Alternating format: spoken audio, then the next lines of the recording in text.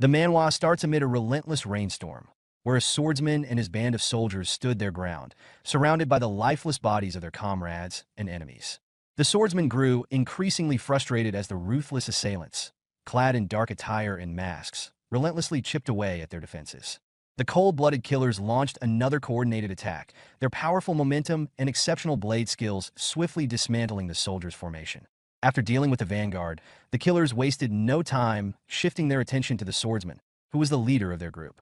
Unfazed by the sight of his fallen comrades, the swordsman maintained unwavering focus on the enemy's blade. The young student displayed impressive creativity in his approach, strategically choosing the most effective way to defeat multiple enemies at once. His swift strikes left a trail of blood on the ground, showcasing his fierce determination. Despite their best efforts, the battle appeared to stretch on indefinitely.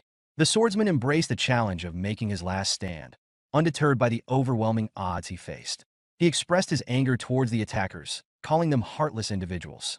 The swordsman had planned to engage in transactions with the area's influential military and economic leaders, but the circumstances had unexpectedly become perilous.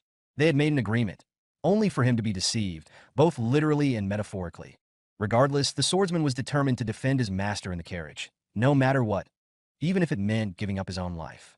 The young leader inspired his remaining comrades, encouraging them to persevere with all their might, promising them that assistance was imminent. The culprit, on the other hand, had foreseen this turn of events and had arranged a malevolent surprise. The supposed reinforcement unit, intended to assist them in battle, had already been ruthlessly annihilated. The severed heads were collected as a somber reminder of the challenging situation faced by the main forces.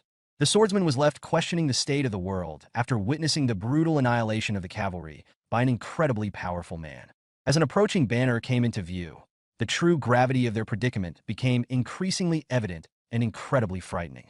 The Myram Alliance leader, the legendary first heaven-piercing sword, Dam Chunha, had joined the battle. Upon observing the desolate battlefield, he couldn't help but recognize the impressive might of the Ice Pavilion, astonished by their resilience in withstanding the Miram Alliance. The swordsman, with a bold and rebellious spirit, grinned and fired back at the corrupt leader, confidently stating that his cockiness was only possible because the master of the Ice Pavilion was nowhere to be found. Filled with fury, the master assassins could not bear any form of disrespect towards their leader. Speaking out against their lord was considered a serious offense, resulting in severe consequences. Just as things were about to get worse, a figure emerged from the carriage. It was a woman, her face filled with a mix of fear and concern. She passionately urged everyone to take a momentary break, and the swordsman respectfully referred to her as Miss Wayne. She confidently assured him that she would be perfectly okay. Unexpectedly, the Crooked Lord also ordered his death squad to cease their actions, and they obediently followed his command. Amidst the chaotic battlefield, a young girl and a formidable elderly man faced off against each other. Miss Wayne attempted to initiate a conversation with the Lord, but he went on a rant, accusing her of being misled by monkeys and bringing shame to Dam Chunho's reputation. However, he recognized that errors are a part of life and can be pardoned. Underscoring his position as her father, he offered her a chance to go back to where she truly belonged. Miss Wayne asked if the remaining men of the Ice Pavilion would be spared if she agreed. Her father's stern gaze left no room for negotiation. Confronted with this situation, Miss Wayne found herself compelled to offer yet another apology to her demanding father. The leader of the Muram Alliance paused to absorb his daughter's reply before swiftly drawing his sword, its blade catching the moonlight. The swordsman, filled with a surge of creativity and resourcefulness, attempted to intervene in the face of the impending tragedy, but alas, his efforts were in vain. Without any hesitation, the determined individual sternly reprimanded their daughter for going against their wishes. As the swordsman sought vengeance, the lifeless form of Miss Wayne fell to the wet earth, leaving her father to mourn the loss of his beloved child. He said he lost her because of mindless orcs. With the matter resolved, he made a firm commitment to reclaim the essence of the Central Plains. It was the responsibility of his ruthless soldiers to handle the situation and tidy up the aftermath. The assault acted quickly, eager to spill the blood of the Ice Pavilion. Nevertheless, the swordsman stood confidently, effortlessly dispatching the initial onslaught with his own master technique. With unwavering determination, he rallied his remaining comrades, inspiring them to bravely battle until the very end. After Miss Wayne's passing, their sole focus shifted towards seeking revenge.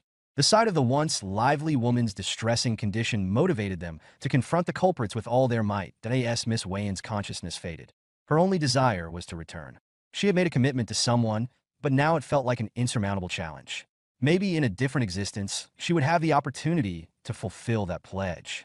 In the ice pavilion, the leader of the pavilion, Northern Sea Palace Master Seal Mudak, sat on his throne, deep in thought as he tried to make sense of the reports he had received.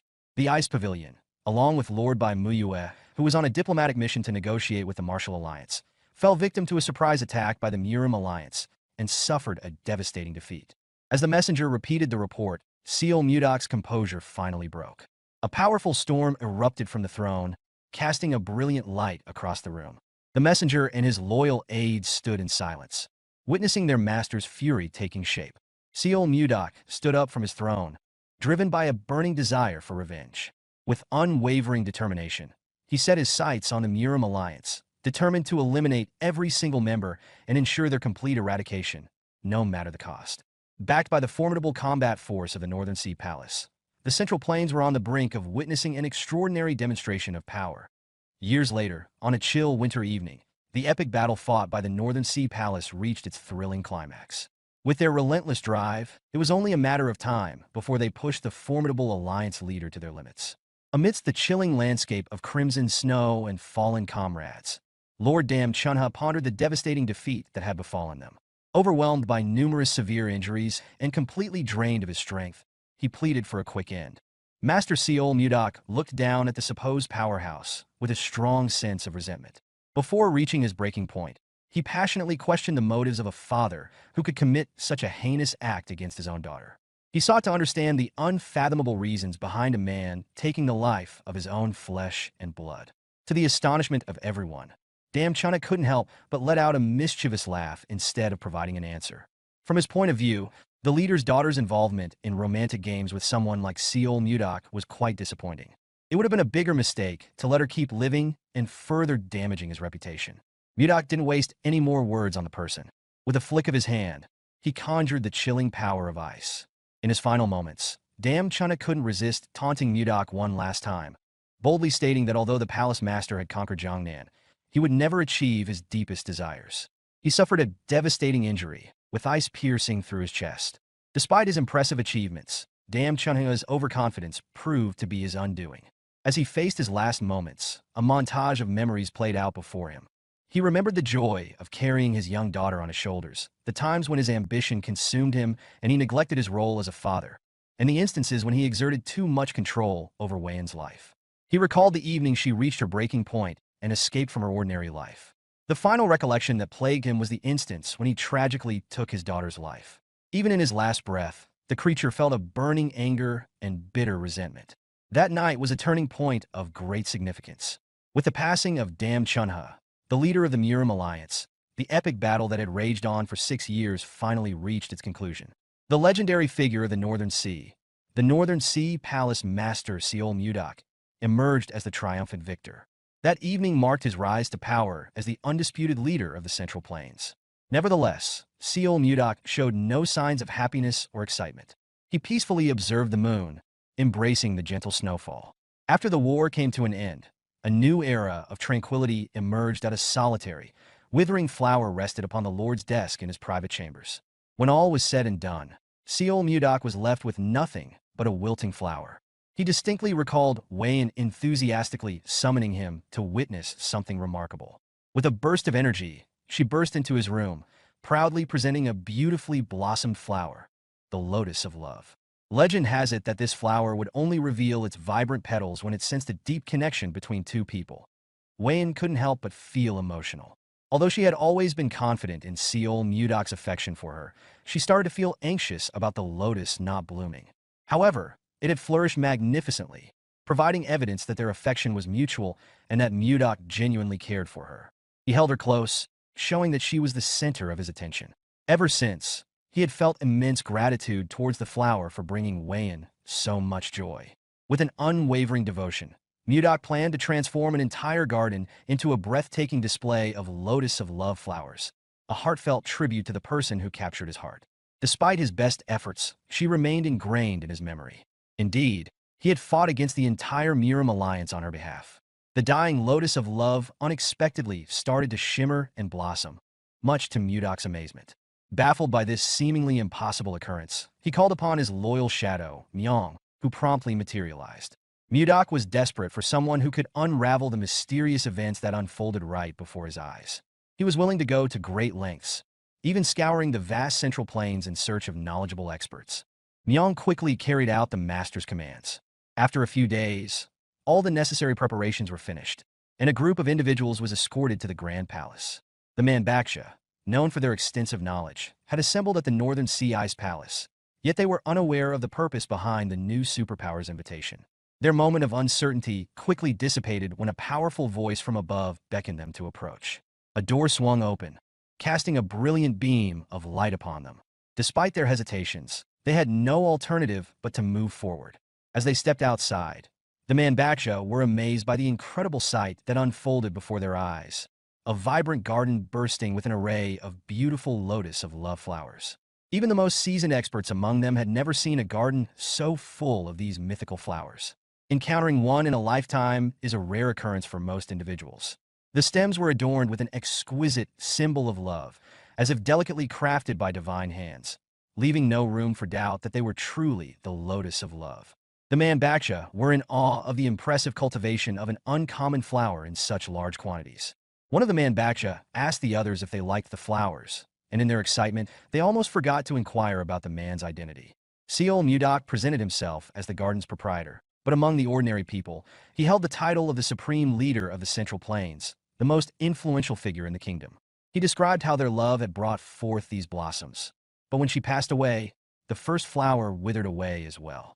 Surprisingly, that lone flower had somehow been brought back to life and blossomed once again. Although the Manbaksha were highly knowledgeable scholars in the Central Plains, this phenomenon may have been outside their area of expertise. Luckily, the oldest Manbaksha was able to come up with a potential explanation. Mudok's excitement peaked as he eagerly requested the old man to reveal his theory. The older individual theorized that this occurrence could be ascribed to an individual undergoing rebirth in a different physical form, commonly known as reincarnation. There was a possibility that the palace master's departed love had found a new life somewhere in the world. Mudok's curiosity and obsession were piqued. The old man insisted that if his theory didn't hold, there could be no other explanation for the second bloom. At last, the palace master had regained a semblance of hope. He had succeeded in entering the Central Plains and unifying the entire region, fulfilling the long-cherished wish of the Northern Sea. But all that had remained was emptiness. Now was the time to remedy that. As the Northern Sea prospered, Mudok's longing for Wayan only grew. The day he lost her, he couldn't find a purpose to continue living aside from the burning hatred against the Muram alliance. Mudok demanded details and plans at once. It was said that the lotus of love glowed when two lovers were in the same place, a concept they would use as their basis. Mudok knew this to be true. As the night Wayan showed him the lotus, it had glowed for the first time. However, carrying a live flower might prove difficult, so the old man suggested crafting the lotus of love into a piece of jewelry for easy transport. Mudok entrusted everything to the old man and the Manbaksha, setting a departure date in 10 days. If all went well, he promised to reward each Manbaksha with 100 nong of gold, a sum that sounded like generational wealth. The palace master departed from the garden, leaving the scholars to work on the plan. This single meeting had lifted Mudok's spirits from the depths of despair. He had truly believed he would never see the love of his life again, but now Mudok had hope once more. He had a purpose. This time, he swore never to let go of this hope, no matter where Wayan might be. Even if it was in the deepest depths of hell, he would follow. He could only hope that Wayan could wait for him. It had been a while since the search began. The team, led by the palace master, continued to set sail in search of the possibly reincarnated Wayan. Inside the ship, Mudok had been stressing over the routes they needed to scour. They had nearly covered the entire Central Plains, and the only place left to look was Hainan. 3 years and 5 months had passed since he started the search for the love of his life, yet he hadn't found her anywhere in the Central Plains. During this time, he never neglected his cultivation. Mudok had advanced from the transformation realm to the profound realm, experiencing complete metamorphosis twice, and yet the search continued to bear no fruit. His only hope was the region of Hainan. With the lotus of love jewelry around his neck, Mudok couldn't afford to give up now. He remembered the last time they shared a meal. He had been vehemently against her going to the meeting in person, but Wayan had insisted that her father had decided to attend the negotiations. She believed that if she was there, maybe the Murim leader would understand Mudok's vision. Mudok had considered the possibility of a trap, but Wayne wanted to put her trust in her father just this once. Upon careful consideration, Mudok had sighed and given in, unable to resist Wayne's whims. He had agreed on the condition that if anything seemed off, she must not hesitate to get out of there and come back to him immediately. Before departing, Wayne had left him something very important, a golden ring fashioned into a necklace.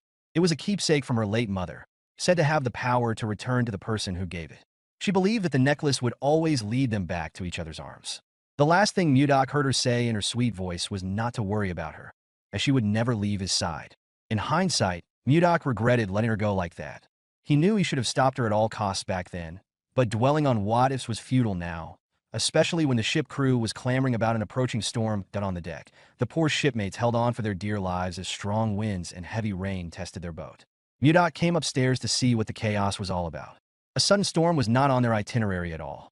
Upon seeing the full view of the storm, even the strongest man in the realm was taken aback. Looking to the side, a tidal wave as high as 3 times their ship was moving closer at an alarming speed. Mudok stood his ground and activated his protective key, coupled with the 1,000-pound hammer technique. He braced himself for impact as the waves swallowed the ship whole. Most of the crew were knocked out of the ship, left to fend for themselves in the choppy seawater in the middle of a catastrophic storm. No one was safe. Everyone on the deck was vulnerable to getting swept away. At this rate, this could be everyone's final voyage. Mudok couldn't let that happen on his watch. He activated his telekinetic grasp, conjuring multiple beams of intangible light that swiftly headed for the water. The telekinetic lights dove into the surface to look for any survivors who had been knocked out of the ship. This should be a good start. Mudok was confident that he could rescue everyone in time, but that might not be the case as another tidal wave loomed upon them. This time, it looked a lot bigger than the last one. The remaining crew were frozen in fear of what was about to come. They couldn't survive something like that wave at all. Mudok reached for his blade. He knew that the ship couldn't take much more of this cursed storm, so there might be only one viable option left. He wanted to use his blade and ice manipulation in conjunction with each other to confront the force of nature directly. The temperature around the area suddenly plummeted, sending a chill through the remaining crew. It was only natural, as the Palace Master had a plan to freeze the waves using his freezing ice wind technique. As he prepared his blade for the strike, the Lotus of Love necklace began to emit an unprecedented glow. The brightness of the light was so intense that it cut through the approaching wave with a piercing glow. The attack was abruptly halted when Mudok found himself temporarily blinded by the intense glare of the lights. Being pulled out of the ship, he found himself losing control of his body as he was drawn toward the captivating light in the distance. Following the storm, the ship emerged unscathed, standing strong. The crew was astounded by what they saw. The light was unlike anything they had ever seen before. As the gloomy skies dissipated, a breathtaking tropical paradise unfolded before their eyes, with a stretch of land within reach. As for the Palace Master himself, it seemed that he had also managed to survive the peculiar storm, but when he finally opened his eyes, he appeared to be in a state of utter exhaustion and disarray. As he surveyed his surroundings, he noticed an assortment of luggage and boxes filled with supplies scattered about. He found himself confined within a cramped carriage. How did they even end up in this situation? He recalled battling a tempest out on the open ocean, and in an instant, he found himself in this unfamiliar place.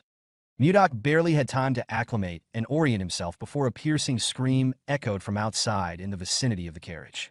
A group of individuals transporting provisions found themselves pursued by enormous houseflies across a picturesque meadow. A woman and a young girl crouched behind a cluster of leaves, observing as a few houseflies were swiftly eliminated. A scholarly individual and a young person were attempting to ward off the flies using only a meat cleaver. A surprising turn of events saved them from a potential sneak attack by one of the flies. A mysterious force suddenly appeared, obliterating the oversized bug and cleanly severing its body in two. A mysterious force emerged from the luxurious carriage in their traveling group. After everything had calmed down, Seol Mudok's finger remained pointing up in the air. He thought that he must have ended up in a forest somewhere in the Central Plains. However, there was a peculiar energy emanating from this place. From his perspective, these individuals appeared to be from another country. It seemed like he had drifted quite a distance from the mainland of the Central Plains. Then there were these repulsive bug monsters freely soaring through the air, making it impossible to look away. Flies were disgustingly repulsive. Mudok had the ability to eliminate the Miram Alliance leader and claim ultimate power in the realm. However, even he couldn't escape the feeling of revulsion. His grand arrival may have been a bit excessive, causing the first-class carriage to shatter, but there were more urgent matters to attend to. Foreigners and oversized flies swarmed around him, creating a chaotic scene. What on earth was going on with his central planes? Mudok's lightning-fast reflexes foiled the fly's attempt to catch him off guard with its sudden burst of speed. In a display of ingenuity, he swiftly unleashed a powerful spell, freezing the bothersome fly within a solid shard of ice. Without even glancing back, the method used was rather harsh, causing the frozen crystal to collapse and shatter the fly's body into tiny fragments of ice shards. Mudok despised the audacity of a wild creature daring to harm humans simply due to its slightly larger size. To him, this was an unimaginable transgression. These sky flies needed to learn their boundaries. Seal Mudok unleashed his creativity and went all out, taking on these insects with a burst of energy. His incredible speed and unmatched skill with a blade set him apart from the rest. His method effortlessly preserved numerous creatures simultaneously through the process of freeze-drying. After gracefully wielding his blade, a mesmerizing ice sculpture of flies materialized before their eyes. Finally, he showcased the grand finale of his magnificent white ice palm, a breathtaking display of ice and snow that resembled a dazzling fireworks show. This should be more than sufficient effort for those insignificant pests. The foreigners were amazed by the incredible abilities of this unique individual. It was truly unimaginable that someone could accomplish such a feat after resolving the issues with the bugs. Seal Mudok shifted his attention to the visitors from another country.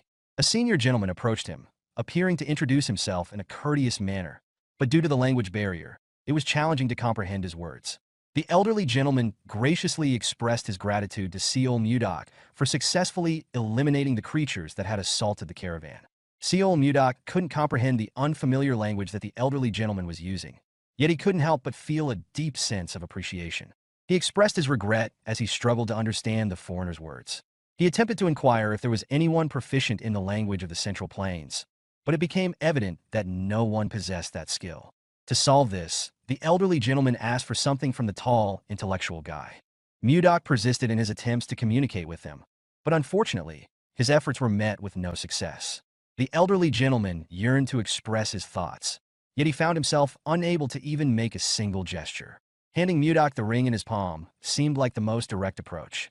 As the palace master pondered the purpose of the ring, the old man suddenly emitted a vibrant, radiant glow. With a spark of imagination, he delicately cradled the ring in his hand, infusing it with a spell that would unlock its hidden meanings. To complete the spell, the elderly gentleman struck a pose reminiscent of a magical girl. It was quite an unsettling experience. To say the least, even Mudok would definitely agree with me on this one. Now, he considered the old man to be quite eccentric.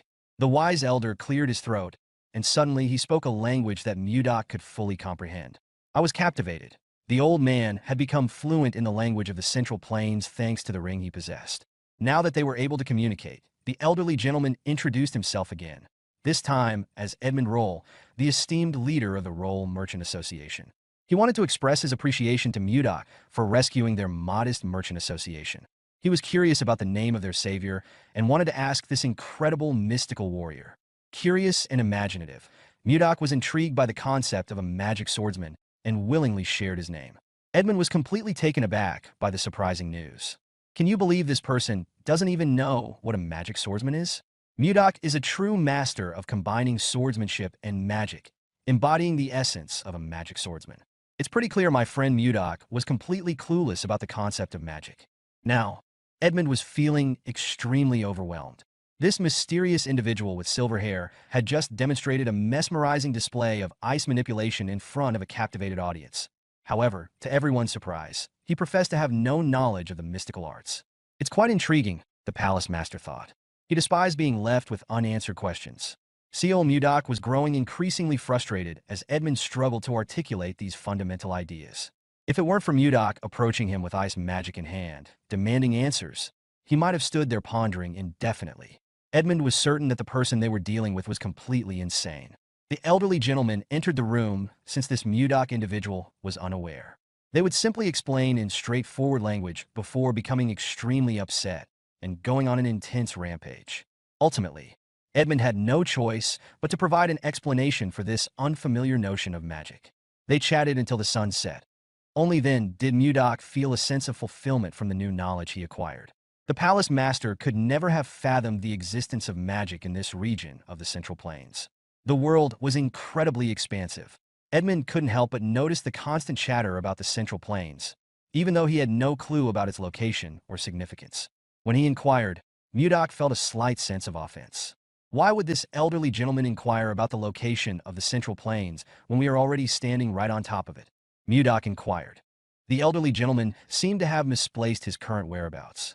He was simply inquiring because it seemed quite remarkable to be unaware of the Central Plains while residing in the very heart of it. Edmund dismissed this as nonsense, but he still held great respect for the formidable swordsman with extraordinary powers. He excitedly described their current location as a forest on the way to the capital of Drake Kingdom, Barhan. The determined lord was firmly committed to his beliefs. He confidently stated that he had never heard anyone refer to the Central Plains as Drake or whatever. He even claimed that Edmund was losing his mental faculties. Nevertheless, Edmund remained composed and maintained that he was merely 50 years old, with plenty of time before any decline in mental abilities. Instead, he was concerned about Mudok, as he persistently claimed they were in the Central Plains after being rescued. If we are unable to reach a definite conclusion, we could simply inquire with the individual who has been observing us from behind the nearby tree. Edmund was taken aback by Leo's unexpected eavesdropping on their conversation. Mudok asked the young man if they were in the Central Plains or Drake. When Leo did not respond immediately, Mudok gave the kid a stern look. Edmund made it clear that Leo might struggle to comprehend his words, but he assured Mudok that he would provide him with a translation ring. With a simple gesture and a powerful incantation, the world of communication would be unlocked before him. Despite the imprudence of entrusting a valuable artifact to an eccentric individual, Edmund refused to tolerate being dismissed as a feeble-minded elderly person, knowing full well that he was in the right. Mudok followed Edmund's instructions, and the ring quickly began to shine with a radiant light. Astonishingly, an array of intricate symbols in various languages swiftly formed into the accessory, leaving the palace master utterly amazed. After the lights dimmed, the true impact of the ring became apparent. He had developed an exceptional ability to comprehend and interpret unfamiliar languages. This was an incredibly innovative display of magic. Now that he could converse with the foreigners, he inquired about the child's name, and Leo introduced himself shyly. The next question was whether the land they were standing on was the Central Plains, or the kingdom that Edmund was talking about. Leo responded to the question by posing another question. What exactly were the Central Plains? Leo confirmed that they were in a forest on the path to Barhan, the capital of Drake Kingdom. Mudok adamantly rejected that response and accused the child of experiencing cognitive decline. The old man was convinced that Edmund and the child were plotting against him, but he firmly believed that no matter who Mudok asked from the Merchant Association, they would all give the same response. Based on Edmund's passionate reply, it appeared that he was being genuine. It turned out that this wasn't the Central Plains, as Mudok had initially believed. As he pondered the situation, he couldn't help but find the circumstances that brought him here rather peculiar. Recalling a fierce battle with a tempest while aboard the ship, an event unfolded. As he blinked his eyes open, he found himself confined within a small carriage. Wasn't the straightforward explanation for all this nonsense simple? Was it possible that he was transported to a different location? Master Seol Mudok was deeply perplexed and taken aback by the sudden realization that he had somehow traversed through space. Accepting the reality of his current location on Drake Kingdom soil instead of the Central Plains proved to be quite a challenge. Adding to the already dire situation, a sharp twinge of discomfort surged through his chest. It was a short-lived experience, but it brought a unique kind of discomfort he had never felt before. Mudok tried his best to hide this strange feeling he felt in his dantian just now while Edmund, the businessman, came over to ask if he was starting to believe now. He reckoned that this energy, which was different from anything he had ever experienced, might have caused the sharp internal pain. Well, whatever it was that was lingering in the atmosphere and agitating his core, one thing was for sure, something was not right in this place. Mudok stood up and took off without saying another word to the caravan. They tried to ask him what was up, but he did not reply and just walked off with a grim expression. He needed to check something for himself. He scoured the woods while trying to attune to the energy in nature, and this confirmed that everything felt different from what he was used to. Mudok could sense pure energy swirling around in the air, confirming that this place was definitely different from the Central Plains.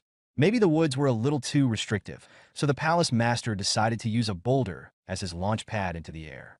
Using his superhuman bounce, he took to the skies. He stayed up there for a bit while filtering everything he was sensing and comparing the atmosphere to the one he was accustomed to. Mudok then tried to compress pure energy in his hands. The seemingly simple process that he could do in his sleep in the Central Plains was a laborious job in this place. Still, he did not become the strongest man on the continent by giving up, even when put in an unfamiliar position. Mudok's supreme talent enabled him to manifest a complete technique. He had to scream, shout, and pour his all to do so.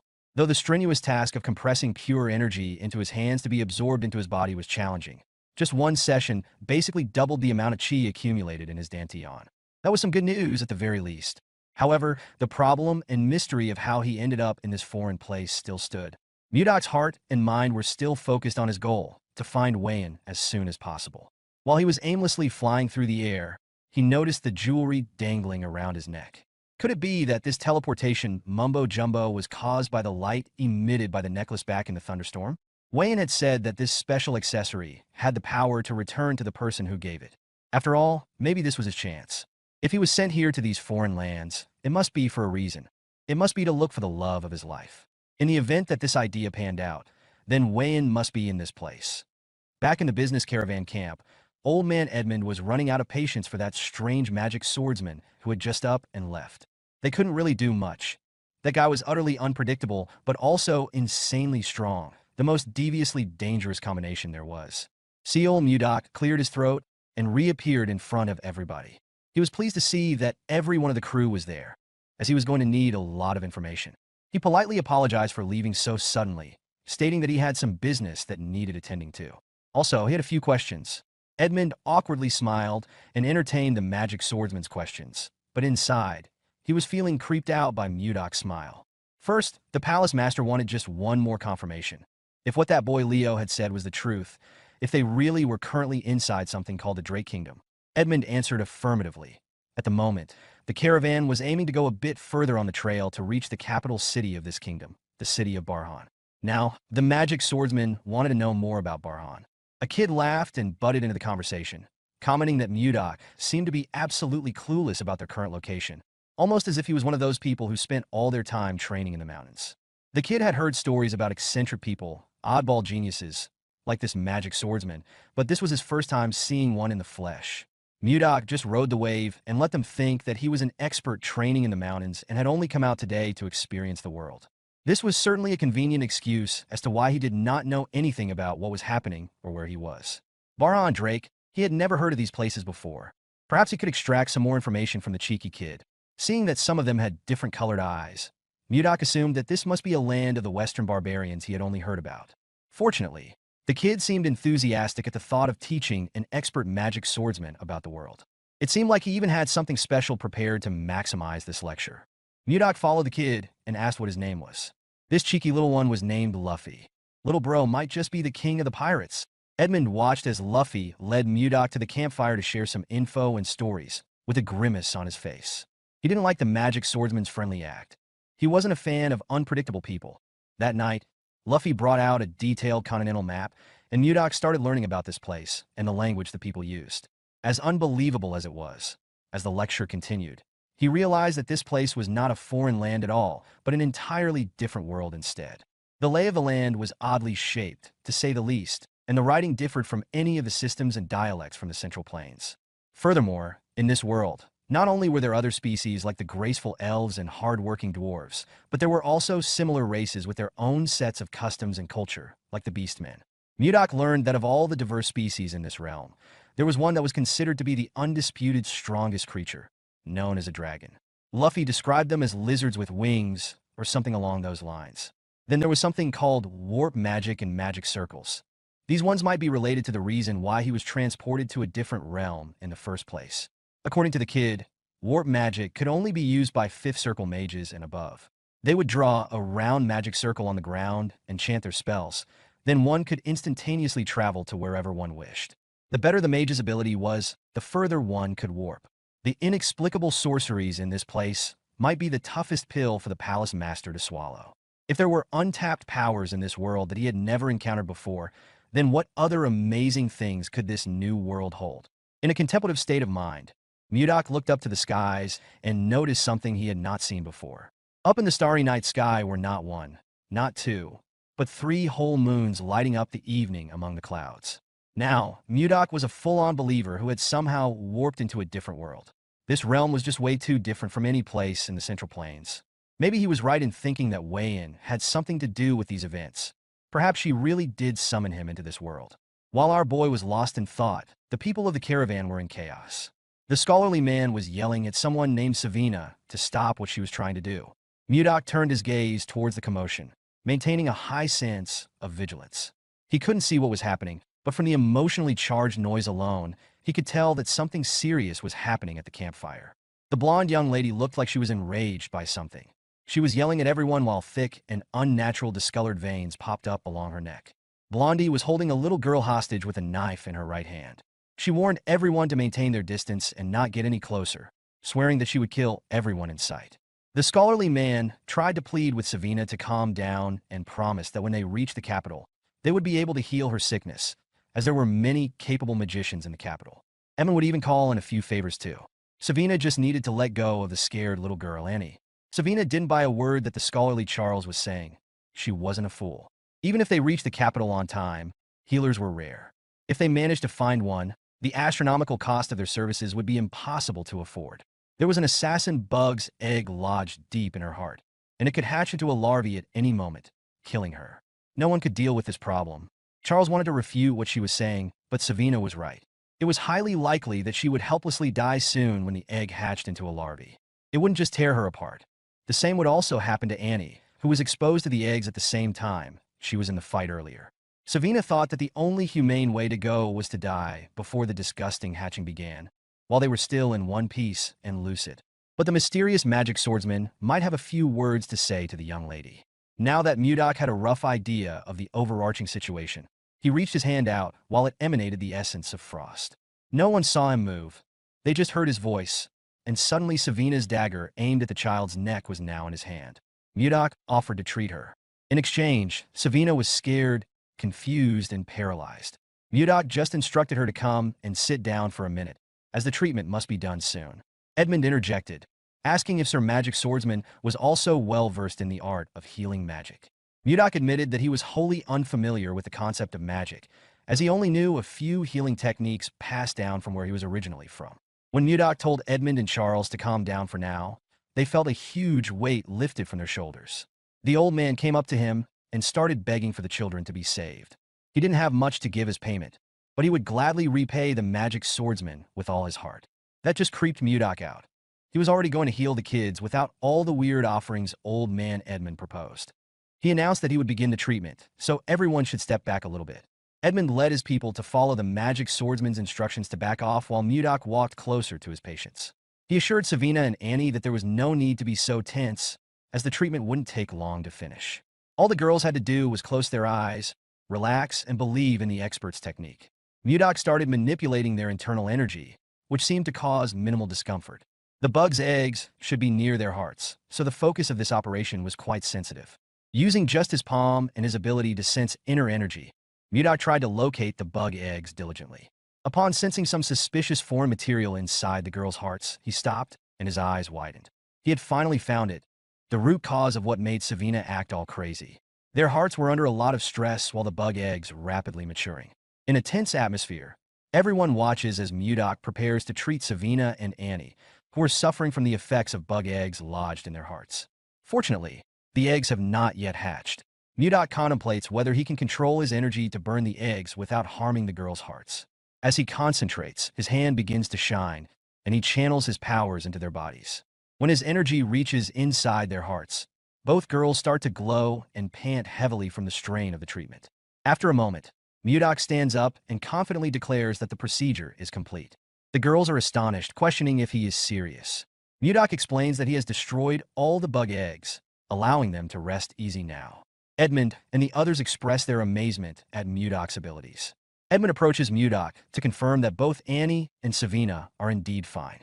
Leo, curious about the outcome, asks if it is all over now. Mudok reassures them, stating that there will be no side effects from the procedure. Savina expresses her gratitude, calling him a savior, and everyone bows in appreciation. As admiration for Mudok grows, especially from Luffy, he steps onto a nearby cliff and sits down under a tree. Feeling the weight of the day, he touches his necklace, feeling a deeper longing for Wayne. He gazes up at the 3 moons in the sky, wishing for a reunion. The next morning, carriages make their way toward the kingdom, with Edmund leading the exhausted group. He complains about the scorching weather. Luffy offers him some water, to which Mudok gratefully responds. Observing the water's warm temperature, Mudok decides to cool it down by releasing a bit of cold energy. After some effort, he manages to make the water colder and drinks it eagerly. Luffy comments on the intense heat of the day and checks in on Mudok, asking if he's doing all right. Mudok replies that he's managing, saying it's better than before. Luffy then notices a strange sound coming from his water bottle. Mudok, with a playful gesture, touches Luffy's face with the bottle, surprising him by revealing that it's cold. Astonished, Luffy asks why the bottle is so cold. Mudok advises him to drink it, and Luffy begins to gulp down the chilled water. As the cold liquid runs down his throat, Luffy wonders if it's like drinking ice, feeling a refreshing splash of cold throughout his body.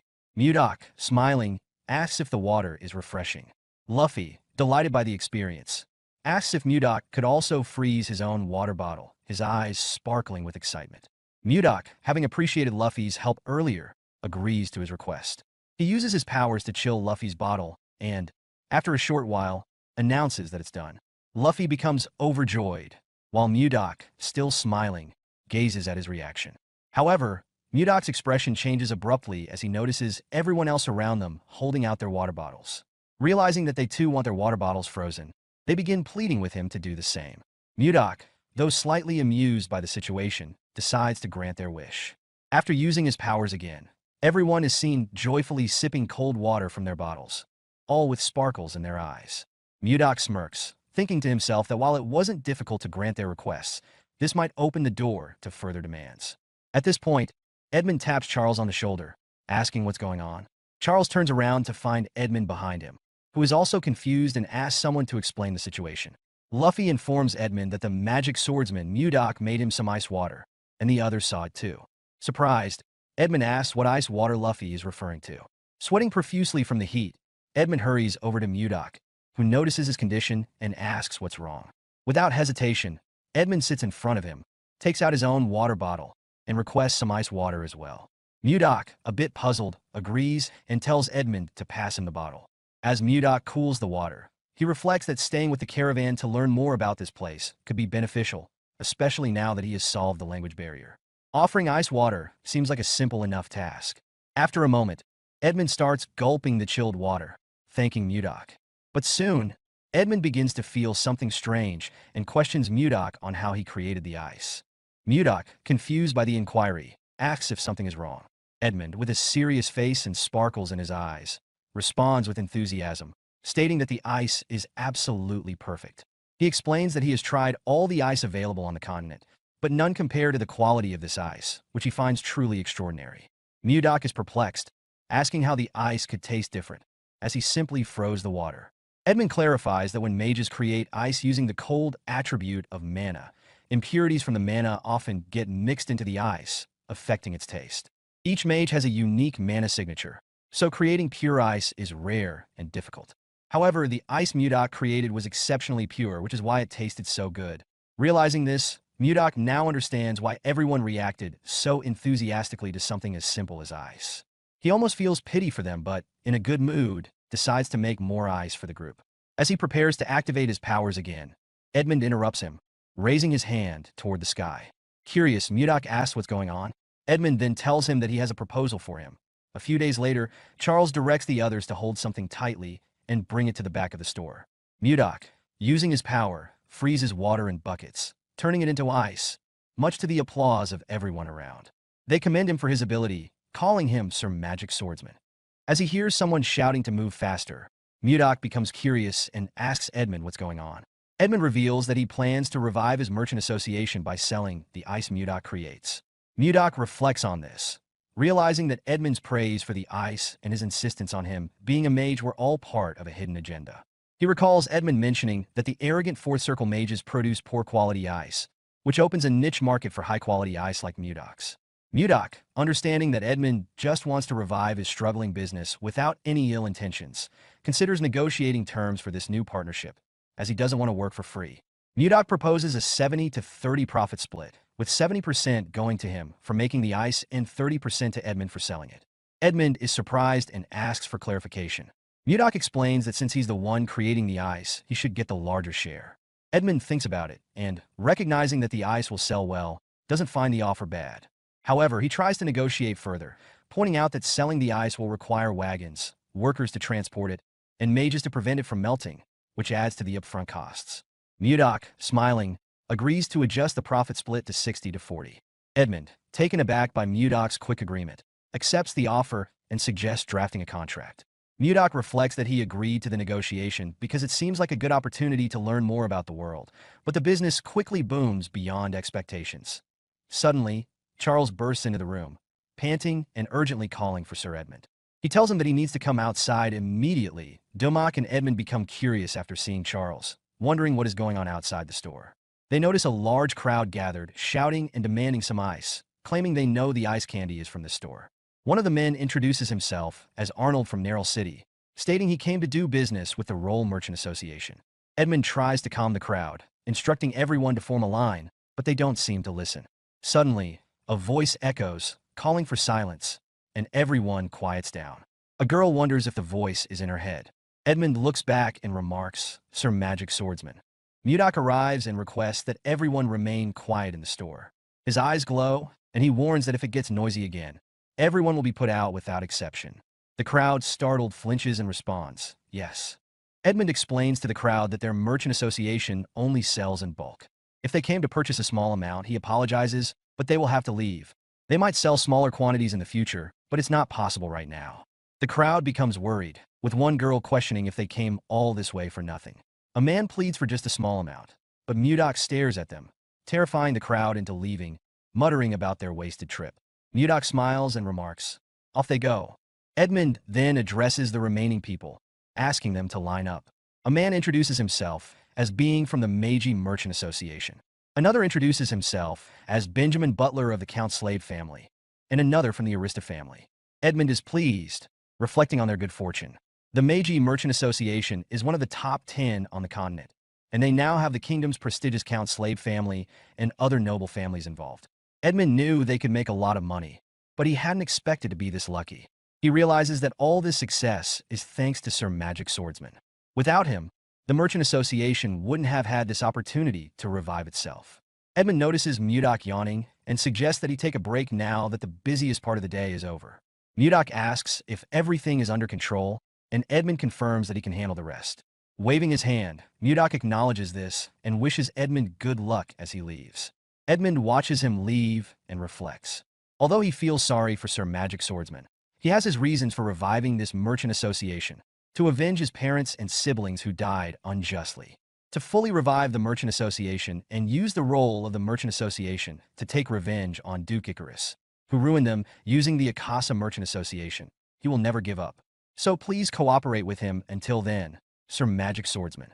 When he succeeds, he will definitely repay him.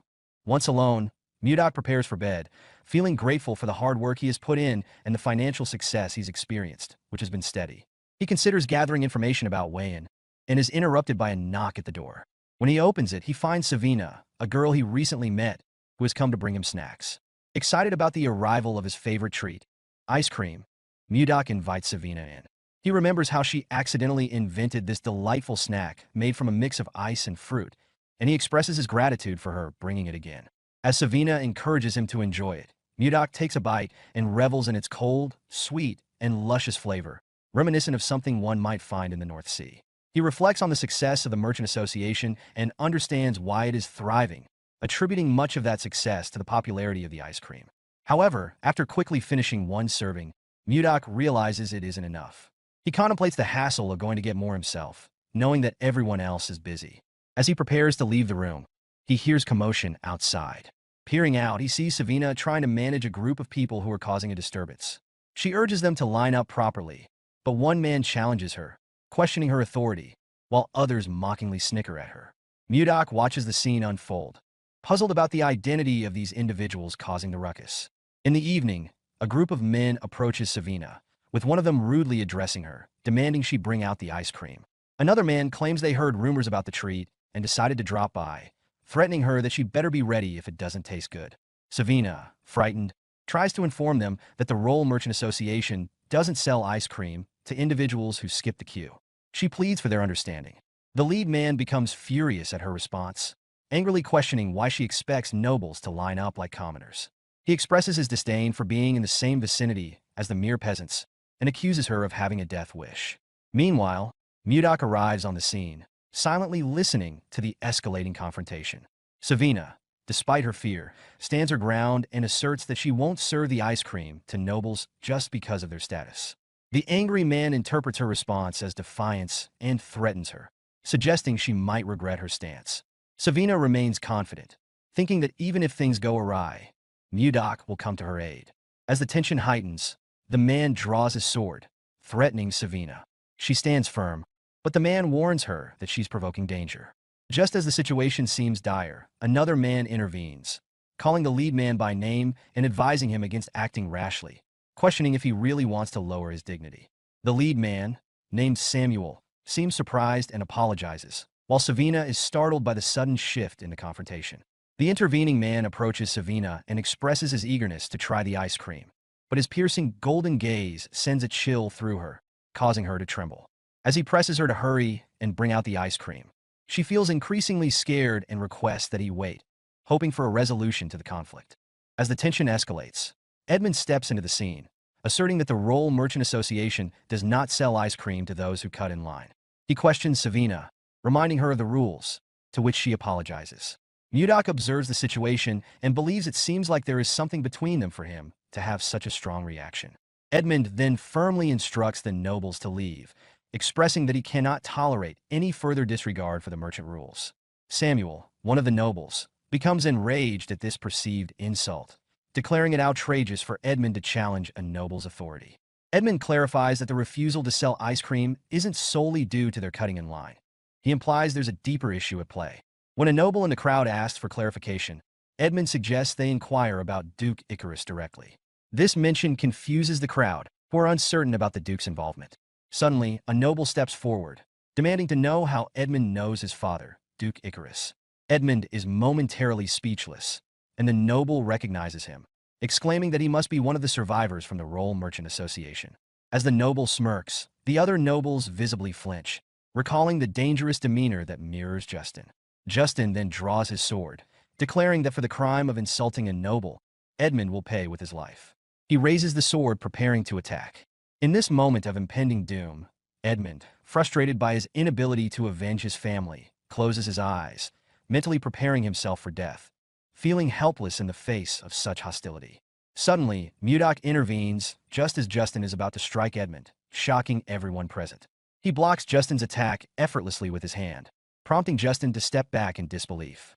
Enraged, Justin accuses Mudak of having a death wish for daring to interrupt him.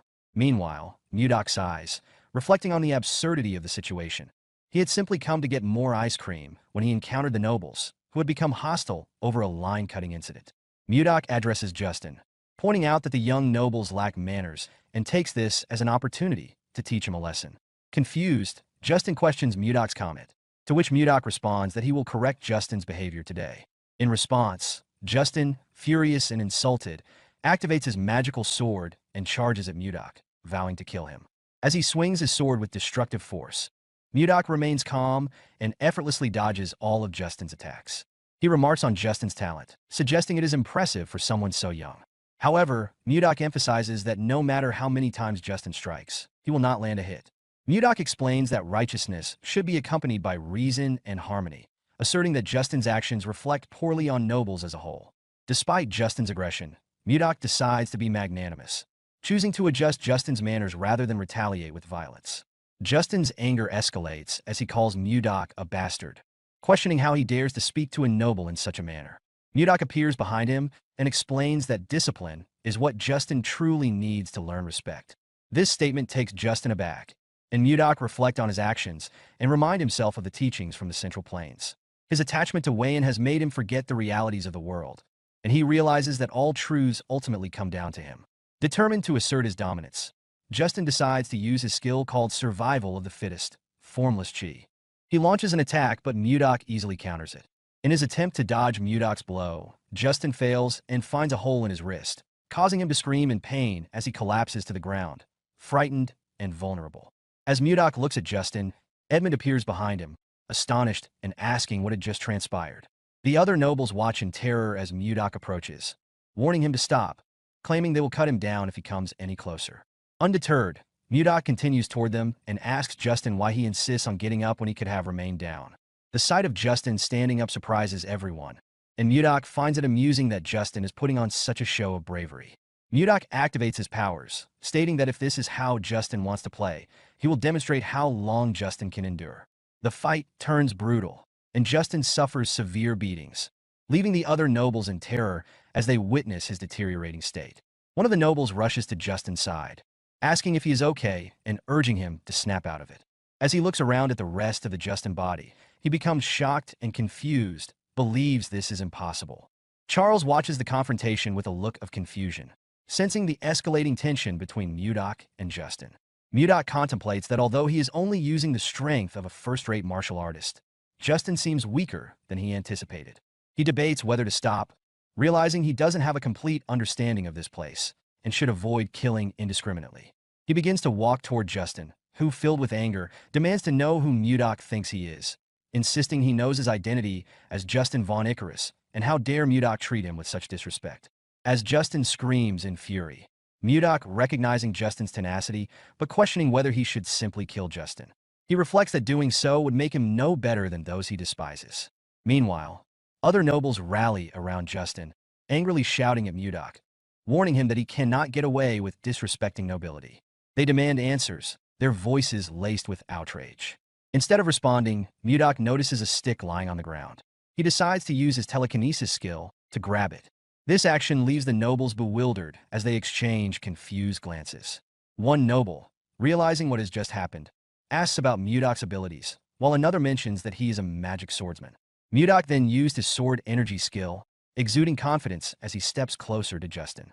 In response, Justin warns him not to approach, but Mudok's determination does not waver. He activates his sword chi while sporting a hysterical smile, sending shivers of fear through the onlookers. Mudok raises the stick triumphantly, taunting the nobles and declaring that they should come at him. He likens the stick to a club, saying it's the best remedy for their behavior. With a maniacal laugh, he begins to swing the stick, attacking the nobles, who scream in terror as they attempt to escape his wrath. The scene transitions to night, where the nobles are left in a state of disarray and injury, a testament to Mudok's overwhelming strength. Amidst the chaos, Justin, bruised and battered, admits that he was wrong and pleads for Mudok to stop. Another noble echoes his sentiments, acknowledging their mistakes. Samuel, visibly shaken, requests Mudok's forgiveness, assuring him that they won't repeat their offenses. However, Mudok places his stick to the ground, teasingly claiming he cannot hear what they are saying as the nobles shiver in fear. Frustrated, Justin's anger simmers beneath the surface, and he vows to take revenge, imagining taking Mudok's head and trampling on it. In a louder voice, he again asserts that he was wrong and promises never to make the same mistake again. Mudok smirks, knowing that a good beating is often the best lesson, regardless of where one is. He warns them to be careful moving forward, solidifying his authority. Edmund and Charles, witnessing the entire ordeal, are filled with gratitude and relief, their eyes brimming with tears as they thank Mudok for his intervention. The next morning at the castle, a meeting is convened, with Count Slave leading the discussion. He informs the assembly that they recently received a report from an informant positioned within the Serbia kingdom. King Tomalova III prompts him to elaborate, and Count Slave details the situation in the northern region of Blackstone, which all kingdoms have successfully reclaimed. He adds that the Heathen Kingdom is making efforts to develop land beyond the Sahara Desert. Duke Sergio von Icarus expresses skepticism about the feasibility of this plan, pointing out the dangers posed by monsters that inhabit the Sahara. Count Slave acknowledges the risks, but suspects that a figure named Anios may have mitigated those dangers. This revelation surprises the king, prompting Count Crash to sweat nervously as he questions the reliability of this information. Count Slave confirms its validity. Baron Arista interjects, asking for clarification about who Anios is. The king recalls hearing that Anios, one of the 10 swordsmen of the continent, has rejected numerous monetary offers and instead roams the continent without allegiance to any faction. Count Crash speculates whether Anios might have fallen in love, which leaves Count Slave momentarily speechless before admitting that this seems to be the case. This revelation piques interest, leading Count Crash to ask for more details. The king, intrigued, inquires who the object of Anios' affections is. Count Slave reveals that it is a familiar figure to them, the younger sister of the current king of Hazen, Princess Daphrin. The king reacts with amusement, chuckling at the notion that King Laird II, known for his protective nature towards his sister, would have given her away. He comments on how the sly king of Hazen is finally revealing his true colors. The king concludes that if this is true, then the Hazen kingdom now boasts 2 sword masters, enhancing its power and influence in the region. Count Slave agrees with the king's assessment that the Hazen kingdom is likely to attempt territorial expansion, a goal they have consistently struggled to achieve since the reign of King Laird II. The king highlights the dynamics in the region. To the east, the Hazen kingdom is expanding. To the south, the commercial Serbia kingdom is developing its lands. And across the Western Sea, the Jeva Empire is also making territorial gains. Recognizing the urgency of the situation, he asks the council for their opinions on how they should respond. Duke Icarus suggests that it may be beneficial for their kingdom to pursue territorial expansion as well. The king, however, counters this by pointing out that they lack suitable land for such an endeavor and questions whether Icarus is proposing they cross the Laser Mountains to the north. The Duke confirms this, arguing that they have no other viable options. This suggestion surprises the other nobles present, as the king expresses doubt about the feasibility of expanding northward. He explains that even if they manage to succeed in this endeavor, the northern area is largely covered in ice, which would render their efforts ineffective. The king concludes that moving northward would likely lead to their displacement in the ongoing power struggle, causing the nobles to hesitate. The king announces that a delegation will soon be sent to the north to address the issue of territorial expansion. He then decides to conclude the meeting, suggesting they reconvene at a later date. As the council disperses, Duke Icarus grows suspicious of the king, sensing that he and Count Slave may be concealing important information. He watches them leave the hall, contemplating their potential hidden motives. At night in the king's study, the king and Count Slave, one of his trusted retainers, are engaged in a private conversation.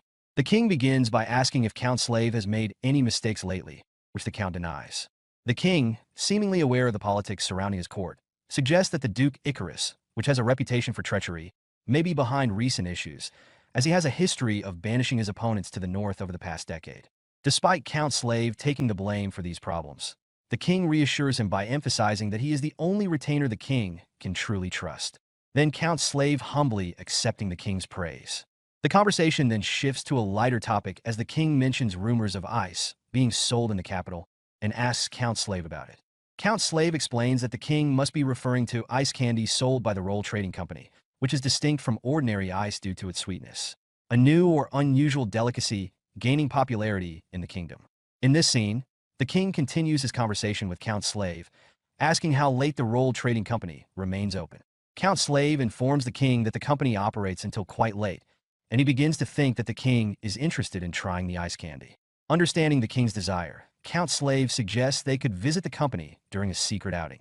The king is impressed by Count Slave's ability to anticipate his wishes, remarking that Count Slave knows him well. Count Slave humbly acknowledges that it is his duty as the king's aide to understand his desires. The king, intrigued, asks when this secret outing is planned, signaling his interest in the adventure. The scene then transitions to the Roll Trading Company, where Savina, Annie, Luffy, and Leo gather with a magic swordsman, Mudak, to make a request. They ask Mudak to teach them magic, interrupting him as he eats ice cream. Surprised, Mudak questions their sudden request. Savina, acting as the spokesperson, apologizes for their unexpected visit and acknowledges the difficulty of learning magic, but insists that they must learn it.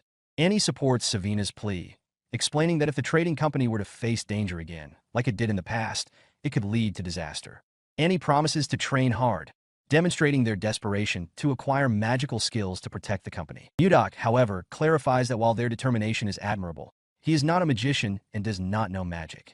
Luffy recalls that Mudak had previously mentioned something similar to martial arts, prompting Mudak to explain that what he uses is called the Ice White Divine Palm, a form of martial arts rather than magic. When Leo suggests that they could learn martial arts instead, Mudak is taken aback. Savina and Annie quickly support the idea, and the four of them plead with Mudak to teach them martial arts. Mudak, surprised by their determination and sincerity, begins to reflect on his own past. He recalls a moment from his childhood when he, too, begged someone with silvery white hair to teach him martial arts, much like the children are now doing with him. In the present, Mudok is conflicted. He knows that his primary focus should be finding Warian, and he is aware that teaching the secret martial arts of the Northern Sea is against the rules. However, he is moved by the children's resolve and their desire to protect others. He recognizes that these children have been helping him, even though they know very little about him or his past. In this new world, he begins to reconsider the strict rules he once followed. As Mudok reflects on the children's request to learn martial arts, Savina approaches him again, pleading for his help. Moved by their sincerity but unsure of what to do, Mudok tells them to return the next day for an answer. The children, thrilled at the possibility, misinterpret his words as a commitment to teach them.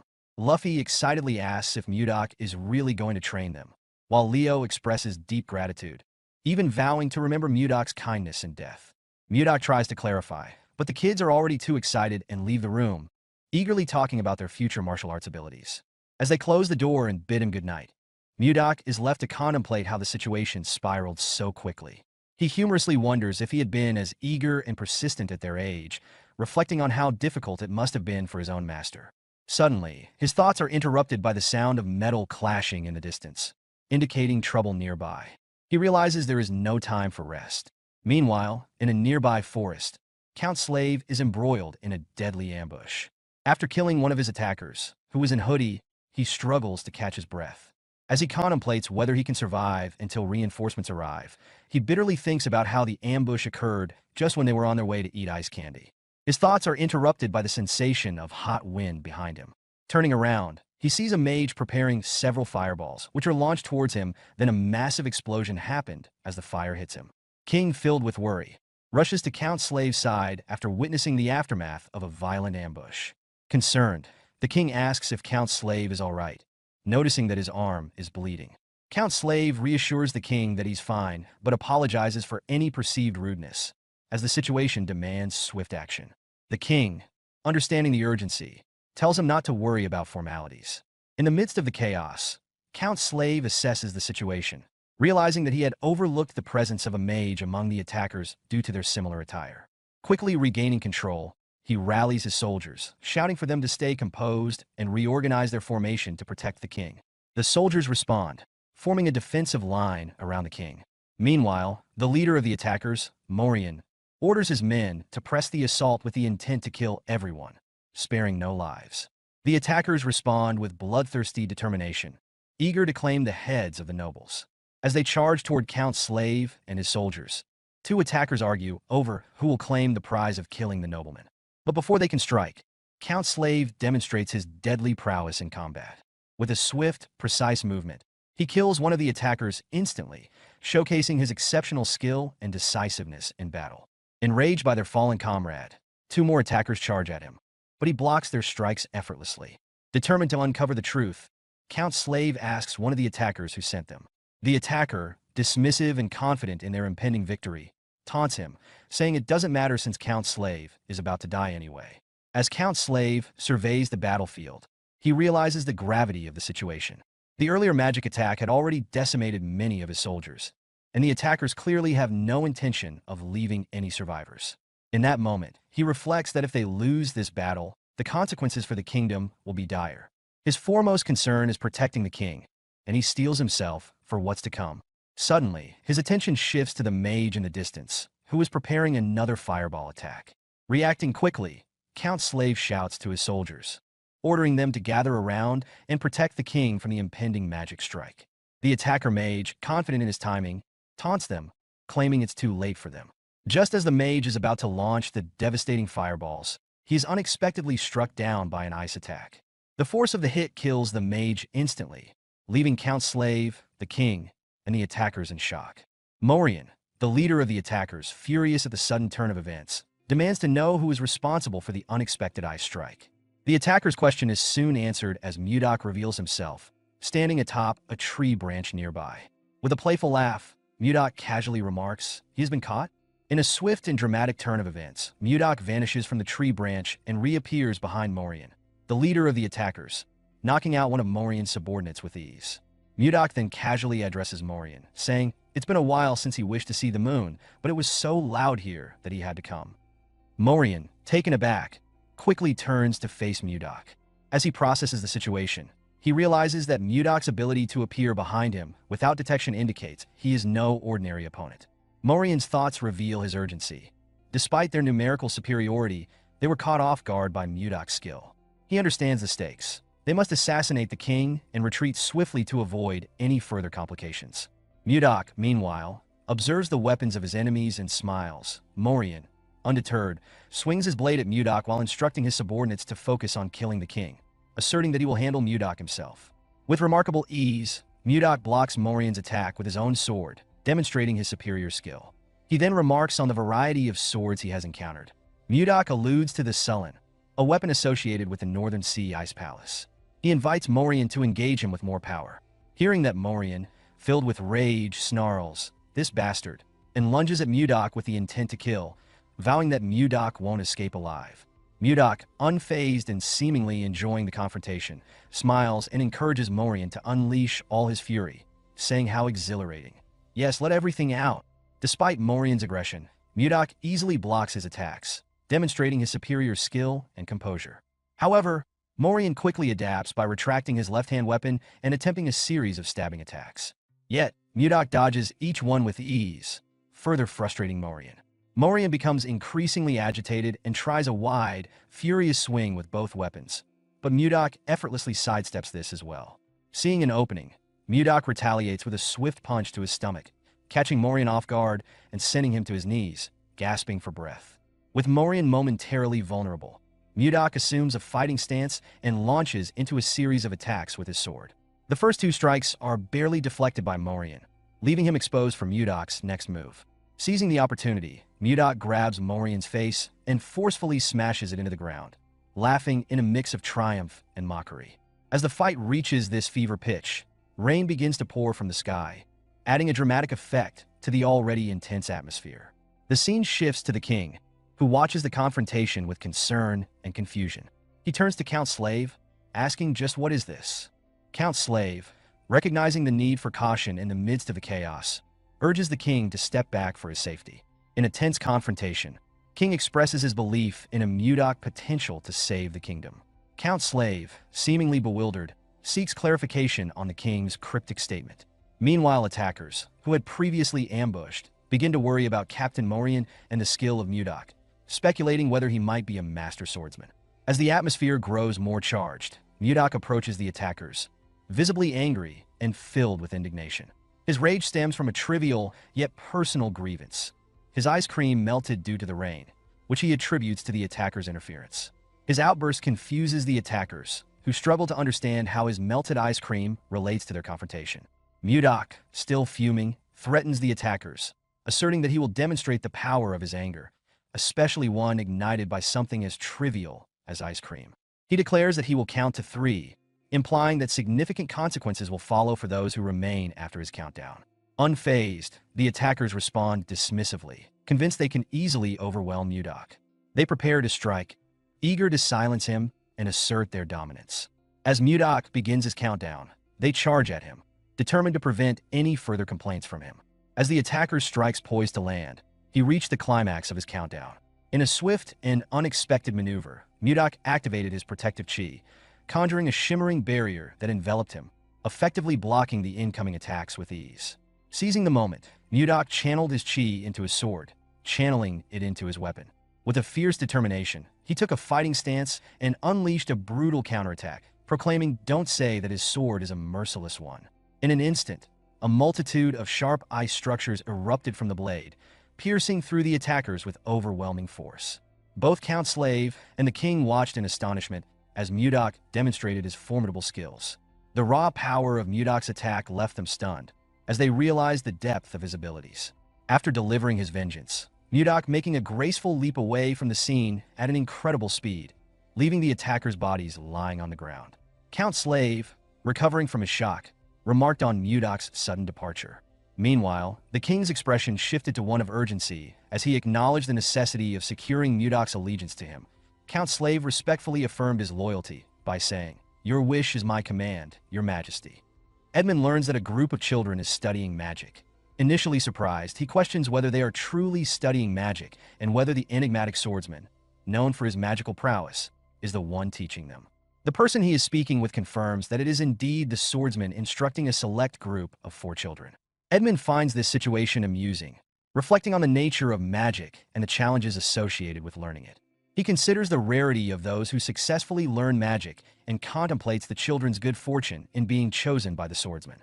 This leads him to speculate that perhaps the swordsman is overwhelmed with work, which is why he is only teaching a few students despite many others expressing a desire to learn.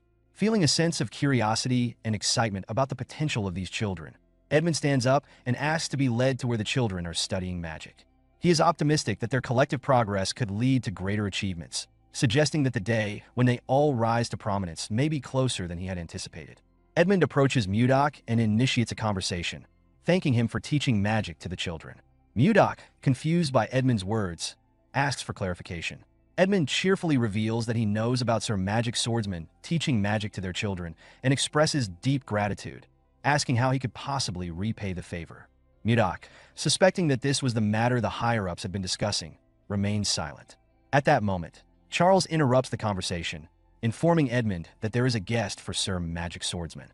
To everyone's surprise, the guest turns out to be the Chamberlain. With tears in his eyes, the Chamberlain falls to his knees and pleads for mercy, explaining that the king has ordered him to bring Sir Magic Swordsman back. He warns that if he fails, the king intends to retrieve him personally, indicating the seriousness of the situation. Mudok coldly tells the Chamberlain to leave, but the request makes clear the mounting pressure from the royal court. Mudok questions the Chamberlain's sincerity, asking why he should trust him. The Chamberlain, desperate, grabs Mudok's leg and pleads with him to meet with the king, continuing his emotional appeal. Edmund, witnessing this, is shocked and wonders if His Majesty truly refers to the king. The Chamberlain, undeterred by Mudok's cold demeanor, begs him not to refuse the royal summons, regardless of personal feelings toward the Chamberlain. Mudok, unimpressed, accuses the Chamberlain of harassing him daily, dismissing him and insisting he leave. Mudok, irritated by the Chamberlain's persistent pleas, distanced himself and muttered he is not sure if this is a lead-on way-in, but if things like this keep turning up. His thoughts shifted to a necklace in his possession, triggering a memory of a past conversation. In the memory, Mudok firmly refused a request from his subordinate, who was pleading with him. Mudok reminded the subordinate of the 3 years it took him to gain full control over Gangbuk and expressed concern about the impending arrival of people from the Central Plains. He questioned what kind of negotiations they could have with those slippery bastards. His subordinate advises that while sometimes strength is displayed, at other times diplomacy is key. He suggests showing restraint to highlight that the Northern Sea Ice Palace is not just about brute force, but if necessary, they can resort to power once again, and then he will take the lead. Mudok reflected on a past memory with his subordinate, deciding to let him handle the situation for now, but warned that if cooperation wasn't achieved, they would resort to force. His subordinate was unsure, but Mudok was resolute. He recalled meeting Wayan, whom he considered the woman of his destiny, reminiscing fondly about the best day of his life. Smiling at the memory, Mudok resolved to focus on Wayan rather than minor annoyances, but acknowledged that action might still be needed. Arriving at a place where his students are cultivating, Mudok observed his students practicing, with Luffy greeting him. He pondered carefully about the many issues at hand. Meanwhile, at the palace, the Chamberlain returned disappointed, informing the king that Mudok had refused the invitation again. The king, frustrated by Mudok's refusal, admitted he initially wanted to thank him for saving his life. The Chamberlain vowed to return the next day to persuade him. The king, frustrated and disheartened, asked the Chamberlain how many times have he done this? Before any further explanation, a guard announces the arrival of Princess Ishilda. The king dismisses the Chamberlain and allows Ishilda to enter, noticing his sadness. Ishilda, sensing that something is wrong, inquires about the Chamberlain's troubled expression. Rather than immediately answering, the king instructs her to sit and recounts the situation involving Mudok. Mudok, a skilled magic swordsman, has repeatedly refused the king's invitations to serve in his court, leaving the king confused and disappointed. Ishilda rises in concern, checking if her father is unharmed, to which the king reassures her that he is fine. She then asks why Mudok would reject the king's offer, but the king admits that he doesn't understand the reason for Mudok's refusal, even though he values the young man's talents and wants him by his side. Ishilda acknowledges her father's admiration for the mage, saying he must be a remarkable person. The king responds that Mudok is more than just great. He was the one responsible for creating ice and ice cream, which had become a huge sensation in the kingdom. Ishilda recalls having tried the ice cream herself and expresses her amazement. The king then reveals that the same mage who created the ice had also saved his life, and he admits to feeling greedy after receiving such valuable knowledge. Ishilda understands this, saying that anyone would feel the same way. In her thoughts, she reflects on her unforgettable first experience with ice cream and ponders the coincidence that the person who made it is the very mage her father seeks. She becomes curious about this mage's identity. As she looks out the window and sees two children enjoying ice cream, Ishilda contemplates taking the opportunity to meet Mudak herself. The scene shifts to Mudak, who is teaching a group of students in a cultivation session. As he watches them, Mudak is impressed with their rapid progress, noting that although he's only been instructing them for half a month, they've already reached the point where they can emit chi. He attributes this progress to the denser concentration of chi in this world compared to the Central Plains. Mudak interrupts the session by clapping and instructing his students to stop, acknowledging their ability to control chi. He quickly corrects himself, calling it mana instead, and announces that they will now move on to the next stage of their training. His students obediently reply, "Understood, Master," demonstrating their respect and readiness to continue learning under his guidance. At that moment, the Chamberlain arrives, addressing Mudak as Sir Magic Swordsman. Mudak, exasperated by what seems like a recurring event, wonders to himself if time is repeating itself. With a heavy sigh, he braces for yet another disturbance. However, this time, the Chamberlain is accompanied by another figure, a person in a hooded cloak. Mudak is surprised to see the Chamberlain again, having expected that he would not return since he didn't show up that morning. He questions the Chamberlain about his return. Suddenly, he notices that his necklace is glowing brightly, prompting him to turn around, thinking that perhaps Wayan is nearby. At that moment, the cloaked figure accompanying the Chamberlain reveals herself by removing her hood. To Mudak's astonishment, it is Princess Ishilda, who greets him warmly and introduces herself as the Princess of the Drake Kingdom. Mudak instantly recognizes her, thinking he found her, that's her. The scene then transitions to the Roll Trading Company house, where Ishilda expresses her knowledge of Mudak's heroic deeds, specifically that he saved her father's life. Mudak humbly replies that it kind of just happened, which Ishilda interprets as somewhat rude and ungracious. Despite this, she finds the situation amusing and laughs, revealing her light-hearted demeanor. She continues by mentioning that her father has invited Mudak to the palace to express his gratitude for his actions and questions why he declined the invitation. Before Mudak can respond, he is confronted by Ishilda, who expresses her frustration about his consistent refusals to accept an invitation. Mudak recognizes her not just by her words, but also by her angry demeanor, confirming her identity as Wayan. Ishilda interrupted Mudak's thoughts, prompting him to ask when he should go. Ishilda informed Mudak that she had come to invite him. When Mudak inquired about the timing for his visit to the palace, she suggested that tomorrow at around 11 in the morning would be suitable. As she spoke, she felt that there was more to the situation than met the eye, reflecting internally that this couldn't be everything. Mudak accepted the invitation, confirming he would see her then. Ishilda concluded the conversation by saying she would leave now. Mudak reflects on the implications of visiting the palace.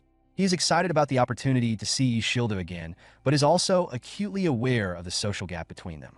As the king's daughter, Ishilda occupies a position of the highest status in the kingdom, leading Mudak to ponder the challenges of bridging that divide. He fantasizes about the possibility of getting closer to her, and even considers the idea of marrying her. Reflecting on a past incident, Mudak realizes the importance of careful planning to avoid repeating mistakes. He decides that he will need Edmund's assistance in executing his plans. When he shares his intentions with Edmund, the news leaves Edmund in shock. Trembling, Edmund can hardly believe what he has just heard. Mudak's declaration, his intention to marry Princess Ishilda, elicits an immediate, incredulous reaction from Edmund, who questions Mudak's sanity. In response, Mudak adopts a serious demeanor, asking for Edmund's reasoning behind his negative opinion. Sighing, he expresses a willingness to listen. Edmund explains the gravity of the situation, emphasizing that Princess Ishilda is the only child of the late Queen Swan, making her the sole legitimate heir to the throne. He stresses the social and political implications of Mudak's aspirations, pointing out that Mudak, as a foreigner with no noble status, knightly title, or recognized rank, has no realistic chance of marrying her. According to Edmund, a suitor for the princess would typically need to be a prince from another realm or a noble from a distinguished family, and they would also need to possess good looks. In light of this, Mudak responds with determination. He suggests that if he can elevate his own status or gain significant prestige, it would bolster his chances of successfully marrying Ishilda. Edmund acknowledges that if Mudak can achieve something significant, It might improve his chances of marrying Princess Ishilda. Energized by the prospect, Mudoc stands up and enthusiastically declares his intent to give it a try. However, Edmund interrupts, reminding Mudoc of the essential rules of etiquette that he must adhere to while in the palace. Realizing Mudoc is unaware of these protocols, Edmund begins gathering books from his bookshelf, intending to educate him on proper palace etiquette. He reflects on the potential consequences of Mudoc's ignorance, recognizing that any incident caused by a lack of understanding could negatively impact their own business dealings. To prevent this, Edmund commits to thoroughly teaching Mudoc. However, Mudoc, observing Edmund's fervor, wonders why he seems so excited about the task at hand, but ultimately accepts the need for guidance, responding that he understands and will rely on Edmund's expertise. That night, their preparations begin in earnest as Edmund instructs Mudoc on maintaining proper posture, emphasizing the importance of appearance and behavior. Seol Mudoc endures a lengthy lecture, focusing on the nuances of palace life. The following day, Mudoc dons an expensive outfit, signaling his readiness to embark on his journey. With a sense of determination and optimism, he stated that it was time to leave. Mudoc arrives at the king's palace for a long-anticipated meeting. When he enters, he respectfully bows and greets the king, who chuckles and welcomes him inside. Although Mudoc expected the meeting to be private, he's surprised to find many people present. Princess Ishilda discreetly apologizes, explaining she didn't intend for the meeting to fall on such a busy day, and Mudoc believes her, noticing her genuine flustered demeanor. As Mudoc settles in, he's interrupted by a sneer from Justin, a nobleman Mudoc had beaten in a recent encounter. Justin openly expresses his distaste for Mudoc's presence, calling him a miscreant. Mudoc, recognizing Justin, smirks, which only infuriates Justin further. Just as Justin prepares to hurl an insult, his father, Duke Sergio von Icarus, intervenes, reprimanding him and reminding him not to embarrass himself in front of the king. Reluctantly, Justin complies, though it's clear he's still seething. The king observes this interaction and comments to Count Slave that Justin seems to have been through quite a lot recently, a sentiment Count Slave agrees with.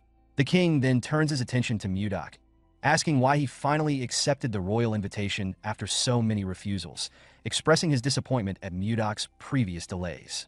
Mudoc explains his reasons, citing the overwhelming workload at the Roll Merchant Association. Due to a labor shortage, he has been under intense pressure to produce ice, his primary task. Despite his best efforts, the constant influx of orders depletes the ice he produces almost immediately. His intention had been to complete his work before meeting the king, but each day's demands prevented him from doing so, causing the repeated delays until today. Mudoc, having explained his delayed arrival due to work demands, is met with understanding from the king, who acknowledges how busy he must be given the popularity of ice and ice cream sales. Appreciating the king's open-minded response, Mudoc silently compares him favorably to his previous father-in-law, Dam Chunhak, seeing the king as almost celestial by comparison. Curious about Mudoc's identity, the king asks for his name, to which Mudoc replies that he is known only by the title Magic Swordsman. The king, finding the title insufficient for ongoing use, expresses mild frustration over not having a more proper address for Mudoc. Observing the exchange, Princess Ishilda suggests that the king could bestow a title upon Mudoc as a reward for saving his life. Duke Icarus supports her idea, reminding the court that Mudoc's bravery is worthy of recognition. Moved by their support, the king agrees, stating that he cannot ignore such an important act of heroism. Rising from his throne, he requests that Mudoc step forward to receive the honor. Internally, Mudoc sees this as a necessary step if he's to achieve his goals, including the possibility of marrying Ishilda, and feels his practice of palace etiquette with Edmund is paying off. The king solemnly declares that he, King Tomalova III, grants Mudoc the title of Baronet and the name Blizzard, inspired by the memory of his brave actions on the night he was saved. Mudoc reflects on the significance of the title, noting that Blizzard translates to snowstorm in the kingdom's language. The king finalizes the honor by affirming that Mudoc's title and name will be passed down through future generations, solidifying Mudoc's new status in the kingdom as Baronet Blizzard. After receiving the title of Baronet Blizzard, Mudoc rises, and the king expresses heartfelt gratitude, acknowledging that he owes his life to Mudoc. Mudoc, smiling, assures the king he'd make the same choice again if needed. Duke Icarus seizes this moment to propose an additional reward, suggesting that Mudoc be granted lands fitting his new title. The king hesitates, pointing out that it's unprecedented to give land to a baronet, as this might provoke opposition.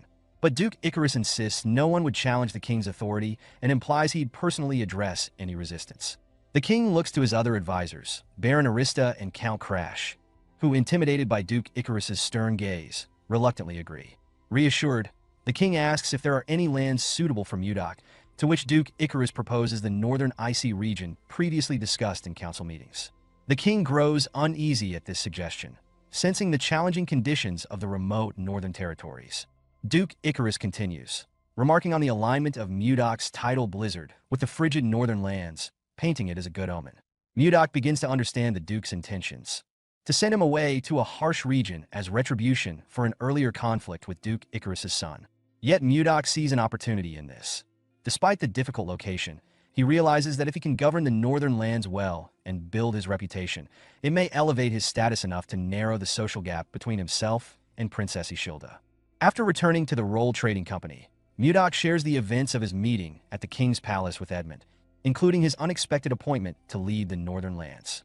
Edmund is shocked and expresses concern, citing the dangerous conditions of the northern lands, including constant snowstorms, avalanches, and extremely unstable mana. He wonders if Mudok is truly prepared for such a harsh environment.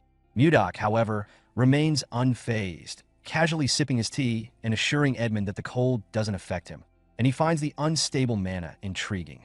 Edmund, jokingly but with some fear, asks if Mudok is like a Yeti, referencing a legendary creature from the northern lands. He explains that Yetis are large, strong, and impervious to cold, though they are violent. Mudok finds the legend interesting, but isn't too concerned about it. Edmund then mentions the northern people's reputation as fierce warriors who are said to be able to fight 100 men and who strongly resist any form of leadership. Mudok sees this as an opportunity to prove himself and increase his fame. But Edmund, thinking practically, recognizes the difficulty of such a task. As Mudok about leave, he is interrupted by Savina and a group of children who are standing at the door with teary eyes.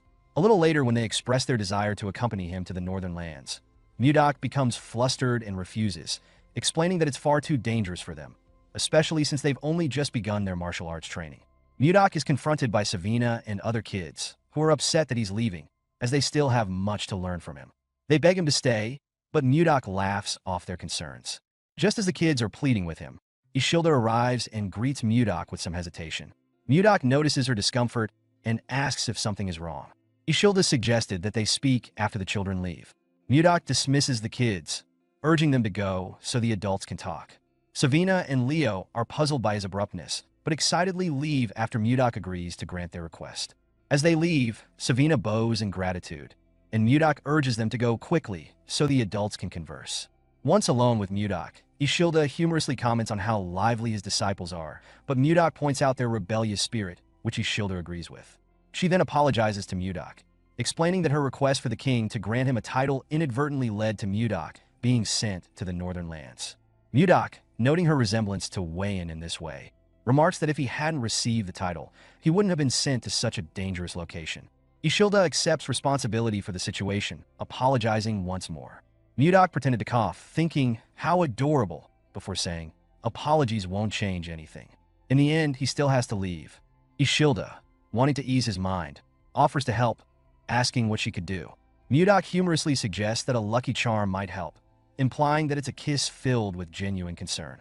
Ishilda, initially confused and embarrassed by the idea of a kiss, blushes and pulls away, clearly flustered. Mudok, sensing her discomfort, quickly reassures her that he was just joking and attempts to brush the moment off. He then begins to leave, but Ishilda, still troubled, recalls a memory from her past life that makes her hesitate. She shouts for him to wait and approaches him, unsure of her own feelings, but feeling an odd sense of familiarity in his actions.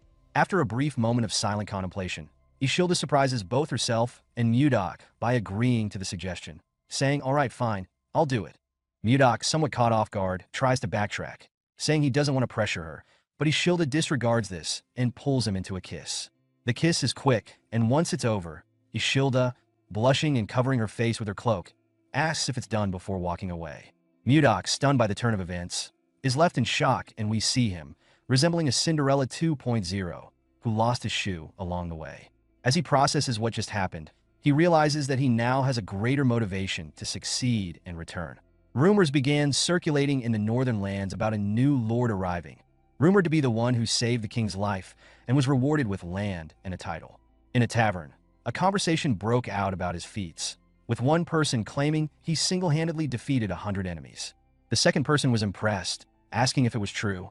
The first person went on to say that the new lord was a sixth circle mage, with swordsmanship so formidable that even a sword master couldn't defeat him. The second person questioned why such a powerful individual would come to their area, expressing doubt. At this point, another person overhearing the conversation interrupted, suggesting that the new lord must have fallen out of favor with Duke Icarus, dismissing the rumors as mere gossip. He confidently added that if they intimidated him enough, the new lord would likely run away just like the others before him. The scene shifted to a treacherous, icy mountain, where the roar of a wyvern echoed ominously. Jake and Luia, a man and a woman navigating the mountain, immediately became alert. Standing back to back, they scanned their surroundings with growing tension. Jake, nervous and unsure of the source, inquired, "Where the hell is that wyvern?" Just as he spoke, Luia spotted the creature approaching from her side. She quickly alerted Jake and prepared herself to defend against the attack. Raising her axe, she attempted to block the wyvern's strike, but its immense power shattered her weapon. The force of the blow sent Luia flying to the ground, where she landed painfully some distance away. Jake, seeing Luia injured, panicked and shouted, "Is she okay?" As he rushed toward her, Luia, struggling to push herself up, cursed under her breath, bitterly thinking, "We were just trying to grab a few eggs. Why is this happening?" Her thoughts were interrupted when she noticed the wyvern looming behind Jake, preparing to strike. Her eyes widened in horror as she immediately shouted, "Jake, behind you!" Jake turned just in time to see the wyvern's massive jaws bearing down on him. Frozen in fear, he thought helplessly, "This is it. It's over." At the critical moment, Seol Mudak appeared, swiftly striking with his sword and severing the wyvern's head in a single, clean blow. The massive head crashed to the ground, landing between Luia and Jake. Both stared in shock at the twitching remains of the wyvern, with Luia screaming in terror. Standing confidently, Mudak reassured them. Luia, regaining her composure, expressed her gratitude, thanking him for his help. He was just doing what he had to do as a lord. Luia, puzzled by his words, wondered what he meant by lord, but before she could ask, Mudak turned to leave. As he walked away, he glanced back and said, "See them next time," before leaping away at incredible speed. Luia, astonished by his agility, muttered, "So fast, he's already gone." Meanwhile, Jake checked the wyvern eggs they had taken earlier, only to realize they were missing. Panicking, he informed Luia about it. Later, at Carolyn's lord's castle, perched among icy mountains, Mudak sat alone on the throne with a smirk. In that empty grand hall, the protagonist sarcastically reflects on the absence of attendees, questioning whether anyone is aware that it's the day of his inauguration. His servant nervously apologized, offering to resend messengers to the nearby villages. Mudak dismisses the idea of sending messengers again, confidently stating that even if they are sent, no one will show up. Mudak reflects on the situation, realizing that the cold reception he's receiving is likely typical for Carolyn's lords, explaining why they are often driven out. Despite the lack of support, he grins widely, confident that he has a plan to change things. A few days later, Max, the greatest warrior of Carolyn, was angry and frustrated. He had just learned of his fellow's warrior's defeat.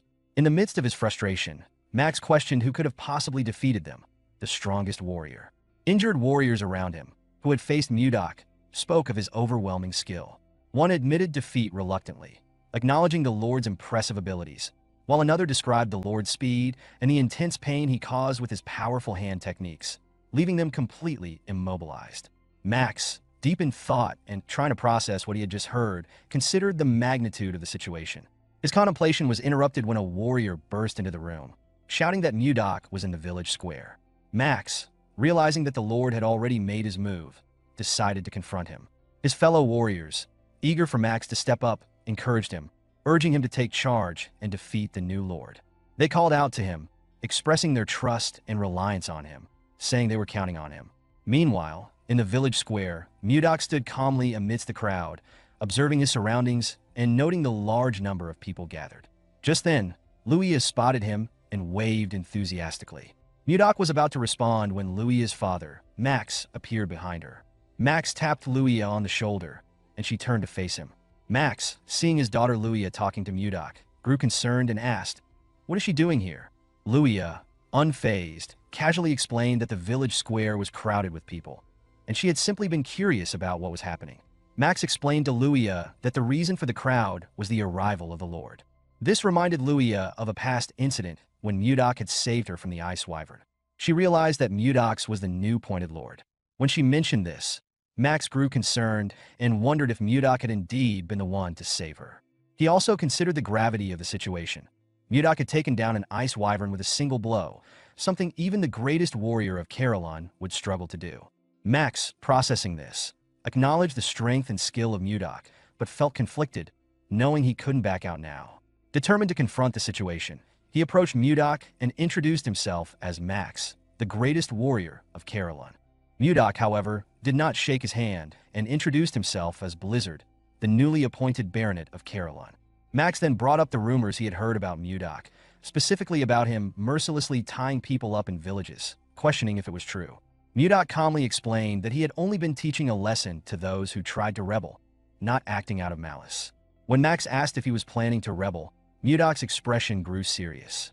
Max, frustrated, clarified that he wasn't planning to rebel, but instead had an offer to make. Max explained the harsh conditions of Carolon, where people have historically relied on strong alcohol to survive the cold. He proposed a drinking match with Mudok as a way of testing him. Mudok, intrigued, smirked and agreed.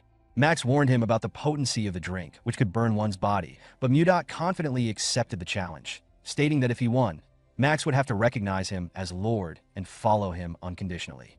The crowd murmured in disbelief, knowing the strength of Max and the severity of the drink, with many believing Max would win.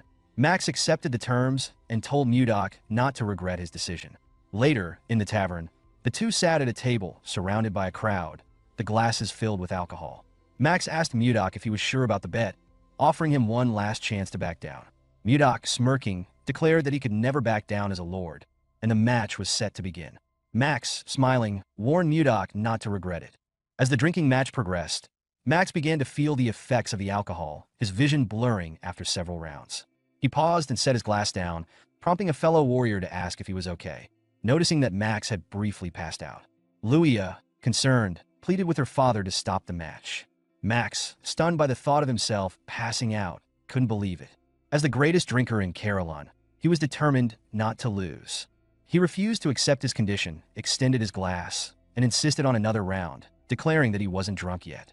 Mudok, observing Max's state, calmly poured him another glass and gently advised, "It might be better if you didn't push yourself too far."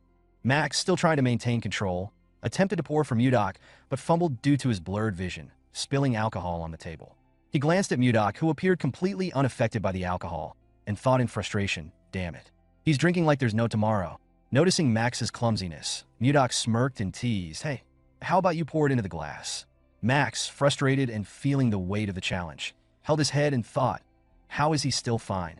Mudok, leaning forward with a smirk, asked how is he holding up? Is he ready to give up yet? Max gritted his teeth and replied he is fine. "Let's keep going." Mudok stated all right. Max gulped down his drink while Luia and Jake watched nervously. Across the table, Mudok effortlessly drained his glass, placing it on the table with a decisive thud. The sound startled Luia and Jake, who stared at him wide-eyed. Mudok thought to himself, maybe it's been a while since he drank, but this is going down surprisingly smoothly. Suddenly, a loud thud echoed in the room as Max collapsed to the floor, unconscious from overdrinking. Seeing that a smile spread across Mudok's face. He thinks no matter how they look at it, he has won. Max's fellow warriors looked on, stunned by his defeat. Mudok rose from his seat and addressed the crowd. "All right, listen up. Everyone here must gather at his castle in 5 days. They will see if they're the kind of people who keep their promises." The scene takes place 5 days after a previous event, inside Mudok's castle, where the group has gathered as instructed. Mudok surveys the group and remarks with mild surprise that they've kept their promise to show up. Max, one of the group members, steps forward to acknowledge their commitment, but before he can elaborate, Mudok cuts him off, signaling a more direct approach. Mudok tells them that they have 10 days to prepare for a significant change. The group is caught off guard by his words, and a tense silence fills the room. Luia, one of the group members, breaks the silence by asking if Mudok intends for all of them to move into the castle, to which Mudok humorously dismisses, pointing out the impracticality of such an idea given the castle's size. He further confuses the group by mentioning they should pack their belongings, but not explicitly explaining where they would be going. After some back and forth with Luia, Mudok reveals his true intention. The group will be migrating north. This revelation shocks everyone in the room, leaving them to process the gravity of the situation. Mudok, having spent the past 5 days surveying the region, reveals to the group that he has found an ideal location in the north capable of supporting a large population, at least 10,000 people. He envisions a unified community where they would no longer live scattered across the icy land. He emphasizes the need to come together and build something larger than what they currently have. Max, however, steps forward to express his concern about the location. He points out that the area is already inhabited by ice ogres, which poses a significant threat. Mudok, seemingly unfazed, raises an eyebrow in mock surprise and asks for clarification. Max explains that ice ogres are similar to regular ogres but are stronger, implying a dangerous challenge for the group. Mudok responds dismissively, revealing that he has already encountered the ice ogres and, in fact, wiped them all out. His nonchalant admission of having defeated such formidable creatures leaves the room in stunned silence. His confident demeanor contrasts sharply with the group's anxiety. Mudok reassures them that the area is now safe and urges them to begin preparations for the migration without hesitation. He describes the location as a perfect spot for their future community, and with that, he dismisses the group, signaling the end of the meeting. As the rest of the group begins to leave, Mudok rises from his throne and stretches, reflecting on his thoughts and preparing for the final task at hand. However, his contemplation is interrupted by the voice of Luia, who greets him with a respectful, "Good morning, Lord." Mudok turns to see Luia and Jake, who have stayed behind after the meeting. Luia steps forward to properly introduce herself, noting that she hadn't had the chance to do so earlier. Jake follows suit, introducing himself as well. Mudok acknowledges their presence with a nod and remarks that he understands why they are there, adding that he was actually planning to summon them both for something.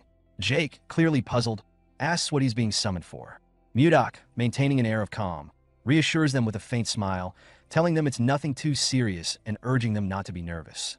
He then invites them to follow him. Mudok leads Luia and Jake to a room within the castle, where they are confronted by a surprising sight: a group of ice wyvern hatchlings. Both Luia and Jake are visibly stunned, frozen in shock at the sight. Luia, her expression now filled with anger, turns to Mudok and accuses him of stealing the ice wyvern egg they had worked so hard to obtain in the past.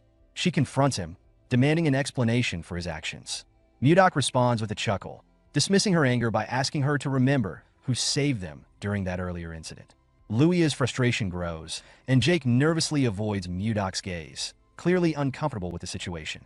Before either can offer a retort, Mudok waves his hand dismissively and moves on from the topic. Mudok then casually mentions that, although he initially thought of raising the wyverns, they are too troublesome for him. He complains about their excessive eating habits and unbearable noise, explaining that he can't focus properly because of them. Luia, trying to reason with him, explains the deep bond between wyverns and their caretakers, how they imprint on the first being they see after hatching and perceive the being as their mother. She tells Mudok that it would be pointless for them to take the wyverns now because of this bond. Mudok, not fully understanding the significance of the wyvern's behavior, frowns at the thought of having to care for them. His frustration grows as he mentally rejects the idea of dealing with such troublesome creatures. Jake, incredulous at Mudok's dismissive attitude toward the ice wyverns, steps forward and argues passionately that the wyverns are incredibly rare and valuable.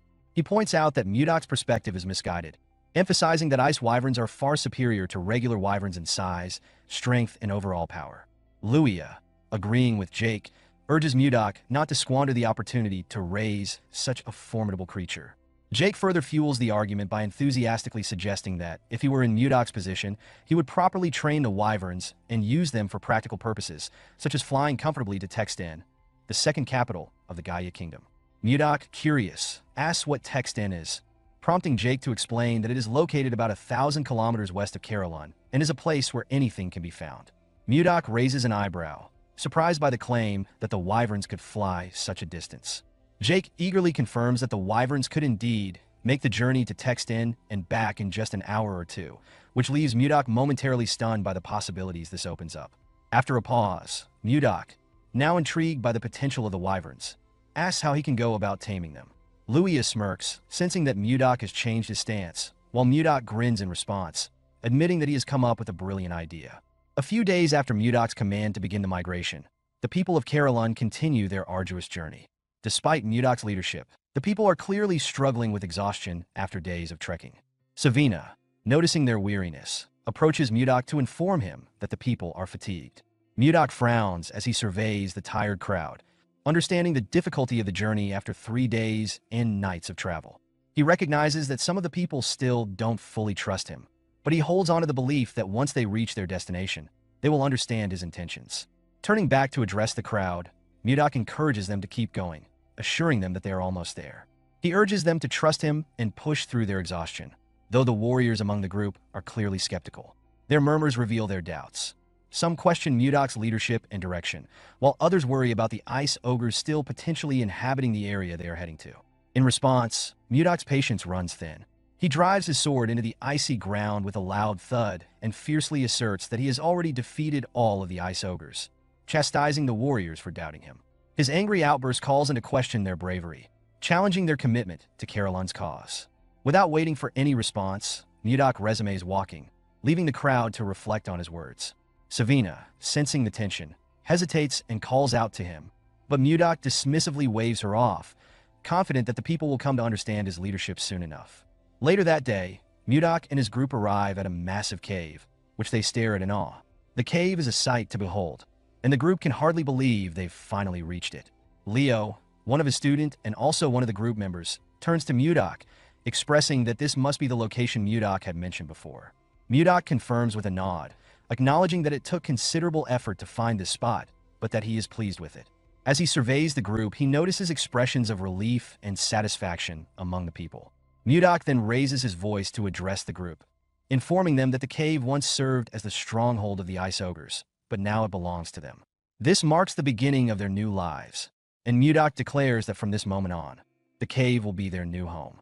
With that, he suggests they need a name for their new dwelling. Excitement stirs within the crowd, and they eagerly shout their agreement.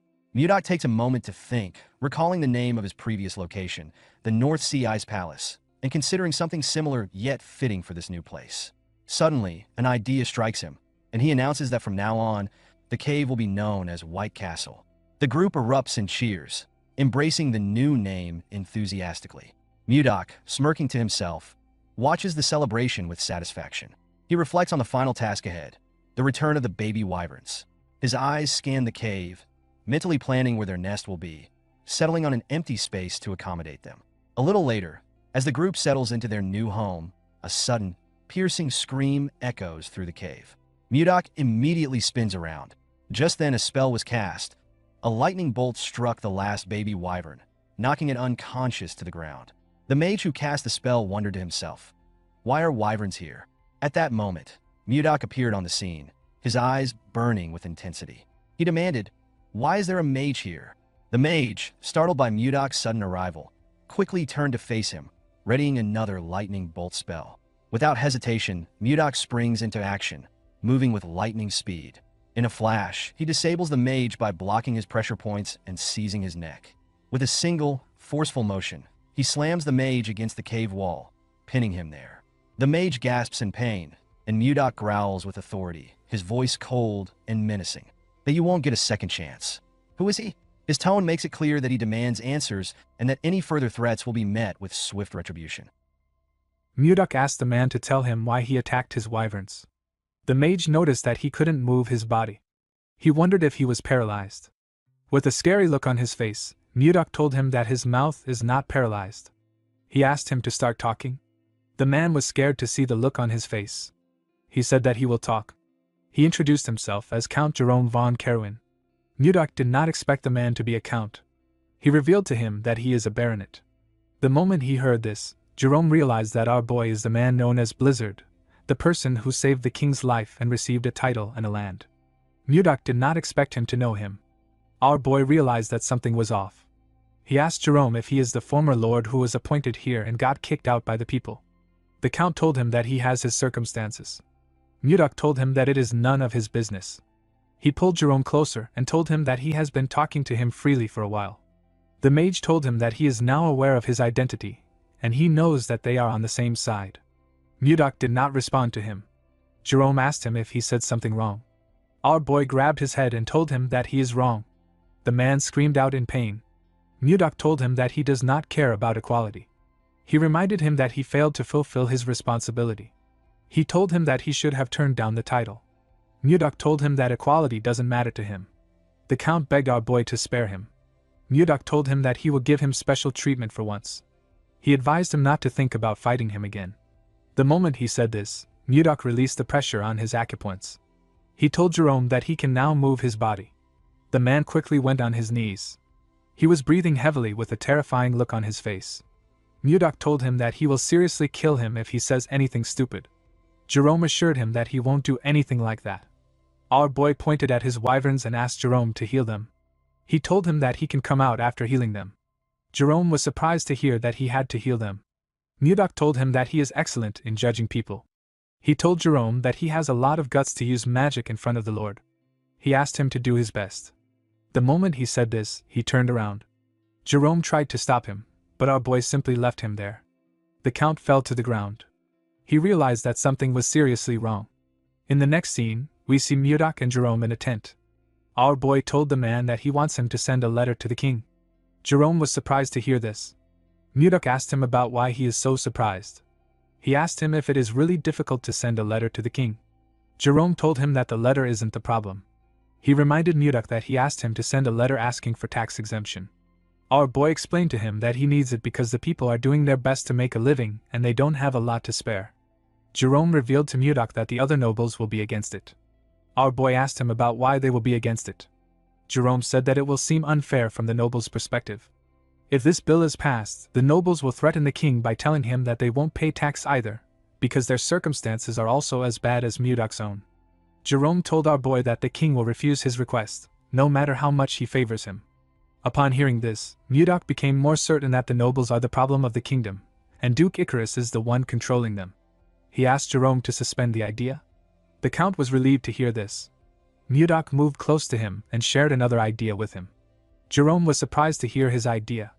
He asked Mudok if this is possible. Our boy told him that it is not impossible. Jerome said that it might work because it is the same case. Mudok told him that they need to get ready without delay. In the next scene, we see the citizens gather in another part of the cave. Jake asked someone if he knows why their lords suddenly gathered them. Before the person could reply, Mudok asked if everyone is already gathered there. Everyone quickly turned to him. Luya told him that she came armed as instructed. She asked Mudok about why they are gathered there. Our boy said that he will explain now. He ordered everyone to hunt down ice wyverns. He told them that their goal is to get the eggs of the ice wyverns. The warriors were surprised to hear this. They knew that it wasn't easy to get the egg of an ice wyvern. Mudok explained to them that they will create groups filled with 30 people for the sake of their safety. He asked them to focus on getting at least one egg in each group. Jerome gave the warriors papers to show them which team they belonged to. Mudok announced that the team that brings back the largest amount of wyvern eggs will receive 100 gold. The warriors were shocked to hear this. An elf said that he has never imagined getting this amount of money in his life. Jake asked Mudok if he will really give them this kind of reward for the eggs. Max asked Mudok if he will really pay them 100 gold for the eggs. Our boy told him that he never makes a promise that he can't keep. He asked the warriors of Caroline if they are up to the task. The warriors began to cheer. They asked Mudok to leave it to them. While they were cheering, Mudok ordered Jerome to follow each team for 10 days and keep an eye out for useful people. He said that he will use these people for different tasks later. Jerome asked Mudok if he is thinking of creating a knight's order. Our boy turned to him when he heard this. The man wondered if he said something wrong. Mudok realized that Jerome is a very useful person. Even though he gave him a job when he just joined them, the man has been performing his tasks well. He was also able to see through our boy's intentions from the few things he said. Mudok told Jerome that he is right. He said that he heard that there should be one knight order for the Lord. Jerome told him that he is right. He told him that he needs it a lot because the Lion Knights of the Icarus Duchy are especially powerful. They are so strong that they wouldn't lose even if they fought against the Royal Knights. Mudok smiled when he heard this. He asked Jerome not to worry. He told him that they will soon be the best. Our boy decided to create a unit that is much bigger and stronger than the snow ice unit because he didn't want to lose weight in twice. With a smile on his face, Mudok ordered the warriors to begin the hunt. In the next scene, we see a group chasing a wyvern. Mudok ordered them to attack now. Immediately he gave the order. Luya, Jake, and the elf jumped down from a cliff. Luya fired her arrows at the monster. Jake used his axe to cut off its tail. Max covered his hand with his energy and used it to hit the monster's head. He asked the second unit to throw the net. The warriors quickly threw the iron net at the monster. The net covered the monster's head and dragged it to the ground. Mudok told Jerome that it is going pretty well. The man said that they have been hunting for days. He said that their hands and feet are already in a perfect sync. Jerome found our boy's idea to be bold. He never thought about stealing the eggs of the ice wyvern and taming it while it is still a baby. If everything goes well, they will be able to transport and sell hunting loots like leather and bones to distant cities with the help of the ice wyverns. Mudok asked his warriors to cheer up. He reminded them that they will be able to get a great reward if they bring back a lot of eggs. The warriors became motivated when they heard this. They decided to continue hunting. Jerome found it amazing that our boy united the uncontrollable Caroline warriors into one. He could not believe that they were hunting monsters together. While they were watching the warriors, they saw one of them behead a wyvern at a crazy speed. The monster didn't stand a chance. The man's teammates commended him for this. They referred to him as Gale. Our boy was also impressed by his skill. He asked Jerome about who the man is. Jerome opened his book to see his name. He told Mudok that the man is known as Stuart Gale. Mudok believed that the man is famous since he has a nickname. Jerome told him that he is correct. He said that Stuart is the hero of the commoners. He raids evil noble houses and gives the raid loot to the poor. Mudok asked Jerome to tell him why a guy like this is here. Jerome revealed to him that Stuart was once caught in a trap. He was imprisoned, but he escaped from the prison and wandered all the way here. Mudok could tell that the man was a decent person from the way he interacted with the locals. He asked Jerome to report back to him if he finds anyone else who escaped from prison besides Gale. He told him that they might find another useful person. The man could not believe that his work had increased again. In the next scene, we see Mudok addressing the warriors in the cave. He commended them on their efforts in hunting the ice wyverns. He said that they have collected enough wyvern eggs. He assured them that he would give them the rewards he promised. The warriors began to cheer when they heard this. Max raised his hand to ask Mudok a question. Our boy asked him if something is wrong. The man said that he would like to know why he ordered them to get the wyvern eggs. Mudok realized that everyone was probably wondering why he asked them to gather wyvern eggs. He reminded them that ice wyverns recognize the first thing they see when they hatch as their mother. He said that he wants to tame the monsters using this method. He revealed to the warriors that he plans to use the tamed ice wyverns as transportation. The loaded wyverns will transport their goods to each country. Someone asked Mudok about which goods they will be selling.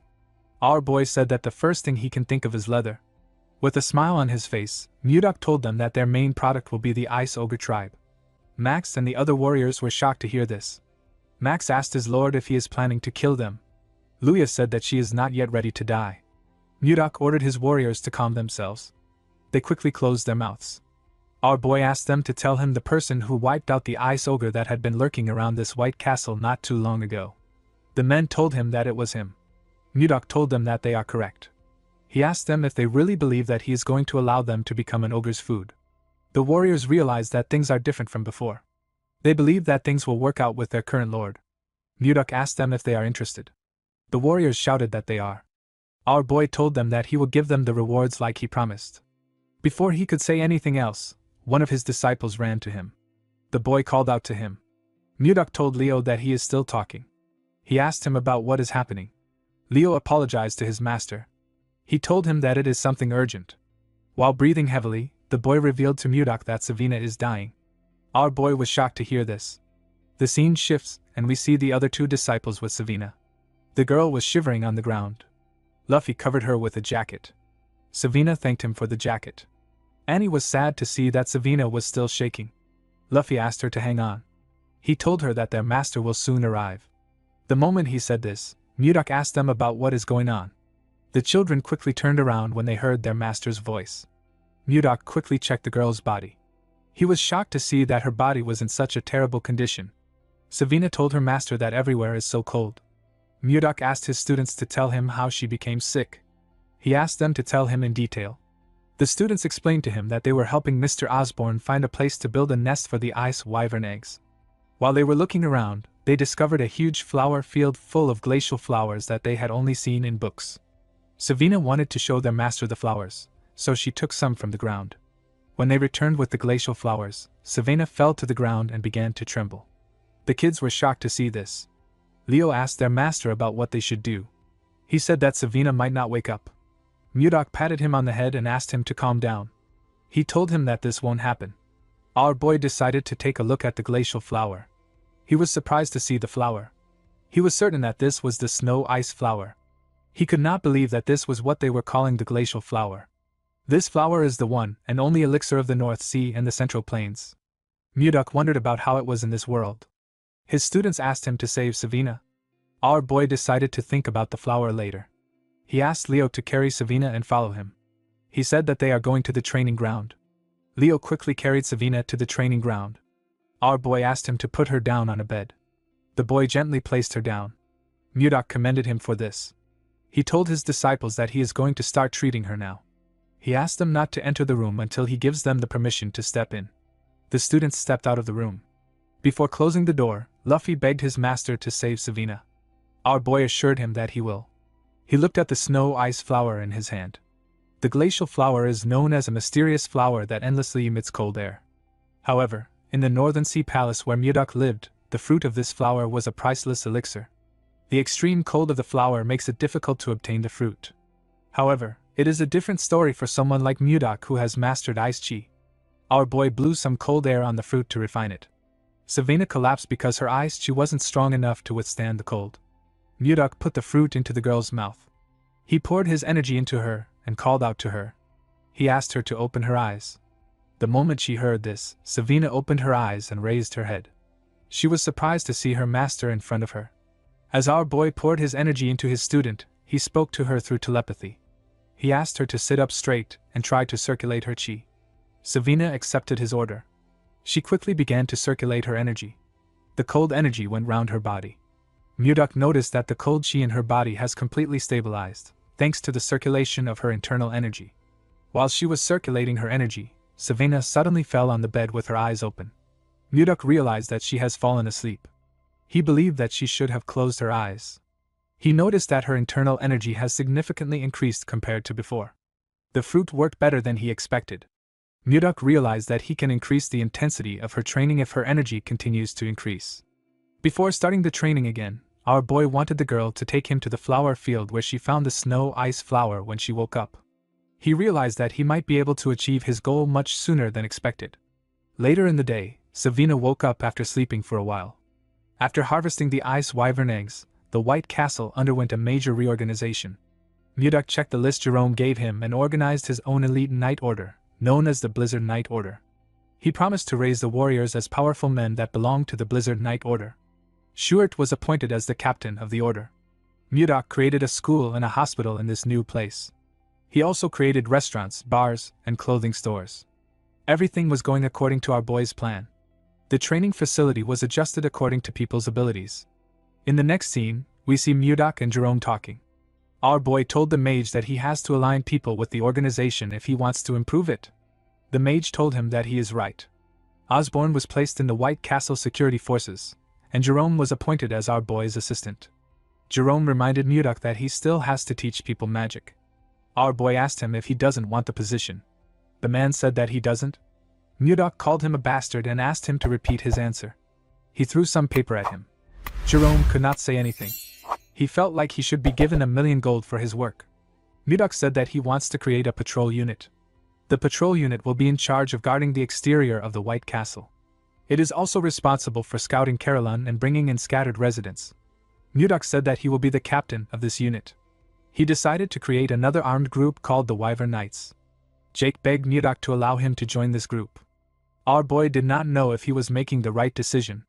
For now, there weren't any wyverns big enough to carry adults, so the group was put on hold.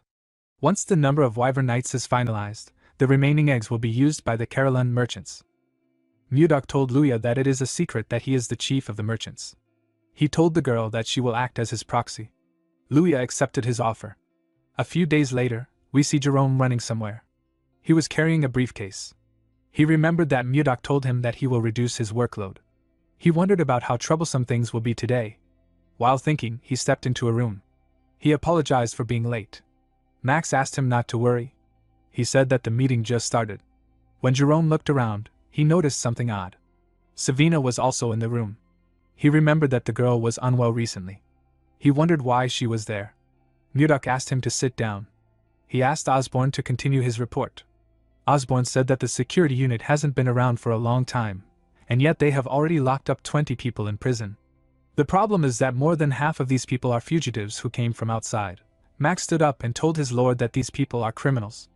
He asked Mudok to keep them locked up so that they don't cause any trouble. Mudok asked him if they should start by locking him up. He reminded the man that he is the main culprit of the rebellion that drove out the former leaders like Jerome. Max said that this is different. He said that it was self-defense to protect Caroline from the central nobles. Mudok asked him if he considers his actions as a noble struggle and Schuert's actions as petty theft. Max realized that he was being irrational. He apologized to Schuert for his actions. The man asked Max to not forget what causes the suffering of the commoners. He told him that they will discuss this later since they are in a meeting. Mudok did not expect Max to be so narrow-minded. He asked the others if they have another opinion to share. Savina asked him if she can share her opinion. Our boy asked her to go ahead. Savina told Mudok that the villagers must have a terrible view of fugitives for Max to react like this. Our boy agreed with her. The girl reminded him that they have to start ogre hunting tomorrow. Mudok asked her about what this has to do with anything. Savina suggested that they put the prisoners at the forefront of the hunt. Everyone was shocked to hear this. Mudok actually liked the idea. He asked Savina to keep talking. In the next scene, we see an ogre screaming in the forest. A man with some bandages on his face informed Schuert that they could have lost the ogre. This man is Lenin. He is a grade 1 escapee. There was a huge man holding an axe behind Schuert. This man is Gregor. He is also a grade 1 escapee. Schuert ordered the men to attack the ogre. Once they get far enough, he asked them to erase the monster's tracks and attack it. The men accepted his order. While the ogre was looking around, Gregor and Lenin charged at it from behind. They landed their attacks on the monster's back. The ogre screamed out in pain. It quickly turned around. Gregor asked Lenin to watch out. He told him that a counterattack is coming. The monster swung its huge club at Lenin. The man was surprised to see its club coming towards him. He realized that it was too late for him to dodge. Before the club could hit him, Schuert charged at the monster. He ordered Lenin to get down. Lenin quickly bent his head to dodge the attack. Schuert used the opportunity to land multiple attacks on the ogre. The monster screamed out in pain. While it was screaming, Schuert and the others charged at it. They used their weapons to tear the ogre apart. The scene shifts, and we are taken back to the time that Savina suggested that they put the escapees at the forefront of the hunt. Mudok really liked her idea. Osborne asked her if she wants to send them to the front lines and get rid of them. He told her that her plan is very extreme. Savina shook her head. She explained to the man that it will be much more humane than locking them up in prison. She reminded him that her master is going to join them. She told Osborne that her master is not someone who discards manpower so easily. With a smile on her face, Savina told the men that people's perceptions of the escapees will start to change once they fight with them. The scene shifts, and we are taken back to the present. We see the rest of the group arrive to the hunt. They were all looking at the ogre that Schuert caught with the escapees. Schuert asked Lenin if he is okay. The man said that he can still manage, even though it was close. With a smile on his face, a man told the captain that Lenin is bluffing again. Lenin told the man that he barely dodged the attack. He told him that it was like the time he threw his pickaxe at the prison staff and got slammed. The man asked him to stop joking around. Gregor placed his hand on his friend's shoulder and told him that they got a hefty reward. He told him that they need to celebrate with a round of drinks. Lenin told his friend that they need to take this chance to make a fresh start. He told Gregor that he won't pay, no matter how he tries to sweet-talk him. Gregor laughed when he heard this. He told his friend that he got smacked too hard. Mudok smiled when he saw how they interacted with one another. He could tell that they have built up their teamwork through cooperation. He couldn't believe that his disciple thought of this idea. He realized that he made the right choice by accepting her as his disciple. While Mudok was watching the man, we see something watching him from the distance. The monster was carefully watching him as if it was cautious of him. In the next scene, we see one of the hunting groups tracking an ogre. A man asked another man with a mask to slowly fall back in the direction of the ambush. One of them heard a sound coming from the woods. He asked the masked man if he heard it too. The man raised his bow. He said that he will fire a few shots. He asked his teammates to get ready. The other men quickly took a stance. The man fired his arrows at some trees. He and his teammates waited for something to come out. Fortunately for them, nothing happened. The masked man was relieved to see this. The other man said that it must have been the sound of falling leaves rustling in the wind. The masked man told him that he must be right. He moved close to a tree to retrieve his arrows. He asked the other men to retrieve the rest of the arrows and search another area. Before he could take out his arrows, a huge monster came out from behind the tree. The men were terrified to see the monster. The scene shifts and we see Murdoch outside with Jerome. He informed Osborne that the residents are no longer afraid of ice ogres. Osborne told him that they are all ready to hunt. Jerome told our boy that it is all thanks to his leadership. While looking at the corpse of an ogre, Murdoch ordered Jerome to make sure that no one moves ahead without orders. Jerome accepted his orders. Murdoch asked him if the conditions of the other monsters is still being investigated. Jerome told him that there is still more data that needs to be organized. While they were talking, we see one of the men that encountered the monster talking to Osborne. The man was using a stick to support himself. He informed Osborne about what happened. Osborne asked him if the men are unharmed. The man informed him that the men are not dead. They were simply injured. They are currently being treated at the infirmary. Murdoch asked Osborne if something is wrong. The man revealed to him that something serious has happened. He explained to our boy that a new monster has appeared and it is different from the ice ogres. Our boy was surprised to hear this. The wounded man explained to Murdoch that 2 of their members who went to investigate monster activities were attacked by the monster. Murdoch asked the man if he is certain that it wasn't an ogre. The man assured him that it was a different species. Our boy asked him to describe it. The man told him that the monster's body was covered in white fur, and it was incredibly huge. It was over 3 meters tall. He told Murdoch that ogres are stupid. This monster was way more intelligent than them. While the man was talking, something screamed in the forest. Murdoch immediately told Jerome that the hunt is over. Jerome asked his master if he plans on going by himself. Our boy told him that he has to do it himself. He asked Jerome and Osborne to follow him once the area is secure. The men accepted his order. Murdoch ran into the forest at a crazy speed. He realized that he knew this monster that the man described. He was certain that he had heard an explanation from Edmund before. He remembered the time Edmund asked him if he was a yeti. While Murdoch was running, he activated a skill known as Mind's Eye and used it to scan the forest.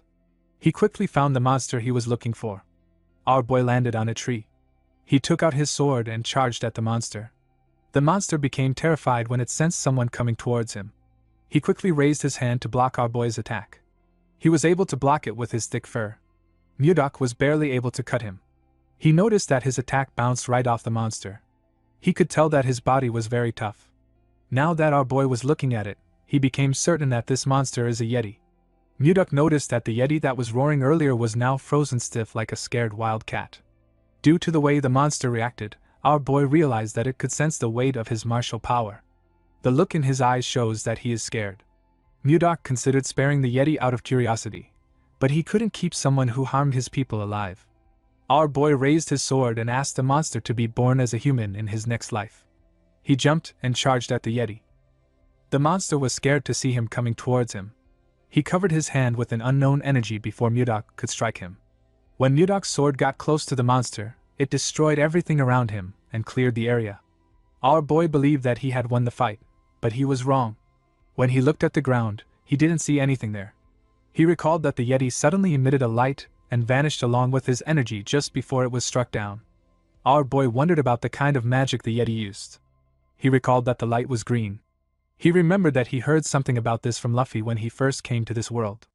Mages of the 5th circle or higher can use space travel magic called teleportation. Most mages stay at the 1st or the 2nd circle. Murdoch understood that the 5th circle must be something between the transformation realm and the profound realm in the cultivation world. He could not believe that a monster covered in white fur used such an extraordinary magic. Of course, this didn't really matter to Murdoch. Even if it was spatial movement, our boy could still catch up to it. He turned around and fired his energy in the direction of the monster. He tore through the forest with his ice chi. Unfortunately, the yeti still escaped. Murdoch did not expect a big monster like that to run off like a rat. He could still sense the yeti's presence nearby. Even though it was teleporting, it couldn't get very far from our boy. Murdoch could tell that the monster was about 1.5 kilometers away from him. While looking around, our boy felt something. He carefully placed his leg on a tree. He sensed the cave below. When he arrived at the entrance of the cave, he saw something shocking. He saw a huge library. He could not believe that there is a library in the middle of this snowy field. While he was looking around, he found the yeti behind a shelf. He told the monster that he should make some efforts if he is going to hide. The yeti begged him not to come closer. Murdoch assured him that he is not going to eat him. He asked him to calm down. He asked the yeti if he is a human. The yeti told him that he isn't. He said that he is a great warrior of horrors. He told him that his name is Kondal. Our boy wondered if he had heard about a warrior of horrors. Jerome appeared behind him and told his master that it is a term that means Yeti. Mudok commended Jerome on finding this location. The mage informed his master that there were signs of destruction nearby. He told him that something like that would be impossible for anyone except his master. Jerome thought that a natural disaster occurred when he saw what his master did. Jerome wondered why a legendary race like the Yeti, that has been in existence since ancient times, was in a library like this. Mudok said that he was about to ask Kondal about it. He hit his hand on the wall and asked Kondal to tell him where he came from. Kondal didn't say anything. With a look of anger on his face, our boy asked him if he is trying to run away again. He released his ice chi and asked Kondal to speak quickly. He told him that he is not a very patient person. Kondal became scared. He revealed to Mudok that he is from Gulag.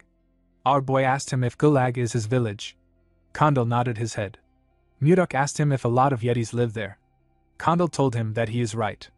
While they were talking, Jerome was looking at the books in the library. Something in the library caught his attention. Mudok asked Kondal to tell him why he killed his people. With a scary look on his face, he asked him to choose his answer carefully. Kondal told him that he didn't kill anyone. He used his hand to beat his chest and told our boy that he is a great warrior of horrors. He said that people don't die after getting hit by his bat. With a serious look on his face, Mudok asked him if he is telling the truth. Kondal looked into his eyes and told him that he is. While looking through the books, Jerome told his master that Kondal is telling them the truth. He said that the two men only sustained injuries. There were no deaths. Mudok recalled that the man said that the men were in the infirmary. He realized that no one actually said that someone died. Kondal told him that he drove the humans out because they entered the sanctuary first. He said that he would never attack first. Mudok told Jerome that the men must have trespassed into the Yeti territory while they were hunting the ice ogres. The man told him that he is right. Our boy realized that Edmund gave him the wrong information about Yetis. He called Kondal by Kong Dao and asked Jerome to heal his injuries. Jerome corrected his master on his pronunciation of the Yeti's name. While Jerome was healing him, Mudok called out to Kondal with a smile on his face. He asked Kondal to tell him where his sanctuary is. He told him that he will firmly warn his people so that they don't trespass again. Kondal was very happy to hear this. With a scary look on his face, Mudok told Kondal that he has been speaking informally to him the whole time. He asked him if he doesn't know how to use honorifics. The Yeti did not know what honorifics meant. Mudok asked him to forget about it. He didn't see the point in taking it seriously with someone who couldn't speak properly. Jerome informed his master that the treatment is complete. Our boy told him that they need to return now. Jerome called out to his master. Mudok asked him if something is wrong. Jerome told him that he has a request to make. The scene shifts, and we are taken to Barhan. We see Edmund ask Charles to tell him the amount of time that has passed since the promised date. The man told him that it has been 3 months. Edmund called out to his assistant again. The man turned to him. Edmund fell to his knees and said that their merchant association is finished. Mudok made him a promise in his very stupid imagination.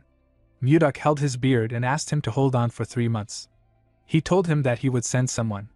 Charles wondered if there was such a romantic mood in the air when Mudok was speaking to his leader. Edmund began to cry. He told Charles that he had not received any word from our boy. Charles asked him to calm down. He told him that Mudok isn't someone who would break his promise. While he was talking, he noticed that a huge shadow covered him and his leader. Edmund and Charles quickly looked up. They were shocked to see a wyvern coming close to them. The two of them quickly moved back when the wyvern landed. Edmund heard a voice call out to him. Edmund immediately recognized this voice. When he looked at the wyvern's back, he saw Savina with a smile on her face. The girl told the man that the ice had arrived. Edmund was extremely happy to see a huge bag containing ice. He said that he knew Mudok would come through. Charles was shocked to see Savina getting off the ice wyvern. It is a monster whose strength rivals an entire night squad.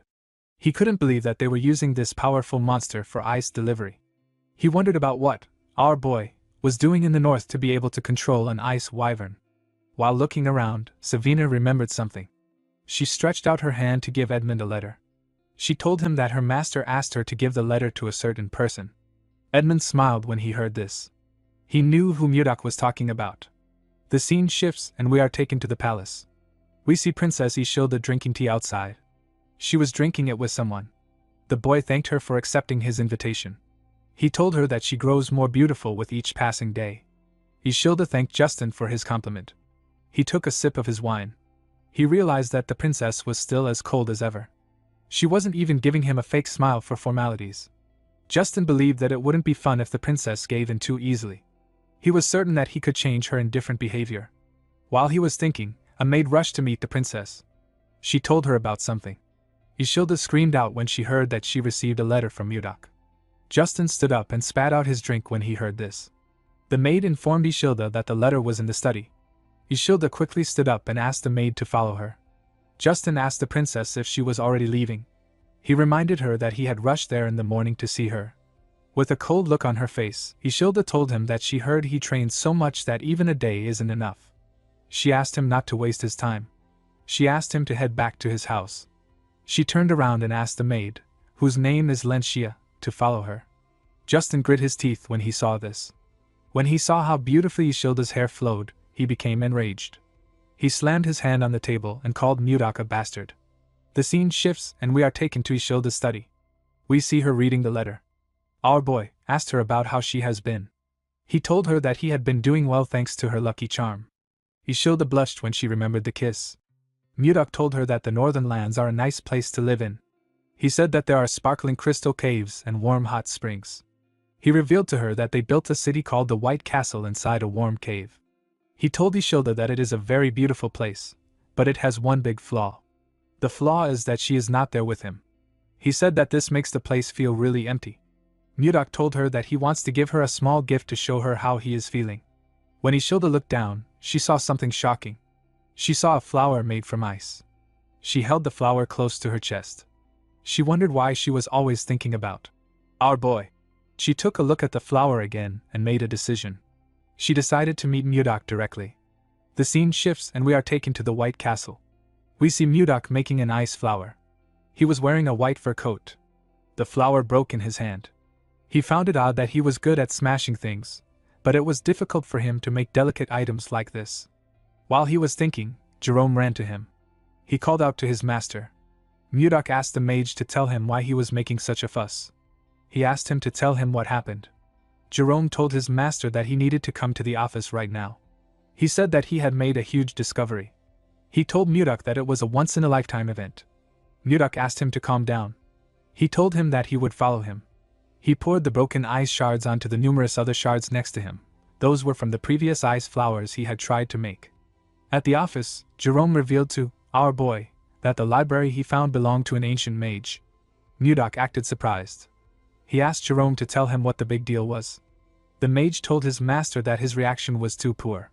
He explained that this was a huge discovery. He told Mudak that it was a relic of ancient humans, a key to reviving lost magic and a stepping stone to break past the fifth circle. Mudak didn't really care. He noticed something odd. He turned to Jerome and told him that he was sensing something intense coming from his waist. Jerome was shocked to hear this. With a shaky tone in his voice, he told Mudak that it was not important. He said that he didn't report it because it was worthless. Mudak used his chi to drag a bag out of Jerome's clothes. Jerome became scared. With a smile on his face, our boy told the mage that he needed to see it since he was trying so hard to hide it. When he opened the bag, he found something odd inside. He found some shiny rocks. Jerome explained to his master that he wasn't trying to hide the stones. He told him that the stones were filled with condensed mana. They are called mana stones. Mudak asked Jerome to tell him what he wanted to use the mana stones for.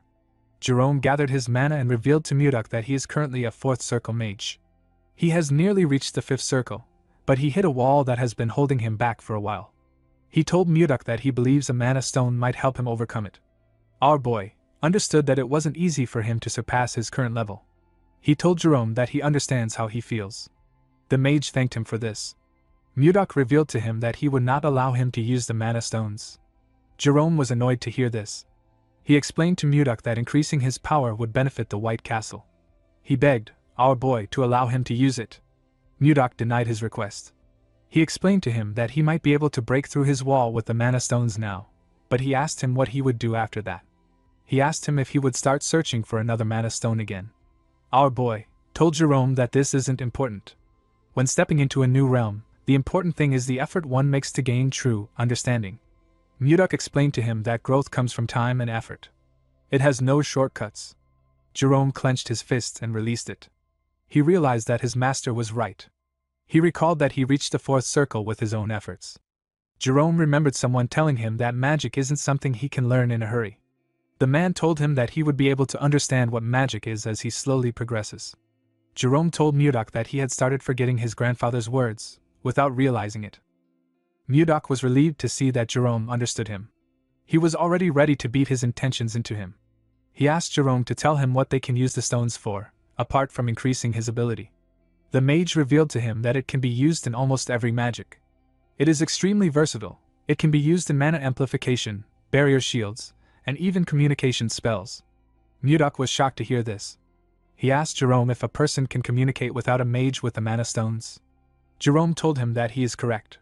He explained to him that someone without magic can communicate with it, as long as he casts communication spells on the mana stone. He told Mudok that this is a high-quality mana stone. They can use it to communicate all the way to the Jeva Empire across the sea. Our boy picked up a cup and asked Jerome if he knows the most important thing in governing a country. Jerome said that he is not sure. Our boy revealed to him that it is the speed of information. He told him that the country that gathers and delivers information faster can change the game. He ordered Jerome to turn all the mana stones into communication stones. The scene shifts and we are taken outside the White Castle. We see Mudok, Jerome, and Osborne standing outside. Jake called out to our boy with the mana stone and asked him if he can hear him. Mudok and Osborne were surprised to see this. Our boy told Jake that he can hear him clearly. He asked Jake about how far he has gotten while riding a wyvern. Jake told Mudok that he is 10 kilometers above the plains from the White Castle. He told our boy that he can hear him perfectly. Mudok was happy to see that the signal did not have any interference. He said that the communication stones test is a success. He announced that they will use the communication stones to stay in contact from now on. The moment he said this, he heard Jake saying that the wyvern is amazing. Jerome and Osborne became worried when they saw that the boy interrupted their master. He asked the wyvern to do a triple spin nosedive. Our boy was annoyed to hear the boy's voice. He ordered him to come back. He squeezed the communication stone and ordered Osborne to increase the training intensity when Jake returns. Jerome begged his master not to break the communication device. Before Mudok could break it, someone called out to him. When he turned around, he saw some wyverns landing in front of the White Castle. The person who called out to him was Savina. The girl told him that she is back. Mudok was happy to see her. He asked her to come in. In the next scene, we are taken to the meeting room. We see everyone seated. All of them now had new white uniforms. Mudok was reading a letter in the room. Savina asked her master if there is something wrong with Edmund's letter. Mudok told her that there isn't. He revealed to her that he asked Edmund to send him information about the political climate of nearby countries. He said that Edmund talked about it in great detail. Mudok noticed that a particular name was mentioned a lot of times in the letter. The name is Anos. The name felt strange to Mudok. He asked the people there if they know anything about Anos. Stuart Gale was surprised to hear the name. He told Mudok that he has never seen Anos himself. He said that people say that he is a grand sword master. Everyone was shocked to hear this. Mudok didn't know how to react. The members could not believe that there was someone more powerful than a sword master. They thought that there wasn't a single person on the continent that was above a sword master. With a terrifying tone in his voice, Mudok ordered his men to keep quiet. Everyone quickly shut their mouths. They were all scared. A grand sword master is at the realm of harmonization in the Central Plains. Someone in the realm of harmonization would be able to create a sword manifestation. Mudok was disappointed when he found out that there were only 10 people who could use sword aura in this world.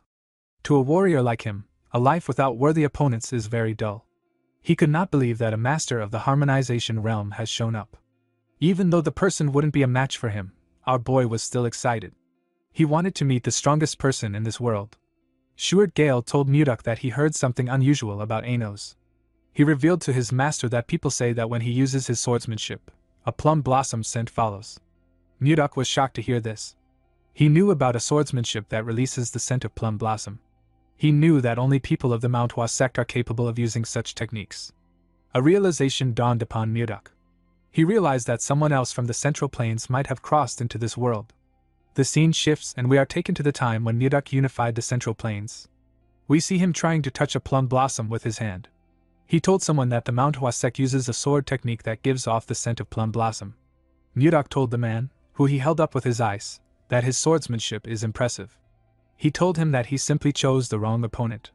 The man's name is Jumpung. He is the head of the Manhwa sect. Jumpung grit his teeth and called our boy a bastard. He told Mudok that the outcome would have been different if his disciple was here. Mudok asked him if he is referring to the disciple that ran away a few days ago. Jumpung told Mudok that his disciple didn't run away. With a look of anger on his face, he said that his disciple suddenly disappeared during his secluded training. It was as if he vanished from the world. At the time, Mudok thought that this was a ridiculous excuse. But after coming to this world, our boy began to believe what Jumpung said. He wondered if Jumpung's disciple is actually Ano's. Jerome asked Mudok if this is everything the letter said. Our boy told him that there is nothing really important in the letter. He told his cabinet that he was informed the kingdom sent an inspection team. Everyone was shocked to hear this. Jerome asked Mudok to tell him if something is wrong. Mudok did not understand why he was panicking. He asked him if it was a big deal. Jerome told him that it is. He explained to Mudok that there are only two reasons why an inspection team visits. It is either a royal sightseeing trip or the capture and execution of traitors. Jerome believed that they needed to be prepared. He asked Mudok about when the inspection group was coming. Our boy raised his hand and pointed outside. Jerome quickly turned around. Mudok told him that it is currently 1 p.m. He said that the group has already arrived outside the palace. We see a large number of soldiers waiting. Jerome and the others were shocked to see the amount of soldiers that came. They even saw some knights among them. Justin stepped forward in armor. He called upon Mudok and asked him to come down and receive the inspection group with proper manners. Mudok quickly appeared in front of him. He greeted Justin and asked him if his arm is now better. Justin was annoyed to see our boy mocking him. Members of Mudok's group were surprised to see him on the ground. They did not know how he was able to quickly get there. Jerome wondered about what his lord was thinking. He did not know if our boy was going to kill them and commit treason. Mudok smiled and asked the princess to come out. Ishilda asked Justin to refrain from making threats. She stepped out and took off her hood. She asked our boy if he has been well. In the next scene, we see Ishilda smiling as she looked around the White Castle. She was surprised to see how beautiful the crystal cave was. She told him that she wants to see the hot springs. Our boy asked her to follow him. Mudok found out that the inspection group came there for a royal sightseeing trip. After Ishilda read his letter, she begged her father until he let her come with the inspection group. While showing her around, Mudok told the princess that she is still as stubborn as ever. He reminded her about the lucky charm she gave him. Ishilda began to blush when she remembered the kiss. She told Mudok that the topic is off limits for now. Upon seeing how shy she was, Mudok realized that she is still the same way she was in the Central Plains. As he walked past some ice crystals, our boy realized that it has been a long journey for him. He conquered the martial world to avenge Wayan, and after a long detour, he finally met her again. Even though her appearance has changed, Mudok was simply happy that he gets to be reunited with her. Ishilda was quite happy to see the hot springs. She said that it is quite beautiful. Mudok hugged her and told her that she is even more beautiful to him.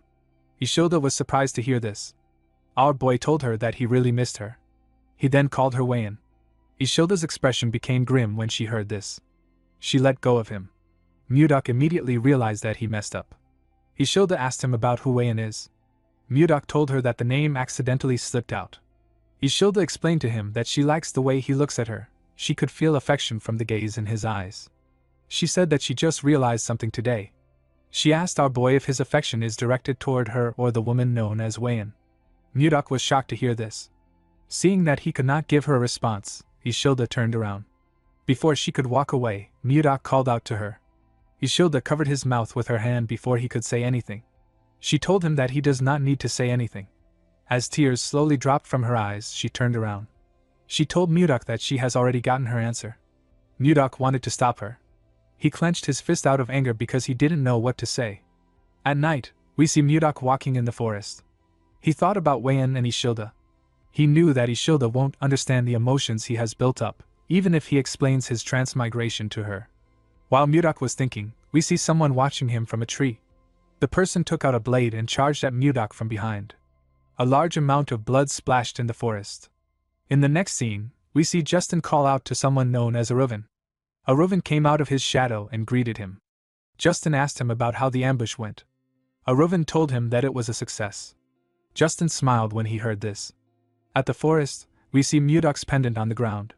The scene shifts and we are taken to the White Castle's VIP guest quarters. We see two guards at the entrance. Inside the room, we see Shilda crying. She told herself that she is pathetic. She could not believe that she was crying her eyes out after a breakup. While resting her head on her table, she remembered the look that Murdoch had in his eyes. She told herself that Murdoch is so foolish. She wanted him to try holding her back. At the entrance, we see someone walking up to the guards. The guards inform Ishilda that she has a visitor. Our girl's mood quickly changed when she heard this. She believed that it was Murdoch. She quickly got dressed and opened the door for the person. Ishilda asked him about why he came there so late at night. She asked him if he came to apologize for earlier. The moment she said this, Ishilda saw something shocking. The person in front of her was holding a sword covered in blood. The person had used his sword to stab Ishilda's guards. The person turned out to be Justin. With a creepy smile on his face, the sadistic bastard asked Ishilda to pardon his late-night visit. Our girl was shocked to hear this. She quickly rushed to grab the handle of the door. Before she could touch it, Justin used his sword to cut it off and destroy the door. Ishilda was sent flying. She could not believe that the door got torn apart so easily. She realized that this was a sword imbued with magic. She asked Justin to tell her the reason for his rude behavior. She asked him to tell her why he attacked the royal guards and entered her chambers without her permission. Justin told her that anyone who dares stand in a noble's way must be ready to face the consequences of their actions. He moved close to Ishilda and told her that she is the one being rude. He told her that she ignored his feelings and held on to some guy who appeared out of nowhere. Ishilda asked him to repeat what he said. She could not believe that he did all this over something so petty. She told Justin that Murdoch won't sit back and let him do as he wishes. Justin found it funny that she still thought of Murdoch even in her current situation. He told Ishilda that our boy is dead. The girl was shocked to hear this. Justin revealed to her that he sent an elite assassination squad after our boy. He told Ishilda that the ambush was successful. He said that she won't even find Murdoch's corpse. He raised his hand when he said this. As his hand slowly got close to her, Ishilda called out to Murdoch. Outside the castle, we see Murdoch raise his hand and release his energy. His cold energy got released in the room. Justin was shocked to feel something moving his body. Ishilda was also shocked to see this. Our boy clenched his fist and used his energy to slam Justin's body on the wall. He dragged Justin out of the room. The boy immediately knew that it was Murdoch that was doing this. He called him Baron Blizzard. Our boy threw Justin to the ground and ran into the room. He covered Ishilda with his jacket and asked her if she is okay. He gently smiled at her. Ishilda was quite happy to see him. She told him that she is fine. She asked him if he is okay. While they were talking, we see Justin's sword releasing a dark energy in the room. Our boy was able to sense this energy. He quickly raised his hand and used it to block the attack of the sword. He realized that the sword was being controlled with chi. The sword moved past him and went outside. We see someone grab the sword outside. Murdoch pulled Ishilda up and called Justin a bastard. He saw the boy wearing an armor that released an ominous energy. Our boy realized that Justin has planned this entire thing thoroughly. The scene shifts and we are taken to the past. We see Justin telling his father that he wants to take Murdoch down. The armor he is wearing was in his father's room. Justin asked his father to lend him his personal assassination squad. He knew that the assassination squad was strong enough to kill anyone. Duke Icarus grabbed the sword which was on the armor. He told his son that his personal assassination squad won't be enough. The armor disappeared and went into the sword when he said this. The Duke told his son that he will need to prepare thoroughly if he wants to kill Murdoch. The scene shifts and we are taken back to the present. We see Justin holding the magic sword that moved freely with the user's mana and creates a magic armor. Justin swung his sword and released a huge attack at Murdoch. Our boy quickly pushed Ishilda away to protect her. The attack destroyed the building. Justin believed that he could defeat a grand sword master with this sword. He laughed like a madman when he saw the damage he caused with his attack. He called Murdoch a bastard and asked him if things are different from last time. He said that it is good that the assassins failed. When the dust cleared up, we see Murdoch's arms covered with bruises. He put his hands down. Justin said that he wants to rip our boy apart with his own hands. Ishilda told Murdoch that he is bleeding from his arm. Our boy asked her to stay back. He told her that she needs to stay in a secure place. Ishilda knew that he was right. She asked him if he will come back. Murdoch turned around and gently smiled at her. He asked her to hide well and stay put. The moment he said this, he jumped down. He told Justin that he looks different from last time. The boy laughed when he heard this. His helmet slowly covered his face as he laughed. Murdoch told him that he doesn't still see any reason in him. Justin raised his sword and asked our boy not to give him more of his useless lectures. Immediately he said this, he threw his sword at our boy. Mudok pushed it aside with a simple swing of his hand. Justin appeared in front of him. The moment he did this, he swung his sword at Mudok. Our boy covered his arm with his energy and used it to block the attack. Due to the clash of their energies, they both got pushed back. Justin appeared in front of Mudok and asked him to stop his nonsense. He smiled when he saw that he was in front of our boy. He believed that he got him on the ropes. He believed that Mudok was already worn out from fighting the assassination squad. He was certain that this was the perfect time to kill Mudok. He raised his sword and told our boy that this is the end. The moment he said this, Mudok fired his energy at him and used it to knock his sword out of his hand. Justin was shocked to see that our boy fired at the same hand which he injured before. He fell on his knees and held his wrist, which had turned red. Mudok moved close to him and told him that they are at a good range. He told him that his attacks won't be able to reach the princess at their current range. Justin was surprised to see that Mudok pretended to be hit just to create some distance between them and Ishilda. Our boy explained to him that a cornered rat will bite a cat if it is desperate. He told him that a rat bastard like him could harm Ishilda. Justin grit his teeth out of anger when he heard this. He stood up and quickly put the armor together. He told Mudok that he has underestimated him. Immediately he said this, Mudok placed his hand on his breastplate. He told Justin that he was actually just being cautious. He told the boy that he does not want to lose her again. The moment he said this, Mudok released his attack on Justin. His attack froze the entire cold forest. It touched everything around them. Justin fell on his knees. His armor began to fall apart. Justin did not understand what was happening. While shivering, the boy realized that something was wrong with his mana. He could not gather his mana. Mudok advised him not to waste his time trying to gather mana. He revealed to him that he destroyed his dantian, which is also known as the energy core. With a cold gaze in his eyes, he revealed to Justin that he will no longer be able to gather and use mana for the rest of his life. Justin was horrified when he heard this. He clenched his fist. He wanted to punch Mudok. Our boy gave him a hard slap on his face. Justin fell to the ground. Mudok asked him to live the rest of his life atoning for his mistakes. He told him that he has finally become one of the weak, even though he tormented other weak people. While he was talking, Mudok noticed that the sun was rising. He used his hand to cover his face. He seemed to be happy to see the sunrise. He said that he has wasted too much time. Mudok locked Justin and his men in prison. The boy was still traumatized by the fact that he couldn't use his mana since he had taken care of Justin. Mudok planned to have a date with Ishilda. Unfortunately, our boy's mood got ruined by what he saw. He saw Ishilda holding someone's hand outside. She was holding Jerome's hand. The girl smiled as she spoke to the mage. Mudok could not comprehend what was happening. 15 minutes earlier, we see Mudok asking his men to look around. He said that something would be around there. He asked them to find it. He announced that the person who finds it will get a big reward. Jerome asked his master if he lost his pendant when he was ambushed by an assassin. Mudok told him that he is correct. Jerome revealed to him that he looked into the assassins. He said that they are actually quite skilled. He asked Mudok about how he was able to come out unharmed after he was attacked by them. Our boy could not believe that Jerome called the weak losers skilled. He said that the assassins only knew how to move silently. They were just a bunch of weaklings to Mudok. Our boy said that he wouldn't have even noticed them if he was in good shape. Jerome told him that he is amazing. While he was talking, someone walked up to them. The person told Mudok that he lost the pendant because of her. Jerome used his hood to cover his head when he heard the person's voice. Our boy turned around when he heard her voice. The person turned out to be Ishilda. The princess had a maid with her.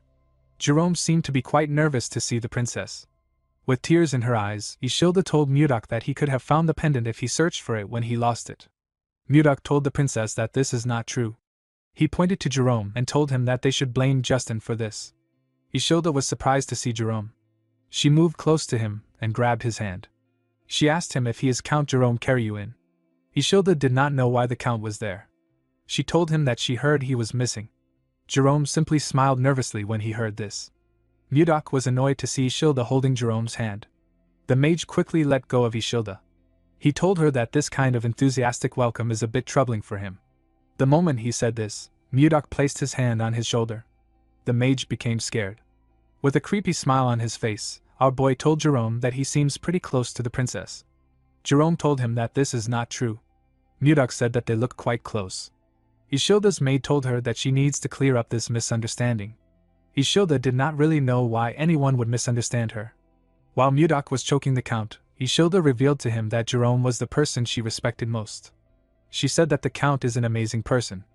According to the princess, Jerome is a true noble who cares for the people. She said that she felt bad that he got exiled to a barren place. She was quite sad when she found out that he went missing. Mudok asked him about why he never spoke about this. Jerome told him that no one goes around bragging about their own good deeds. Mudok asked the princess about why she spoke about Jerome in the past tense. The princess said that things are different now that she knows him. She blushed when she said this. Our boy also blushed. Before he could say anything, Ishilda turned around and ran. She said that she will help him look for the pendant on this side. Her maid quickly ran after her. After separating herself from Mudok, Ishilda stopped to catch her breath. While breathing heavily, Ishilda looked down. She saw the pendant buried in the snow. She quickly bent down to pick it up. Her maid caught up to her when she went down. Ishilda called out to the maid whose name is Renika. She said that this is the pendant that Mudok is looking for. The maid did not expect her to find it. She said that she will tell Mudok immediately. While looking at the pendant, the princess remembered the look on our boy's face when he mentioned Wayan. She was certain that this pendant had something to do with Wayan. Renika called out to the princess. She told her that she has the same expression as Mudok. Ishilda was quite angry when she remembered how Mudok reacted. She asked her maid if she really looked like him. The woman nodded her head at her. She told Ishilda that there is no need for her to rush. She assured her that Mudok is thinking about her the same way she is thinking about him. Ishilda stared at the pendant when she heard this. At first, she was jealous, but now she is curious about the situation. She wondered about the woman who could win the heart of someone like Mudok. Ishilda gave our boy back his pendant. She was quite curious about who Wayan is.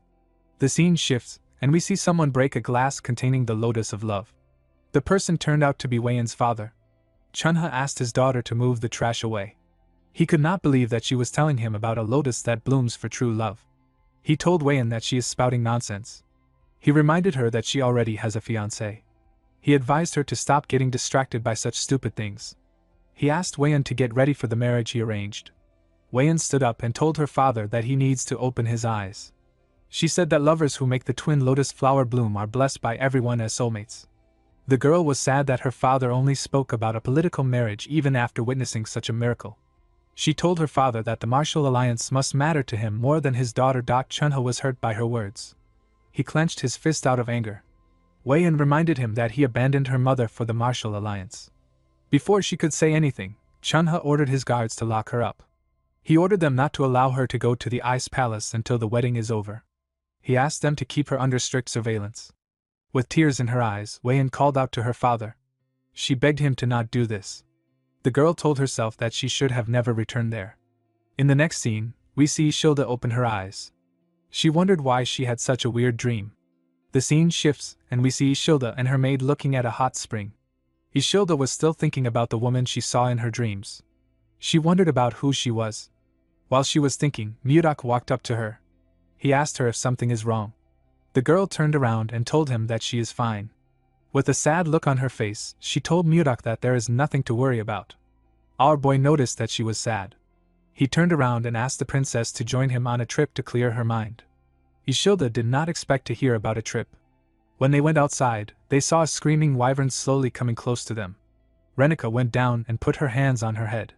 She was quite terrified. Ishilda was actually fascinated. She did not expect to see ice wyverns. She was quite excited. She said that she has never seen ice wyverns that were tamed. Mudok explained to her that the wyverns have been trained since they were little. He assured her that the wyverns are very friendly. He asked her not to fear them. The moment he said this, he saw some people walking towards them. It was Jerome and Jake. Jerome was carrying a suitcase. He told his master that departure preparations are complete. Mudok asked him if he also prepared something. Jerome said that he did. Immediately after he said this, something jumped out and landed on the ground. Renika screamed when she saw the thing. Jerome apologized to her for scaring her. He introduced her to a smaller version of Kondal. He told her that he is a Yeti.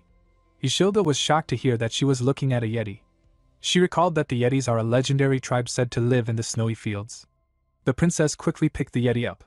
She said that she never imagined Yetis to be a small and cute race. With a nervous look on his face, Jerome told the princess that he is glad she likes him. Our boy gave him a thumbs up. Before seeing Ishilda, Mudok told Jerome that the princess will be startled if she sees Condal. He asked the mage to shrink him with magic. Jerome told his master that magic isn't almighty. He said that he will still do it. Ishilda placed Condal on her head and pressed his fluffy fur. She smiled brightly as she touched the Yeti. Mudok was happy to see her smiling. He told the princess that they need to go now. He called out to a wyvern called Lilith. The wyvern bowed her head to him. Mudok got on her and stretched his hand out to Ishilda. He asked her to take his hand. Ishilda blushed when she heard this. She raised her hand and grabbed Mudok's hand. Our boy helped her sit on the wyvern.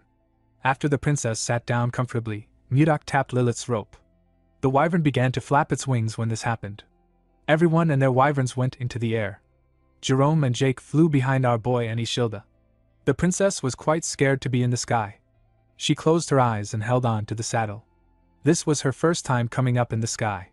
She told herself that she will be okay since she is with Mudok. With a smile on his face, our boy asked the princess if she would like to look ahead. Ishilda carefully opened her eyes. She was shocked to see what was in front of her. It was a beautiful sunset. Ishilda could not believe her eyes. Mudok asked her if she is feeling a bit better now. Ishilda did not expect to hear this. She smiled when she realized that our boy has been worried about her all along. She told Mudok that she feels better thanks to him. Our boy smiled when he heard this. He asked the princess to hold on tight. Ishilda did not know why he said this. Mudok made his wyvern speed up and pierce through the clouds. The scene shifts and we see the group arrive at their destination. Luya welcomed them. She told Mudok that he should have at least sent word to her in advance. Our boy reminded her that they are far away from each other. He asked her how they were going to contact her. He told the girl that she can report the trade matters to Jerome. Mudok told the mage that he is counting on him. Jerome was shocked to hear this. He told his master that he is basically doing everything. He asked Mudok what he will do. Our boy said that he will be dining with Ishilda at a nearby restaurant. He asked the mage to finish everything before he returns. Luya told him that she understands. Jerome asked our boy if he doesn't get to have a say in this case. In the next scene, we see Ishilda looking at the beautiful town from a balcony in the restaurant. Mudok told her that he prepared the place for her. He asked her if she likes it. Ishilda replied that she loves it. While looking around, Ishilda realized that she has seen the flower inside Mudok's pendant before. She quickly recalled that this was the lotus she saw in her dreams. While she was lost in thought, Mudok called out to her. He asked her if she is all right. The princess apologized to him. She said that she was just thinking about the strange dream she had last night. Mudok asked her about what happened in the dream. Ishilda revealed to him that there were people wearing strange clothes and living in houses that she has never seen before. In her dream, she was a woman in her early 20s, a woman with pale skin, brown hair, and black eyes. Ishilda said that she always had a sad expression on her face because her father wanted to force her into a political marriage, even though she already had someone that she loved. The princess laughed and said that it was such a strange dream. Mudok grabbed his pendant and laughed with her. Ishilda revealed to him that she desperately called out to someone in her dream. She called out to someone known as Gaga. Our boy was shocked to hear this. There was only one person that called him Gaga in his entire life. This person is Wayan. Ishilda noticed the look on Mudok's face. She asked him if he is all right. Our boy tightened his grip on his pendant. He said that he was simply lost in thought. He let go of the pendant and asked the princess to eat before the food gets cold. Ishilda told our boy that she wants to make a request. She explained to him that she feels like there is a distance between them every time he calls her princess. With a smile on her face, the girl asked him to call her Ishilda if it is okay with him. While looking at her, Mudok remembered Wayan. He smiled when he remembered his lover. He told Ishilda that he can do this. Later in the evening, we see Mudok and Ishilda finish their food. While our boy was cleaning his mouth, Jerome called out to him. He asked him if he enjoyed his meal.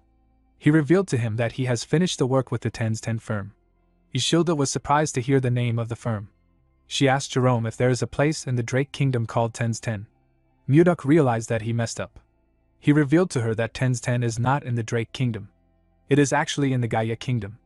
Ishilda was shocked to hear this. The Gaia Kingdom is a powerful nation in the northwest of the continent. It is ruled by queens. It is also known as the country for women. The Knight Order of the kingdom is composed entirely of women. They are known to rival the Wyvern Knights of the Zeba Empire in strength. Ishilda knew that she was far from the White Castle, but she did not think that she would be in the Gaia Kingdom. She hoped that her arrival wouldn't cause any diplomatic issues. While she was thinking, Jerome cleared his throat to remind her that he is still there. Ishilda apologized to him. She asked him to continue. The mage told her that it is fine. He revealed to his master that the ice ogre leather they are currently supplying the kingdom is quite popular. He said that Luya made a suggestion today. She asked if the Karelim firm could build a factory here to make and sell leather goods directly. Mudok asked him if there is a need to sell products too if the leather is already selling. Jerome explained to him that the queen and most titled nobles in this kingdom are women. If they are able to make clothes and bags that the royals and nobles like, it will become a trend. This will allow them to earn a lot more money than before. Jerome revealed to Mudok that Luya knows a famous craftsman from Karelim. The girl said that they can start immediately if they get Mudok's approval. Our boy was happy to hear this.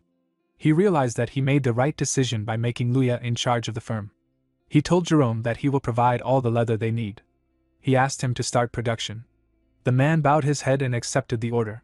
He revealed to Mudok that their leather is so popular that it sells out the same day it arrives. The moment he said this, he and Mudok heard a loud sound. Jerome raised his head and our boy turned around. They saw a building burning far away from them. Jerome was shocked to see the building burning. He revealed to our boy that their firm is in that area. He said that the fire can ride the wind and spread to their building. Our boy said that he will check it out. He asked Jerome to stay with Ishilda. Jerome asked his master if he is going alone. He told him that it is too dangerous. Ishilda told our boy that she will follow him. Mudok told her that it will only take a moment. He assured her that he will be back soon.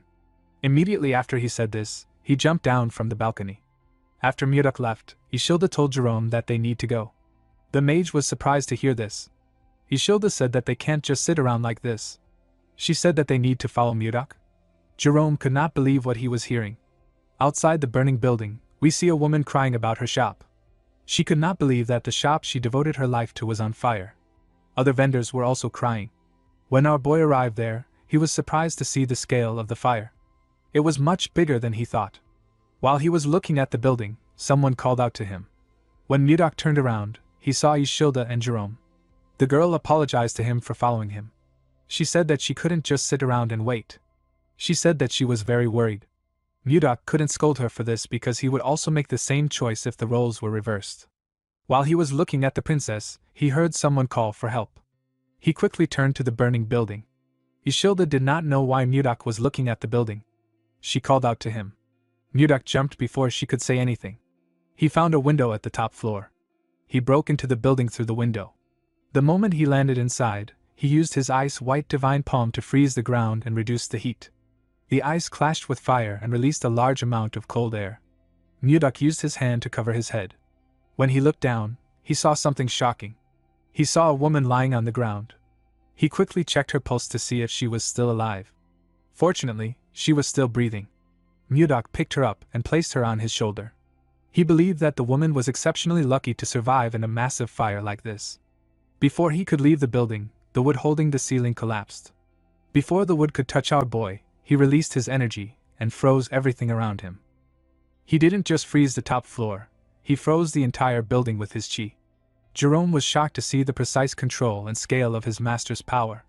He was certain that this level of magic was at the 9th circle. While he was looking at the top floor, someone walked out of the building. Ishilda was quite happy to see the person. The person turned out to be Mudok. Our boy froze the ground with each step he took. The scene shifts, and we see a man and a woman having a meeting near a fireplace. The man poured the woman some liquor. He referred to her as princess, and told her that there were signs of rebellion. The princess wasn't pleased to hear this. She asked the man to tell her who dared to try it. The moment she said this, the princess began to feel dizzy. She saw the man reaching out to her. He was smiling. The next person the princess saw was Mudok. The princess opened her eyes when she saw our boy. She found herself in a different room. She raised her head to look around, wondering where she was. When she looked at the door, she noticed it was open. The princess decided to step out of the room. When she opened the door, she found herself in a dining room with Mudok and the rest of the group. Luya stood up and asked the princess if she was feeling better now. The princess crossed her arms and looked around. She asked Luya to tell her where she was. The woman told her that she was with the Karellum merchant group. The princess recalled that this was the merchant group that had recently become famous thanks to the leather trade. She could not believe that no one in the group could recognize her. She asked Luya if there was no one from the Gaia kingdom in their group. The woman revealed that they were from Karellum village, a place in the northern part of the Drake kingdom. She said this was why they were known as Karellum merchants. The princess asked Luya to tell her who saved her. Luya pointed to her master and introduced him as the Lord of Karellum. She told her that Mudok was the one who saved her. The princess's eyes shined brightly when she saw her boy. She moved close to Mudok and told him she had to thank him for saving her, with a confident look on her face. The princess introduced herself as Sylar MacMahon. Ishilda and Jerome were shocked to hear her name. Even Luya could not believe what she was hearing. Jake asked Luya to tell him who Sylar was. The woman was annoyed to hear this. She clenched her fist and called the man an idiot. She revealed that Princess Sylar was the second princess of the Gaia kingdom. At the age of 25, she had reached the realm of Sword Master. She was the captain of the Royal Knights, and the most famous person in the kingdom. Luya pushed Jake's head down and bowed her head. She apologized to the princess for their rudeness. Sylar told her that it was fine. She said she would forgive her because they were not from the Gaia kingdom. Ishilda began to tremble. She couldn't believe that she had run into a princess of another nation. She knew she might cause an international issue if Sylar found out who she really was. Mudok noticed that Ishilda was shaking. Sylar told our boy that she would personally reward him for saving her life. She asked him to follow her to the castle when they were done eating. Mudok declined her offer. He told her he had to return to his country. Sylar was shocked to hear this. Luya became scared when she heard her master's response. She knew it was extremely rude to reject a reward from the royal family in this kingdom. She decided to change the topic. She moved close to the princess and asked her how she ended up in the burning building. Sylar realized she had been left there by Baron Dayton. She couldn't believe the Baron betrayed her and tried to assassinate her even after she took great care of him. Sylar told Luya that it was nothing serious. She said that a pathetic man with no confidence tried to assassinate her with poison. Luya was shocked to hear that. The princess revealed that the assassins had set the building on fire to ensure no evidence was left behind. She turned to Mudok and told him she must repay him for saving her life. She asked him to tell her what he wanted. Before Mudok could say anything, Sylar's stomach growled loudly. The princess was quite embarrassed. Our boy told her that what she wanted was the food in front of her. Sylar was annoyed to hear this. She called him an insolent bastard and asked if he was mocking her. Our boy explained that she must be hungry since she hadn't eaten since yesterday.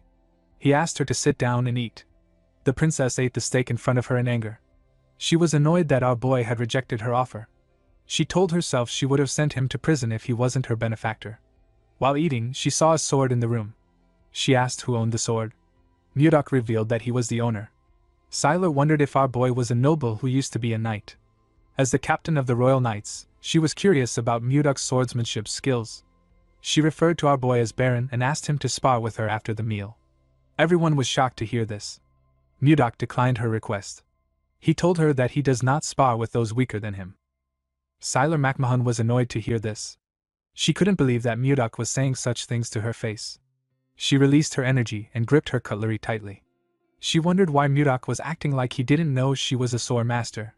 In the past, there were times when male knights from other countries refused to duel her just because she was a woman. Getting those knights to accept her duel was simple. She laughed and asked Mudok if he was afraid of losing. Everyone was shocked to hear this. They couldn't believe that she was provoking our boy. Mudok stood up and grabbed his sword. He asked the princess to come outside with a look of anger on his face. He told her that he wanted to show her a technique. The scene shifts and we see the group outside. Sylar and Mudok were standing in a grass field. Sylar told our boy that they would be following Knight's rules, no mana usage, and the first to subdue the other would win. Mudok accepted her condition. Jerome reminded his master that Sylar was a princess of the Gaia kingdom, and warned that even a scratch could create diplomatic issues. Our boy told him he understood and asked him to stop talking.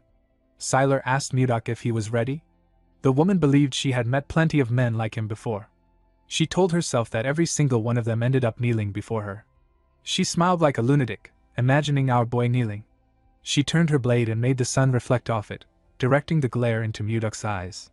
Our boy seemed annoyed by the cheap trick. Sylar charged at him, believing she had found an opening. Mudok easily blocked her attack by raising his sword. Sylar didn't expect him to block her surprise strike. She realized he was skilled. She dashed around and attacked from behind, thrusting her rapier at an insane speed. Mudok dodged it by moving his head, and even smiled. Sylar wasn't done. She increased the speed and power of her strikes. She rained down attacks on him. Mudok blocked them but was slowly being pushed back. Sylar didn't relent. She aimed each swing at his head. Yet Mudok seemed unfazed, blocking each strike with minimal movement and no real effort. Sylar noticed this and couldn't believe it. She had to admit, Mudok was skilled. She closed in and swung her sword with immense force, shattering the ground beneath them. Our boy leapt back to dodge. Sylar followed and kicked at him midair. Mudok blocked the kick with his sword, but it still sent him flying. He jammed his sword into the ground to stop himself, then glared at Sylar. He realized that Sylar was like a wild master of the piercing spear style at the harmonization stage. She used an endless barrage of thrusts. Mudok knew he couldn't keep blocking forever. If this continued, they'd destroy the entire area. He decided to end it in one strike. The two charged at each other. Sylar swung. Mudok blocked. She tried to kick him again, but he blocked her leg. Moving to her side, he delivered a heavy blow to her stomach. The punch broke her balance. Mudok then grabbed her by the neck and slammed her into the ground. Sylar quickly tried to get up, but our boy pointed his sword at her neck. He asked her to admit defeat. Sylar refused. She asked him to fight again. Jerome clapped, saying both showed impressive swordsmanship and suggested returning inside to finish their meal. With a serious face, Sylar told Mudok that if he didn't accept her rematch, she would officially challenge the Drake Kingdom. Everyone was stunned. This was their worst fear. Mudok stepped away and told her that admitting defeat was also a warrior's virtue. He said her behavior was childish, especially since she was a princess. Sylar stood up and demanded he repeat what he said. Gritting her teeth, she cloaked her hand with energy and charged at him in anger. She demanded to know what he thought he knew about her to speak like that. Before she could reach him, Mudok pointed his sword at her face. She froze. Her knees buckled, and she collapsed. She realized she had lost. She hadn't even seen his sword move. Mudok asked if this was how they treated their saviors in this kingdom. He questioned if her tiny brain couldn't realize he had held back because she was royalty. He told her to think carefully about who was wrong in this situation. Sylar couldn't understand why she couldn't win. She remembered showing her mother a medal she'd earned for winning first place in the swordsmanship tournament when she was young. Her mother had told her she was amazing, and that one day she would be strong enough to protect her and her sister. The queen had asked her to become the Sword of Gaia. Sylar had lived her whole life by those words. She trained endlessly to be someone who could protect the kingdom, someone no one could ignore. She wondered who Mudok really was. While our boy was watching her, Ishilda walked up and called out to him. Mudok advised Sylar to choose her opponents wisely next time. Then he turned to Ishilda and wrapped an arm around her waist, smiling. He told her they were returning to Karellum tomorrow and needed to finish their sightseeing. Ishilda nervously walked off with Mudok. Our boy tapped Jerome on the shoulder and asked him to tell Jake to buy a few swords for him. Jerome said the swords would be ready before he returned. After Mudok left, the princess called over Jerome and Luya.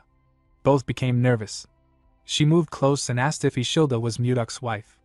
Jerome replied no, she was a noblewoman from a respected family. Sylar seemed relieved that they weren't married yet. She turned to Luya and asked her to fetch a carriage. She said she was returning to the palace. Luya obeyed. Ever since she became a sword master, this was the first time she'd met someone stronger than her. Sylar wondered if her life would have been different if someone like Mudok had been by her side. After returning to the palace, Sylar sent her closest aides out to find Baron Dayton. He was found dead in his basement. There was a letter in the Baron's hand. The Baron wrote that his family had been taken hostage. The letter was already torn, so this was the only thing Sylar could find out. The torn part probably had the name of the mastermind on it. The killer tore the letter after taking out the Baron.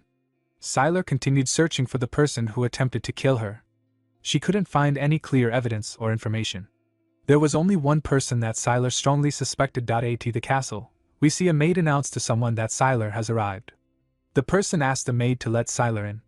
Sylar stepped into a greenhouse. She saw a young woman drinking tea inside the greenhouse. This person is the first in line to the Gaia Kingdom throne and the person Sylar suspects the most. Her name is Lewin MacMahon. Sylar sat with her sister in the greenhouse. Lewin seemed shocked to find out that Baron Dayton tried to kill her sister. Sylar revealed to her that the Baron drugged her and set the building on fire. She said that she would have died if someone hadn't saved her. Lewin stood up and asked if someone was at the door. She asked someone to bring the Baron to her. Sylar asked her sister not to bother herself. She revealed that the Baron was already dead by the time she found him. She told her that the person who tried to kill her must have silenced the Baron. Lewin hugged Sylar and referred to her as her beloved sister. Sylar was surprised to see this. Lewin told her that she thought she would be fine because she is a sword master. She said that she was too careless. With a horrifying look on her face, Lewin told Sylar that she is extremely happy to see that she is safe. Sylar could tell that her sister was faking it. She could not believe that her own sister was this upset that she didn't die. Even though all the clues pointed to Lewin, Sylar told herself that it wasn't true since there was no solid evidence. She wanted them to go back to the way they were before. The princess wondered about what Murdoch would have done at a time like this. The moment she thought of this, she grabbed her sister's shoulders. With a smile on her face, she asked Lewin if she is going to be part of the royal delegation for King Drake's birthday. Lewin said that she is. Sylar asked her sister if she could go in her place. Lewin found this odd. She knew that her sister never attends events like this. She quickly got an idea. She asked her sister if the man that saved her is from the Drake Kingdom. Sylar blushed when she heard this. Lewin asked her sister if she wanted to see him again. Sylar stood up and told her sister that it is nothing like that. Lewin smiled when she saw how her sister reacted. 3 days had passed since Murdoch returned from Ten's 10. After Justin's attack, assets like the wyverns and the glacial flower were deemed at risk of being discovered by the enemy. Due to this, official exchanges and public activities were moved to the previous castle they used before they found the White Castle. While looking at his clothes, Murdoch realized that today is the day that he and Ishilda are leaving. While thinking, Murdoch remembered Jerome telling him that they needed to strengthen their forces in case Sylar attacked them. Our boy stepped out of his office. He was relieved to see that everything was quiet today. The moment he closed his door, we see Jerome appear out of nowhere. Kondo was on his head. The mage moved close to his master and told him that Sylar would be attacking them soon. He said they must execute their military reinforcement strategy immediately. The moment he said this, someone else spoke, saying she was also a little worried. The person turned out to be Ishilda. The princess told Murdoch that Sylar is a princess of the Gaia Kingdom, and that she was worried the situation could escalate into a diplomatic issue. Murdoch understood everyone's concern, but he was not really worried. In the Central Plains, especially during his time with the Murim Alliance, our boy had often seen the proud gaze of a true martial artist. He knew that someone like Sylar wouldn't carelessly reveal this matter to anyone else. Murdoch asked them not to worry too much. He explained that he was the one who was right and assured them that Sylar understood his intentions. He put his hand into his clothes and took out a box.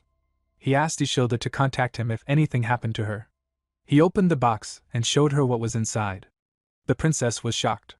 Murdoch revealed to her that she was looking at a communication stone made from a mana stone. He explained that it allowed a person to communicate over long distances without a mage. He told her it could even work from the capital of the kingdom. Ishilda was surprised to hear this. Murdoch asked her to contact him anytime. At the entrance of the White Castle, we see Ishilda and Murdoch talking. The maid standing next to the carriage told the princess that it was time to depart. Murdoch moved close to the princess and gently whispered that communication stones were not yet known in the world. He advised her to only use it when alone, to avoid exposure. He told her that Jake would follow them from the sky to watch over them. Ishilda smiled when she heard this. She could feel what Murdoch felt for her through his actions and words. She moved close to her carriage and turned around with a smile on her face. Ishilda thanked Murdoch. Our boy watched the carriage as it rode off. He realized that his current status was too low. There was a vast difference between him and the princess. It was like heaven and earth. To become a man worthy of her, Murdoch needed to raise his status. Our boy said that it was time for him to visit a certain place. Jerome followed his lord to the location he wanted to visit. He was shocked to see what was inside. He saw different unconscious bodies on the ground. He asked his master what had happened. He asked him to explain who these people were. Murdoch revealed that they were the ones who had tried to kill him. Jerome asked if they were the assassins that Justin brought. Our boy said that he was correct. Murdoch and Jerome walked past the assassins lying on the ground. The mage asked if Justin knew about them. Our boy replied that Justin probably thought they were dead. Murdoch seemed dissatisfied as he looked at the assassins. He had locked them up without food to test how long they would last. He could not believe they were already in this state after only 10 days. Compared to the assassins in the Central Plains, these people lack skill and survival abilities. While thinking, our boy noticed something. He saw 2 assassins who he considered decent. He ordered Jerome to bring food for them with Schuert. The mage accepted his order. Mudok let out a sigh when he realized that it was going to take a while to make these guys useful. In the next scene, we see the assassins shoving food down their throats. Schuert advised them to slow down. Jerome decided to question his lord. He asked him why he kept these people alive. Our boy revealed that he planned on raising them as his own assassination squad. The mage was surprised to hear this. He asked his master why he would need an assassination squad. The moment he said this, Jerome became worried. He wondered if his master planned to send assassins to the Gaia kingdom before they attacked, or if he wanted both an ice wyvern unit and an assassination squad to start a rebellion. The mage did not know what his master was thinking. Jerome informed his master that having an ice wyvern unit and an assassination unit might be too much. He told Mudok that they were able to get through the inspection thanks to the princess's visit. He said that they might be accused of treason when the next inspection takes place. Mudok wasn't listening to a single thing that Jerome said. He was actually thinking of Princess Ishilda. Before leaving, the princess informed him that her father's birthday would take place soon. She asked him if he was also going to come to the capital. Mudok revealed to Jerome that he planned to use the king's birthday as a turning point for his territory. He said that he would be entering the central political stage. The mage screamed when he heard this. He didn't understand why his master suddenly became ambitious. Mudok explained to him that he had to be a duke to even stand a chance with a princess like Ishilda. In order to become a duke, he needed to face countless enemies. Our boy told Jerome that an assassination unit was necessary for their growth. He called out to Schuert and asked him if the entire Blizzard Order had assembled. The captain of the Blizzard Order told him that they had. He said that the men had gathered at the entrance just like he instructed. Our boy called out to the assassins and asked them to listen. He revealed to them that they had only 2 choices. The first choice was to become his subordinate, and the second choice was to die at his hand. Mudok informed them that they couldn't actually become his subordinates because their skills were pathetic. The assassins did not expect to hear this. Our boy revealed to them that he had prepared a training program to whip them into shape. He asked them to choose one of the weapons placed behind them. He ordered them to go outside and kill any knight they saw. 3 weeks later, we are taken to the snowy forest. We see 3 knights backing each other. They held their swords and shields up, seeming to prepare to block someone's attack. While the knights were looking around, someone charged at them with a dagger. One of the knights blocked the man's attack with his shield. The other 2 knights grabbed his clothes and slammed him on the ground. The knight that blocked the attack raised his sword. The man screamed when he saw this. The knight took a badge off the man. Immediately after he did this, the other 2 let the man go. The knight was very happy to see the token. He said that he killed the man. His comrades were also quite happy to see the token. One of them said that he wouldn't have to skip dinner today. The knights asked the man to sit somewhere, but the man forcefully stood up. Mudok watched everything from the top of a tree. He held a cane in his hand. It had been 3 weeks since the joint training between the Blizzard Order and the assassins began. The rules of the training were simple. Each participant received a single badge. If it was stolen or damaged, the owner was considered dead. If one side lost all their badges, that side had lost the match. Although this training sounded simple, nothing spurred growth like competition. Since both sides needed to get some training, this was the best exercise for them. While Mudok was looking around, he saw a bright red light shining in the forest. Our boy said that something had started again. All the assassins were marked by Jerome's tracking spell. If they left the designated area, an alarm would go off. The assassin who ran out of the designated area was a young man with red and white hair. The man looked behind him to see if anyone had caught up to him. Before he could get far, someone called out to him and told him that this was his 10th time. The man was surprised to hear the person's voice. The man, whose name was Miller, quickly looked up to see Mudok on a tree. Our boy informed him that this was the 10th time he had deserted. He reminded him that he had said he would kill him if he caught him running one more time. Miller went down and took out a dagger, saying that he didn't have time for games. Before he could do anything, he got hit in the neck. The man fell to the ground and lost consciousness. He was hit by another man. The man who hit him went on his knees and apologized to Mudok. He begged our boy to forgive Miller one more time with his great mercy. This man was Baker, the leader of the assassins. Mudok asked Baker to tell him why Miller was so desperate to escape. Baker revealed to him that Miller wanted to avenge someone. Our boy asked him what he meant. Baker explained to him that Miller was different from the others who became assassins to make money. When he was a child, Miller's entire family was murdered. He was the only one who survived. Miller later found out that the killer would be attending a party in the capital next month. Mudok realized that there was only one party that was going to take place in the capital next month. The scene shifts, and we are taken to the White Castle. We see Mudok watching the sunset from the window. While he was looking outside the window, Miller woke up. Mudok immediately informed him that the king's birthday party would be guarded by hundreds of mages and knights. He asked Miller if he really thought he could successfully assassinate his target in this environment. Miller realized that his leader had told Mudok about his life. He explained to our boy that he had lived his whole life for revenge. He said that he didn't care about what would happen to him as long as he could kill his enemy. Mudok assured him that he would never be able to get close to his enemy, or even get his revenge. He told him that he would die a pointless death without gaining anything. Miller knew that Mudok was right. Our boy revealed to him that he would be attending the party as a noble. Miller asked him why he was sharing this with him. With a crazy smile on his face, Mudok told the boy that he was proposing a deal. He promised to help him get revenge if he served him with complete loyalty. Miller was shocked to hear this. He asked Mudok why he wanted him. He told our boy that there were many assassins who were better than him in the group. Mudok told him that Baker had said he was the only one who became a top-class assassin at age 25. He told Miller that he held his potential in high regard. Although the man was still lacking in Mudok's eyes, it was certain that he would still grow stronger. Our boy told him that he needed him in the assassination unit he was forming. He asked Miller if he would make a deal with him. The man remembered the bodies of his family members. He went on his knees and told Mudok that he would do anything as long as he could get his revenge. Our boy walked past him and told him that they had a deal. He revealed to him that they would be traveling in a few days and asked him to prepare. The moment he said this, Savina stepped into the room. With a bright smile on her face, she told her master that the ice cream was ready. Miller was surprised to see the beautiful girl. Her beauty was captivating. He watched her as she walked out of the room with Mudok. He placed his hand on his chest when he noticed that his heart was beating fast. The man wondered who Savina was. In the next scene, we are taken to a huge mansion. We see Duke Icarus sitting on his throne. The Duke was annoyed to hear that his son had lost his artifact. He called him a fool. Justin tried to explain himself, but his father asked him to shut up. The boy bowed his head in shame and kept quiet. The Duke did not like the fact that Mudok had messed with him. He called out to a man known as Roxelin and asked him if he could handle the situation properly. With a smile on his face, Roxelin asked the Duke not to bother himself. He assured him that he would stop Mudok. The scene shifts, and we see our boy having a meeting with his officials. He found out that they were supposed to relocate 6,000 new territory citizens from beyond Totosi City to Karelum.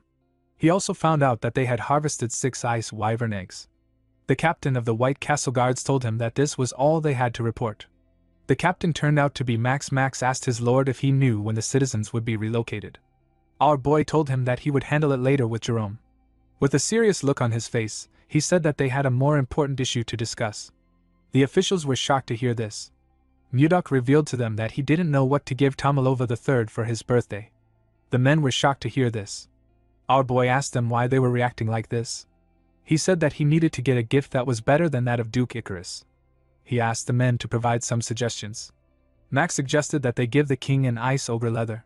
He said that it was popular among merchants, and that the king would appreciate it since winter was coming.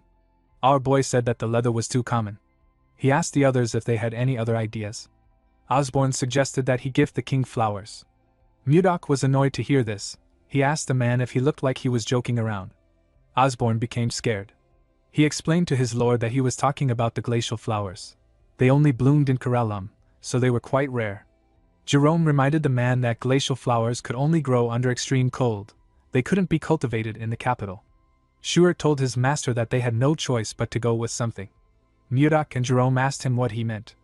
Before Schuart could speak, Jake barged into the room. With a look of anger on his face, he told his master that he could no longer take this anymore. He said that the damned bastard had blocked all the roads. Mudok didn't know what he was talking about. He asked Jake to explain himself properly. Jake informed Mudok that he was talking about Roxelin, the Viscount of Totosi City. He explained to him that they had been paying unfair tolls and usage fees for a while now. However, the Viscount had completely blocked the road. Our boy asked Jerome if they couldn't just go around the city or fly over it with the ice wyverns. The mage explained to him that ice wyverns had cargo limits, so land routes were essential for transportation. He used his magic to create a map of the cities. He explained to Mudok that they had to pass through Totusi City to reach the capital from Karellum. Since Totusi City didn't know that they had ice wyverns, they blocked the land routes in hopes of stopping their transportation of goods. Due to the fact that the Viscount blocked the road right before the nobles-only party, Jerome was able to deduce that the Viscount was trying to stop his master from attending the party. Mudok believed that the Viscount must be hiding something. He asked Jerome to tell him why the Viscount was trying to block his path. The mage revealed to him that the Viscount had built his power under Duke Icarus. He said that the Duke must be the one who put the Viscount up to this. Our boy smiled when he heard this. He said that they had to respond if their enemies provoked them. Jerome was surprised to hear this. He asked his master not to start a territorial war. Mudok didn't know what a territorial war was. He asked the mage to tell him what it meant. Jerome explained to him that it was a war between the land-owning lords. As long as they didn't break the royal law, even the king couldn't interfere. However, to start a territorial war, one must inform the king, and he must officially declare war on the opponent. The only exception to this rule was when the noble finished the war before the news reached the king's ears. The noble could report it after making his opponent surrender. Mudok smiled when he heard about this. He believed that the war had arrived at the perfect time. It was the perfect time for them to test what they had been preparing. Our boy turned to Schuert and ordered him to prepare for deployment, telling him to leave a small force in the territory. Schuert accepted the order. Mudok asked Max to put the assassination unit on standby for now. He ordered him to send Miller to scout Totusi City. The man accepted the order. Mudok turned to Jake and asked him to prepare his wyvern unit for deployment. The man was shocked to hear this. He reminded his lord that his unit only had 20 people. He asked if they were not too small for a territorial war. Our boy did not expect to hear this. He asked Jake if he was really the captain of the Wyvern Knights. He told the man that he didn't trust the power of the Wyverns even though he was so close to them. Jake was surprised to hear this. He realized that his lord was right. He knew that his Wyverns weren't weak. He walked out of the room with the others, determined to show everyone the power of the Wyverns. Mudok wore his black robe. He ordered Jerome to declare war on Totusi City for the tyranny against the citizens of Karellum and for blocking their passage. Jerome refused his master's order. Mudok thought that the man wanted him to repeat himself. He quickly realized that Jerome had denied his request. He turned to him and asked him to repeat what he said. Jerome explained to his lord that this was a gamble that did not guarantee their win. He said that it was too reckless to risk the lives of their people on this war. He reminded Mudok that Viscount Roxelin still held 6,000 citizens as hostages. If Karellum attacked first, the people might be in danger. Apart from this, Totusi City's forces outnumbered their forces tenfold. If the city were to receive support from Duke Icarus, Karellum would be at an even greater disadvantage. Mudok said that he needed 2 days. He assured Jerome that he would end everything in 2 days. The mage was shocked to hear this. He told his master that this was impossible. Our boy walked past him and reminded him that he was a strategist. He asked Jerome not to show uncertainty in front of the troops. Jerome realized that things could actually go differently. He knew that our boy was someone who could defy his expectations and create a miracle. When Mudok got outside, he ordered his knights to prepare Lilith for him. He raised his hand and looked around. He saw his soldiers and wyvern knights awaiting his orders. With a smile on his face, Mudok announced that Karellum was declaring war. The streets of Totusi were in turmoil. Knights marched through the city, dragging bound prisoners from Karellum toward the prison. Chains clinked with every step, the air thick with fear. One prisoner, his face grim but defiant, turned to the knight beside him. "Hey," he demanded. "What crime do you say we committed?" The knight's eyes flashed with anger. In one swift motion, he pressed the edge of his blade against the man's neck. "Anyone from Karellum is to be captured. That's the order from the Viscount." He spat. The scene shifted to a grand white and blue mansion loomed over the city, the residence of Totusi's lord, Viscount Roxelin.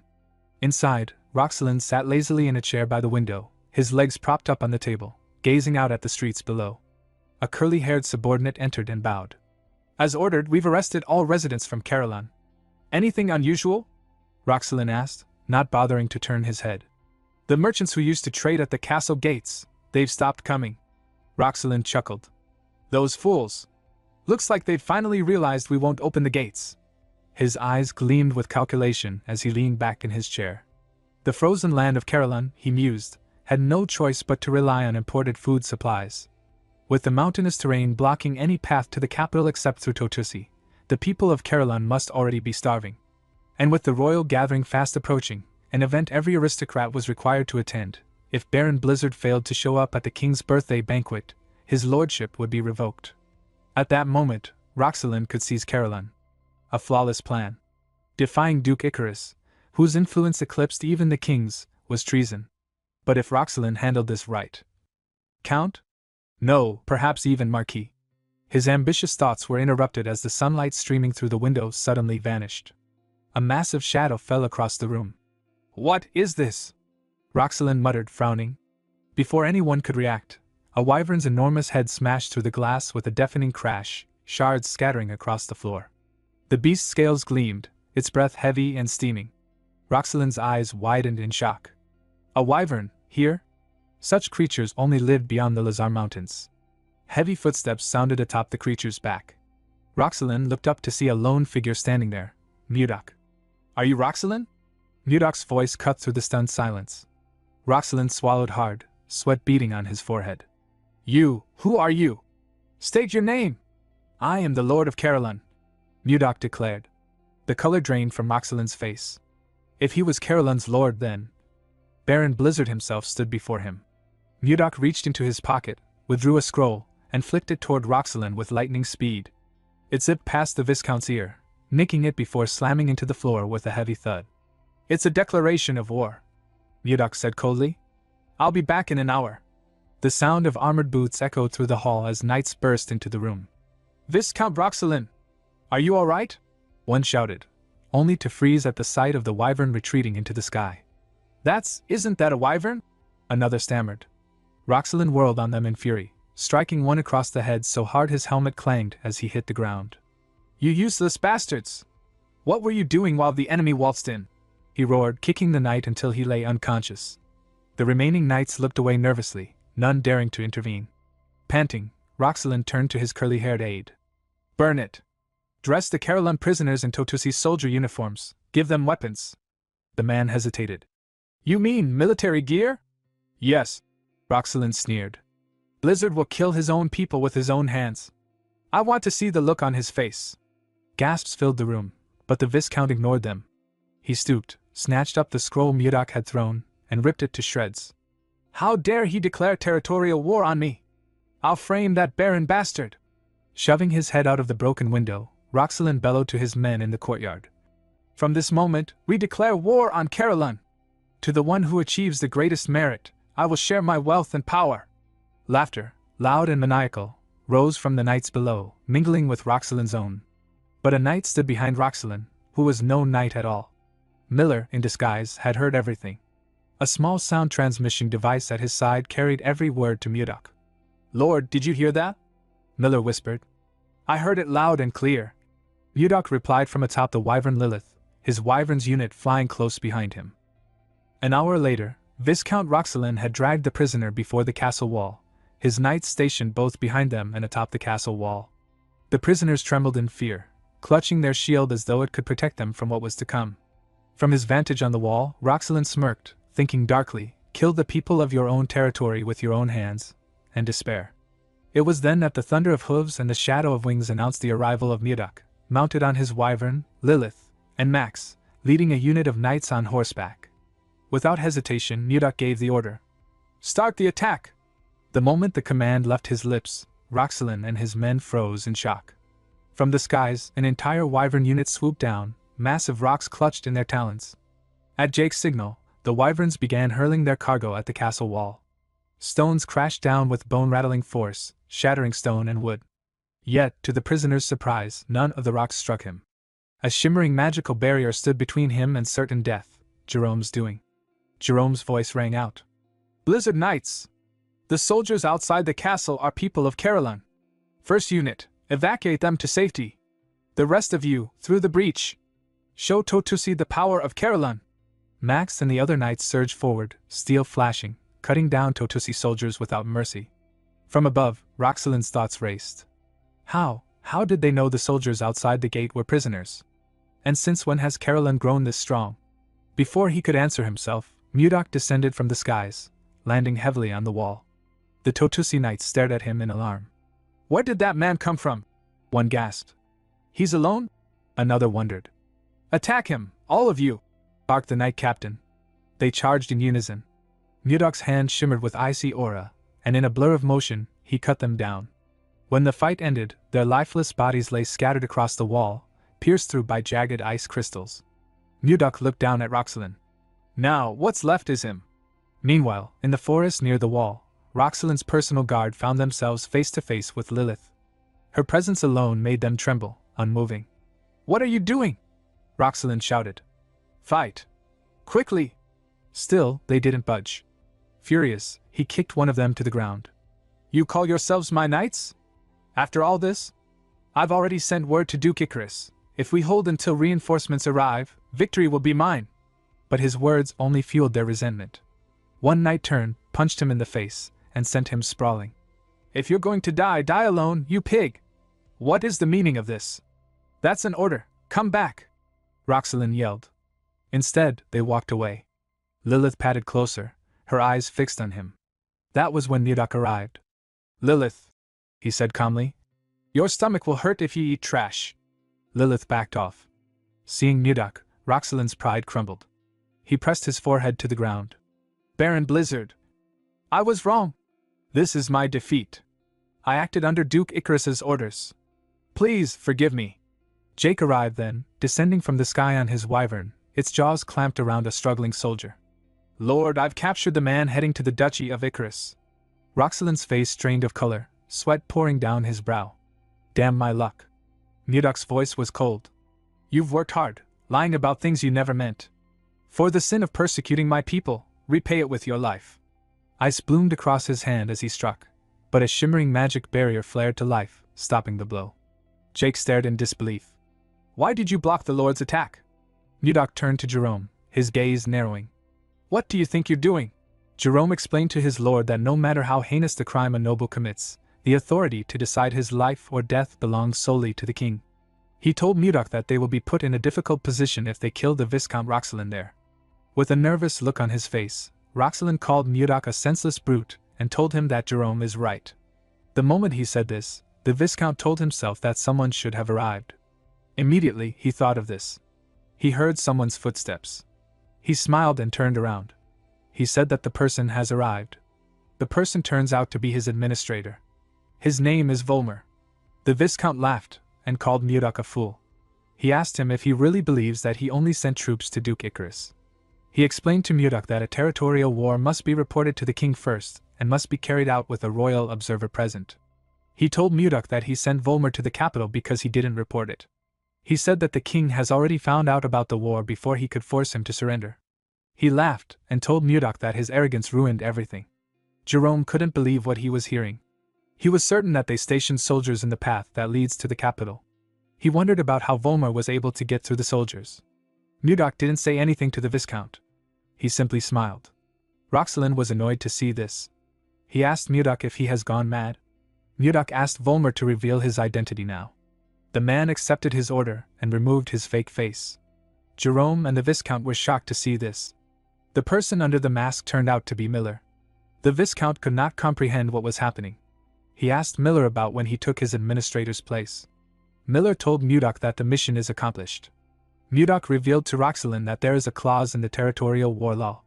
The clause states that a noble may declare war if the opponent has violated the royal law. Roxelin was shocked to hear this. Mudok reminded the man that he was selling Carolyn's citizens as slaves. He told him that slave trade is banned in the Drake Kingdom. The moment he said this, Mudok covered his hand with his energy. The Viscount became scared. He didn't know what to do. He knew that he was going to lose his city and his title. He realized that Duke Icarus will kill him. He quickly turned around and began to run. He said that he doesn't want to die. Before he could get far, Mudok released his ice from his feet. He froze the Viscount's legs. He charged at him and asked him to clench his teeth. Immediately, he said this. Mudok gave the man a bone-shattering punch in his face. The attack sent the Viscount flying. He slammed his back on a tree and spat out some blood. He destroyed the tree with his body. After taking care of the Viscount, Mudok turned around and announced to his men that the territorial war is over. The men smiled when they heard this. In the next scene, We see Murdoch announce to his soldiers that Totosi City now belongs to Caroline. The soldiers began to cheer when they heard this. After the war, Murdoch and his people quickly got to work. Roxelin lost everything and got sent out of his territory. A few days later, he went missing. Totosi City was incorporated into Caroline. Jerome was appointed as the administrator of the new district, but he rejected the appointment. He explained to Murdoch that he is already buried in a lot of work. He told him that he will go on strike if he gives him more work. Murdoch asked him to tell him who he is supposed to put in charge. The moment he asked this question, Jerome got an idea. He said that he knows the perfect person. Through Jerome's recommendation, Volmer, who was Roxelin's former vassal, was asked to manage Totosi City. Of course, they couldn't completely trust Volmer, so they assigned 2 knights to him to monitor and report his daily movements. After some time passed, the day of the king's birthday arrived. The capital was decorated with different designs. At the entrance of the capital, we see 2 guards on duty. One of them said that he wants to enjoy the festival too. His comrade asked him to suck it up. He told him that they would get a special bonus for taking today's job. While he was talking, the man noticed that a shadow covered him. When he looked up, he saw wyverns coming towards him. His friend told him that it is a monster attack. The man said that he will ring the alarm. Before the man could do anything, someone asked him to wait. The person turned out to be Murdoch. He stepped down from Lilith's back. With his new white Michael Jackson drip, Murdoch introduced himself as Baron Blizzard. The men remembered him as the magic swordsman that saved the king. Murdoch took out his invite and said that he has come to see the king. In the next scene, we are taken to a beautiful ballroom. We see the nobles chatting amongst themselves as they enjoyed some exquisite music. While they were all talking, a man announced that Baron Blizzard is entering the ballroom. The moment he said this, Murdoch stepped into the ballroom in his amazing drip. His face and clothes caught everyone's eyes. The noble women were all amazed by how handsome he was. Most of them could not believe that this was the man who saved the king's life. One of them said that he heard that Murdoch can use 5th circle magic. Someone walked up to Murdoch and welcomed him to the party. This person turned out to be the 2nd princess of the Gaia kingdom. Sylar MacMahon greeted him in a beautiful dress. She moved closer to him and asked him about how he has been. Murdoch told her that things have been fine. He didn't say anything else after saying this. Sylar was surprised to see this. She asked Murdoch if he isn't going to ask her about how she has been. Murdoch offered her a drink and asked her to take it. He confidently said that his aide told him that it is always ladies first in a party. The princess did not expect this. She didn't know how to react. She gently blushed and drank the wine. She thanked Murdoch for the wine. The announcer with a cool mustache announced that Princess Daphne Laird of the Hazen Kingdom and the Honorable Count Anos have arrived. The moment he said this, a tall man and a beautiful blonde woman stepped into the ballroom. The man and the woman were quite beautiful. The nobles were blown away by Princess Daphne's beauty. They said that her beauty remains unchanging. They were also surprised to see Count Anos. They said that the princess and the count make a perfect couple. Murdoch took a look at the count. He realized that he had heard about Anos before. Edmund wrote about him in his letter. This man is the one who is known as the Grand Sword Master. Sylar noticed that Murdoch was staring at the count. She asked him if he knows him. Murdoch could feel that Anos was not from this world. He told the princess that he doesn't know the man. Sylar told him that she has not seen the woman who was with him the last time. Murdoch smiled and asked her if she is curious about her. Sylar said that she is not. She told him that she is just asking because she doesn't know many people there. Murdoch asked her to wait. He said that she is someone who naturally loves dramatic entrances. Immediately, he said this. The announcer told the people that the main character of the party, King Tomalova, is now entering. The king majestically walked into the ballroom with his daughter and another woman. Sylar was shocked to see this. She couldn't believe that Ishilda was a princess of the Drake Kingdom. While everyone was clapping, the woman asked Murdoch if this is the dramatic entrance he is referring to. Ishilda and her father moved to their seats. Before sitting down, Ishilda saw something shocking. She saw Murdoch standing next to Sylar. Murdoch gently waved at her. Ishilda sat down and glared at the woman. She didn't know why she was there. She heard that the first princess of Gaia Kingdom was the one who was going to be there. She did not like the fact that Sylar was standing next to Murdoch. A while later, we see the nobles bow their heads to the king to congratulate him for his 50th birthday. Tomalova thanked everyone for attending his party. He told them that he appreciates their presence. Everyone applauded him. The king raised his hand and asked the nobles to have a wonderful time. Ishilda turned to her father and told him that she is curious to see the kind of gifts he will receive for this birthday. She said that she is really looking forward to it. Tomalova smiled when he heard this. He told his daughter that they will start right away. Duke Icarus stepped forward and presented a small box to the king. The announcer told the king that this box is a gift from the Duke. When Tomalova opened the box, he saw a ring inside. It was a gold ring with a blue crystal on it. With a smile on his face, the Duke informed Tomalova that the ring will protect him from now on. He explained to him that the ring can nullify all offensive magic of the fourth circle and below. The king and the people were shocked to hear this. They realized that this was an artifact. They couldn't believe that such valuable things still existed. Mudok didn't know what an artifact was. Sylar explained to him that it is an object with magic in it. She said that it is a very valuable item in this present age where there are no mages of the ninth circle, or higher. The value of an artifact with high nullification magic on it is immeasurable. The king thanked Duke Icarus for his valuable gift. The Duke congratulated the king on his birthday again. He turned around and slowly walked away. The nobles in the ballroom were amazed by the Duke. They couldn't believe that he brought something so valuable for the king. Some of them wondered if there was any gift that could even surpass that of Duke Icarus. After the Duke presented his gift, other nobles presented their expensive gifts to Tomalova, but they were all overshadowed by the Duke's gift. The last noble to present a gift was Mudok. He placed a box in front of the king and knelt before him. He asked Tomalova if he has been well. The king told him that he is relieved to see that he is healthy. Mudok told him that it is all thanks to his grace. The announcer opened the box to show the king what Mudok brought. The king took out a long leather material from the box. Mudok told Tomalova that he brought the leather of an ice ogre that he personally hunted. The king smiled when he heard this. He asked Mudok if he is talking about the savage monster that lives in the northern lands. Mudok told him that he is correct. He asked Tomalova to accept his sincerity even though it is lacking. Tomalova thanked him for the gift. He said that he will make a winter coat from the hide and wear it in winter. The Duke could not believe that Mudok offered this kind of gift to the king. He said that a pathetic gift is expected from someone of commoner origins. With a smile on his face, Mudok told the king that he brought another gift because the leather alone seemed lacking. A man carried a box into the ballroom and gave it to the king.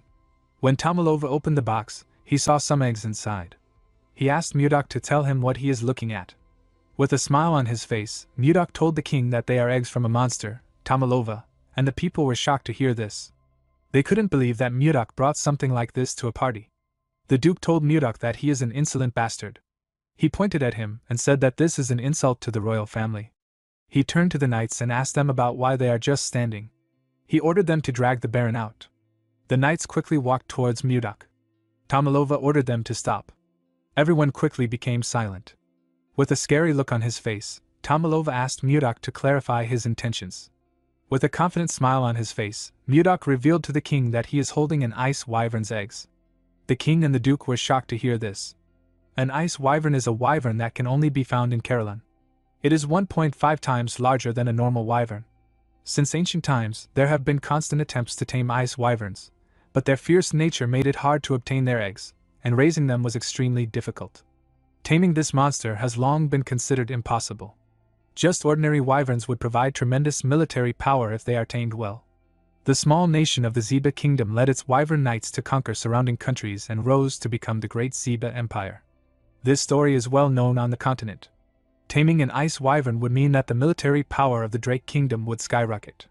Tomalova completely understood this. He thanked Mudok for his gift. He asked him if he knows that raising an ice wyvern is even harder than acquiring its egg. Mudok assured him that he is well aware. He said that it is not easy to raise an ice wyvern to adulthood. He put 2 fingers on his lips and gently whistled. He called out to Lilith. The moment he did this, the nobles in the hall began to scream. They couldn't believe their eyes. They saw a wyvern standing outside the hall.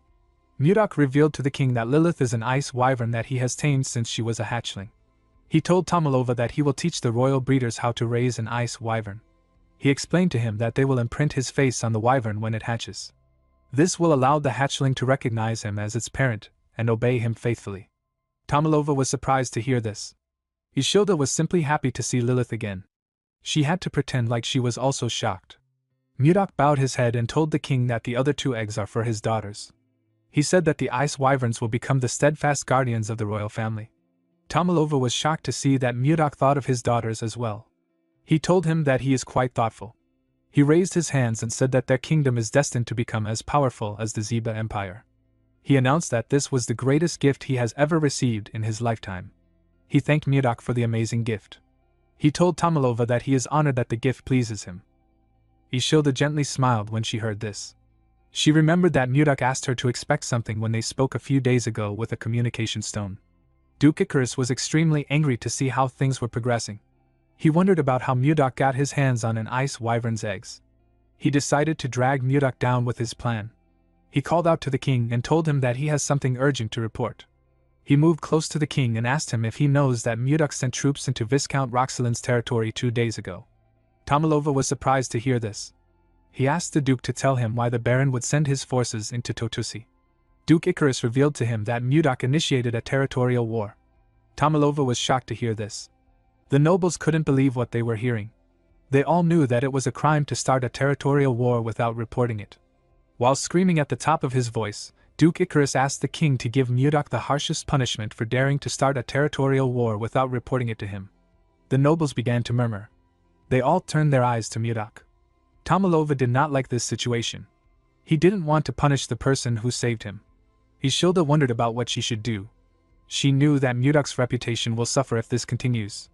Duke Icarus gently smirked. He was certain that he has taken Mudok out. Then Mudok called out to the king and asked him if slave trading is legal in the Drake Kingdom. Tomalova said that it isn't. He told Mudok that slave trading is prohibited in his kingdom. Mudok put his hand into his clothes and took out a document. He announced that he is holding a ledger containing the Viscount's slave trading records. Duke Icarus and the king were shocked to hear this. They couldn't believe their ears. Mudok explained to the king that Roxalin has been capturing people from his territory and selling them as slaves. He threw the document to the ground and asked the king to tell him if there is any lord who wouldn't be enraged when his own subjects are being sold as slaves. The nobles could not believe that the Viscount engaged in slavery. They were all shocked. Duke Icarus couldn't believe that Roxalin got involved in slavery behind his back. He called him a filthy, greedy pig. Ishilda reminded her father that those who violate the royal laws can be challenged to a territorial war without reporting it to the king. She smiled and asked him if she is correct. Since Mudok had a valid reason, Tomalova decided to grant him a special exception and not hold him accountable for the territorial war. With a smile on his face, he announced that Totusi will now become part of Carolyn's territory. Everyone began to cheer when they heard this. Count Slave suggested that Mudok should get a title now that his territory has expanded. The king told him that he is right. He asked Mudok to move closer. Mudok moved close to him and went on his knees. Tomalova placed a golden scarf on his neck and appointed him as Viscount of Carolyn. Mudok stood up and thanked the king for his new position. Duke Icarus watched them as they spoke. He glared at Mudok with eyes filled with hate. He promised himself that he will bring him down no matter what it takes. He turned around and walked forward. On the way out, we see Count Anos resting on the wall. He seemed to be annoyed about something. In the next scene, we see Mudok in the balcony. He seemed tired. He felt bad that he couldn't talk to Ishilda because of the nobles swarming him. He smiled when he realized that he had finally gotten this far. He remembered the things that happened when he first came to this world.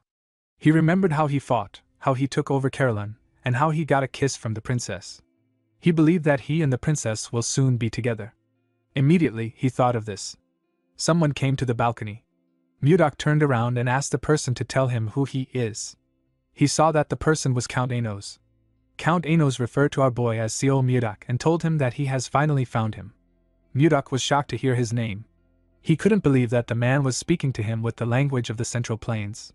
The Count closed the door and referred to Mudok as the enemy of his master and his sect. He carefully drew his sword. His sword released a pink energy. Anos told Mudok that he has been looking for him for a long time. He placed his hand on his sword hilt. His sword released a scent. Mudok immediately knew that this was the plum blossom fragrance. He now knew who this man was. He remembered the conversation he had with the Manhwa sect leader. While breathing heavily, Zhang Pungjin told him that the outcome of their fight would have been different if his disciple was there. Mudok realized that this was the disciple the man spoke of before his death. This man was known as the greatest prodigy in the Central Plains. His name is Li Jinqing. Jinqing covered his sword with his energy and took a step forward. Jinqing charged at Mudok at a crazy speed. Mudok easily matched his speed and blocked his sword strikes. Jinqing made his attacks faster, but Mudok was still able to match his speed. The two men grit their teeth out of anger. Jinching made a huge swing and pushed Mudok back. He gathered his energy in his hand and charged at Mudok. He hit Mudok with his palm. His energy pushed Mudok back even more. He hit his back on the wall. When he raised his head up, he saw Jinching in front of him. The man swung his sword at him with a large amount of force. Mudok dodged it and appeared in the air. He carefully landed behind the man. Jinching turned around to see him. Mudok said that the rumors about him being the greatest disciple in the Central Plains weren't a complete lie. The man was annoyed to hear this. He asked Mudok not to get cocky. With a look of anger on his face, Jinching revealed to Mudok that he has been searching for him for 3 years. He was successfully able to get on the same boat as him after he found Mudok's location. He watched Mudok's movements on the boat and waited for an opportunity to kill him. Before he could get the chance, a fierce storm appeared out of nowhere and a bright flash of light appeared in the sky. When Jinching opened his eyes, he found himself in this strange world. With a darker and menacing look in his eyes, Jinching told Mudok that he has never forgotten about his revenge for even one day. Mudok noticed that the aura around the man has changed. Jinching added more energy to his sword. He said that he will be able to resolve the grudge of the Manhwa sect by severing Mudok's head. He raised his sword and took a step forward. Mudok could tell that the man's next attack was going to be different. He wasn't certain if he will be able to dodge it. Before Jinching could swing his sword, someone stepped into the balcony. Mudok and the man quickly turned to the door. The person turned out to be Sylar. The girl told Mudok that she has been looking for him. She asked the men about what they were doing there. Mudok told her that he just met someone from his hometown for the first time in a while. He said that they were talking and reminiscing about the past. Jinching quickly recognized the girl. He realized that she is the second princess of the Gaia kingdom. He wondered if she is close to Mudok. When Mudok moved close to the girl, she asked him about where his hometown is. Jinching watched them as they spoke. He knew that things will become complicated if he kills Mudok in front of a princess. Although he didn't like it, the man decided to back off. He bowed his head to the princess and told her that he will excuse himself first. He asked them to continue their conversation. Sylar gently thanked him. Jinching walked towards the door. Before he left the balcony, he called out to Mudok in his head. Mudok was able to hear the man's voice in his own head. He immediately knew that Jinching was using the frequency whispering technique. Jinching told Mudok that he will destroy everything he cherishes the same way he destroyed everything that was precious to him. He stepped out of the balcony and smiled like a lunatic. He told Mudok that he will take his possessions, loved ones, and everything he values without exception. He said that he will first start with the one who is always looking at him with loving eyes. He said that he will start with the princess of the Drake Kingdom. Mudok was shocked to hear this. He called the man a bastard and asked him not to touch Ishilda. He told him that the girl has nothing to do with him. The man said that this depends on how he responds. After saying this, he bid Mudok farewell. Mudok asked the man to wait. While he was talking to Jinching in his head, Sylar was trying to get his attention. She asked him if he is listening to her. She told him that he looks like he was having a serious conversation with the Count. She asked him if he has something to do with the Count. Mudok walked past her and told her that something urgent has come up. He said that he needs to excuse himself. Sylar was surprised to hear this. She turned around and grabbed Mudok's jacket. Mudok did not expect this. He quickly turned to her. He asked her if she still has something she wants to say. Sylar said that it is not very important. She felt a bit embarrassed that she grabbed his clothes. She wondered about what she is supposed to say. She told Mudok that it is quite rude for him to leave when she came to the balcony herself to see him in person. She gently winked at him and asked him to learn some party manners. Mudok moved close to her. With a cold gaze in his eyes, he asked the woman if she doesn't have anything to do. He reminded her that dignitaries from different nations have come to celebrate the king's birthday. He asked her if it isn't her responsibility, as Gaia's representative, to entertain this people and chat with them. With a serious tone in his voice, Mudok asked the woman to tell him why she keeps bothering him. Sylar was shocked to hear this. She couldn't believe that someone like her was being bothersome. Most men desperately try to get her attention with everything they have, but the princess always blows them off. They always try to get close to her to get something, but the princess always turns them down. Sylar wondered why Mudok was different. She asked Mudok not to get the wrong idea. With a sad look in her eyes, she told him that she simply wanted to congratulate him on becoming a viscount. Mudok felt bad when he heard what she said. He apologized to the princess for his harsh words. He told her that something urgent has truly come up. He said that he needs to excuse himself. He thanked her for the congratulations. He left after saying this. The princess was on the balcony alone. She moved close to the glass door to see Murdoch. When she looked down, she saw Murdoch checking on Ishilda. Ishilda didn't understand why Murdoch was doing this. Sylar watched Murdoch worry about the princess. She wondered if Murdoch would have liked her if she met him first. She wondered if she would have been able to smile like Ishilda. Sylar slapped her cheek to bring herself back to reality. She turned away from the door and told herself that she does not have time for this. She said that she needs to focus on her own life. She knew that the most important thing she needed to focus on was how she was going to survive her older sister's assassination attempts. While she was thinking, Sylar heard a sound coming from the pavilion. When she raised her head up, she saw Princess Daphne talking to someone. Sylar immediately recognized the princess. She didn't know the man standing next to her. When she took a closer look at him, she realized that she had seen his face from somewhere. She recalled that Jerome was a retainer of the Blizzard family. She wondered about what the mage and the princess were doing together at this hour. In the next scene, we see someone informing Jinching that Princess Daphne has disappeared again. The man was surprised to hear this. His subordinate informed him that the princess said that she wanted to get some fresh air outside. He said that they can't find her even though they searched the entire castle. Jinching did not like the fact that the woman always makes him worry. He ordered his subordinates to search the castle thoroughly. He asked them to report to him the moment they find her. The scene shifts and we see the princess sitting in the pavilion. She was looking at the night sky. While looking at the moon, the woman remembered something. She remembered someone telling her to go to the Drake Kingdom with Count Anos as an envoy. The woman realized that she would have never come there if she didn't receive an order from her older brother. She and someone on the other side of the pavilion said that they really want to run away. The princess was surprised to hear a person's voice in the pavilion. She quickly turned around. She asked the man to come out of the shadows. The man apologized to her and stepped out of the shadows. The man turned out to be Jerome. Jerome told the princess that he didn't think anyone would be there at this hour. The princess was surprised to see Jerome's handsome face. She quickly put herself together and looked away. She asked the mage not to apologize. She told him that she was just a little startled. The princess did not think that he would be so handsome. Jerome apologized to the woman for not introducing himself. He shared his name with her and told her that he serves under Viscount Blizzard. The princess also introduced herself to him. Jerome smiled and told her that she has a beautiful name. The moment he said this, he realized that he had heard the name before. He immediately knew that this was the princess who is renowned throughout the continent for her beauty. He quickly went on his knees and apologized to Daphne for not recognizing her. He begged her to forgive his rudeness. Daphne assured him that it is fine. She said that she doesn't concern herself with such things. Jerome told her that he will be taking his leave. The moment he said this, he carefully looked at her face to see her expression. He noticed that Daphne looked kind of sad. He stood up and asked her if it is fine for him to stay in the pavilion too. The woman was surprised to hear this, with a smile on his face. Jerome said that he is waiting for his lord who is still in the party. He said that he will like to stay if his presence won't be too imposing on her. Daphne began to heavily blush when she heard this. Jerome looked like a prince charming to her. She sat down and asked him to do whatever he likes. A while later, we see Jerome ranting about his problems to the princess. He told her that he is the one who always has to clean up Murdoch's mess. He said that he instinctively wants to run away when he stands next to his lord.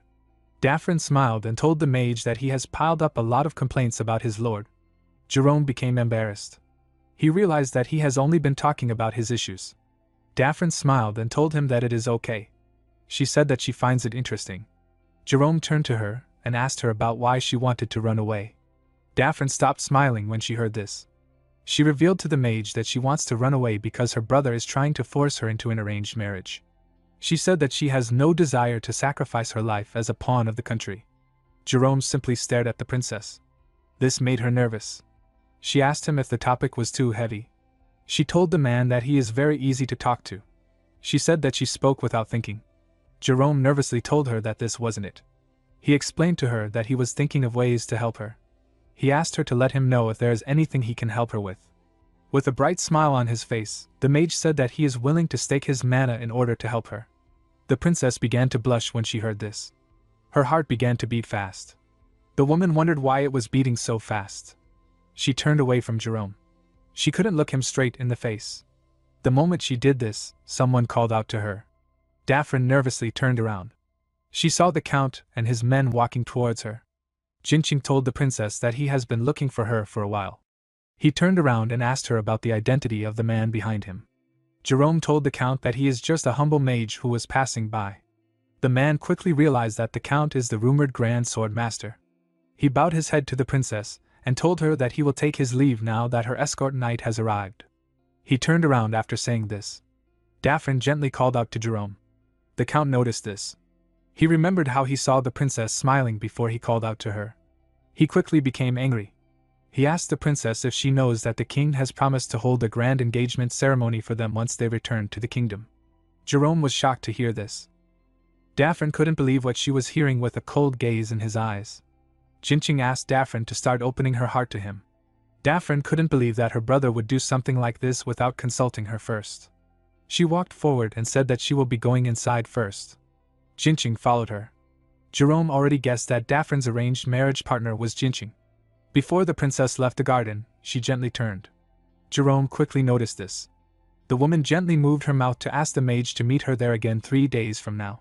She smiled and asked him to meet her at this hour. Jerome was surprised to hear this. He didn't know what to say.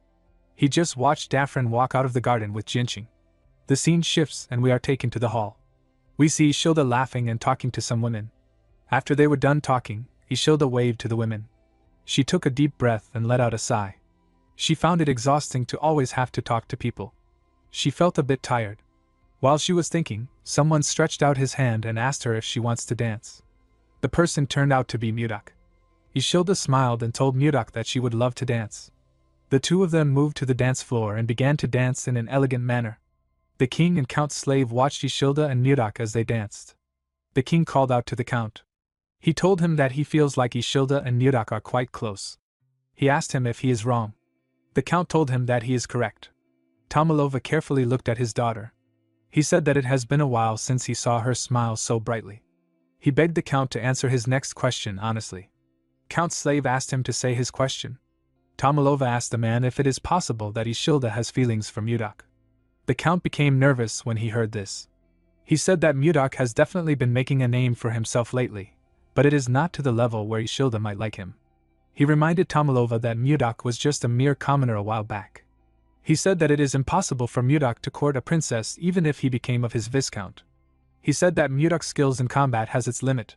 He believed that it would be impossible for Mudak to understand the complex web of noble interests. Tomalova became discouraged. He told the count that he is right. He looked at his daughter's beautiful smile and said that he can't entertain meaningless hope. He said that he can't act recklessly. The scene shifts and we see Lilith flying somewhere. When she was about to land, the people below her began to cheer. She landed in front of the Roll Merchant group. Mudak greeted Edmund when Lilith landed. The man was quite happy to see Mudak. Mudak came down from his wyvern. He asked Edmund if he is making a good living. The merchant said that they are making more than a good living. He revealed to Mudak that they have become the top merchant group in the kingdom thanks to his support. He said that business is booming every day. He asked Mudak to come inside. He poured Mudak some tea and sat down with him. He told him that he heard about how he became viscount after winning the battle. He said that a lot has happened in such a short period of time. Mudak revealed to Edmund that he came to visit him in order to ask him for a favor. The man asked him to tell him what he wants. He told him that he is ready to do anything. Mudak told the man that he needs a mansion. Edmund did not expect to hear this. Mudak told him that he wants a mansion that will be much more grander than Duke Icarus' mansion. He said that he wants something that is on a whole other level. Edmund smiled and said that he understands. He said that he will prepare it as soon as possible. The man was happy to see that Mudak was finally making a move against the Duke. He believed that it was time for him to get revenge against the Akasa merchant group and Duke Icarus. Edmund was certain that he could defeat the Duke with Mudak's help and even rise to a higher position. He knew that the only thing he had to do was to ensure that Mudak never runs out of money. The moment he thought of this, Edmund realized something. He asked Mudak about where his retainer is. He asked him about why he came alone. Mudak smiled and said that he has him walking on a special assignment. The scene shifts, and we see Jerome in another location. He was wearing a hood that covered his face. While looking around, Jerome remembered that his lord asked him to find out who was behind the massacre of the Kramer family. The man was annoyed that he got this assignment. He felt like Mudak was giving him too much work. He let out a sigh and decided not to think about it. He wondered if Princess Daphne is okay. He did not understand why she wanted to meet him again in 3 days.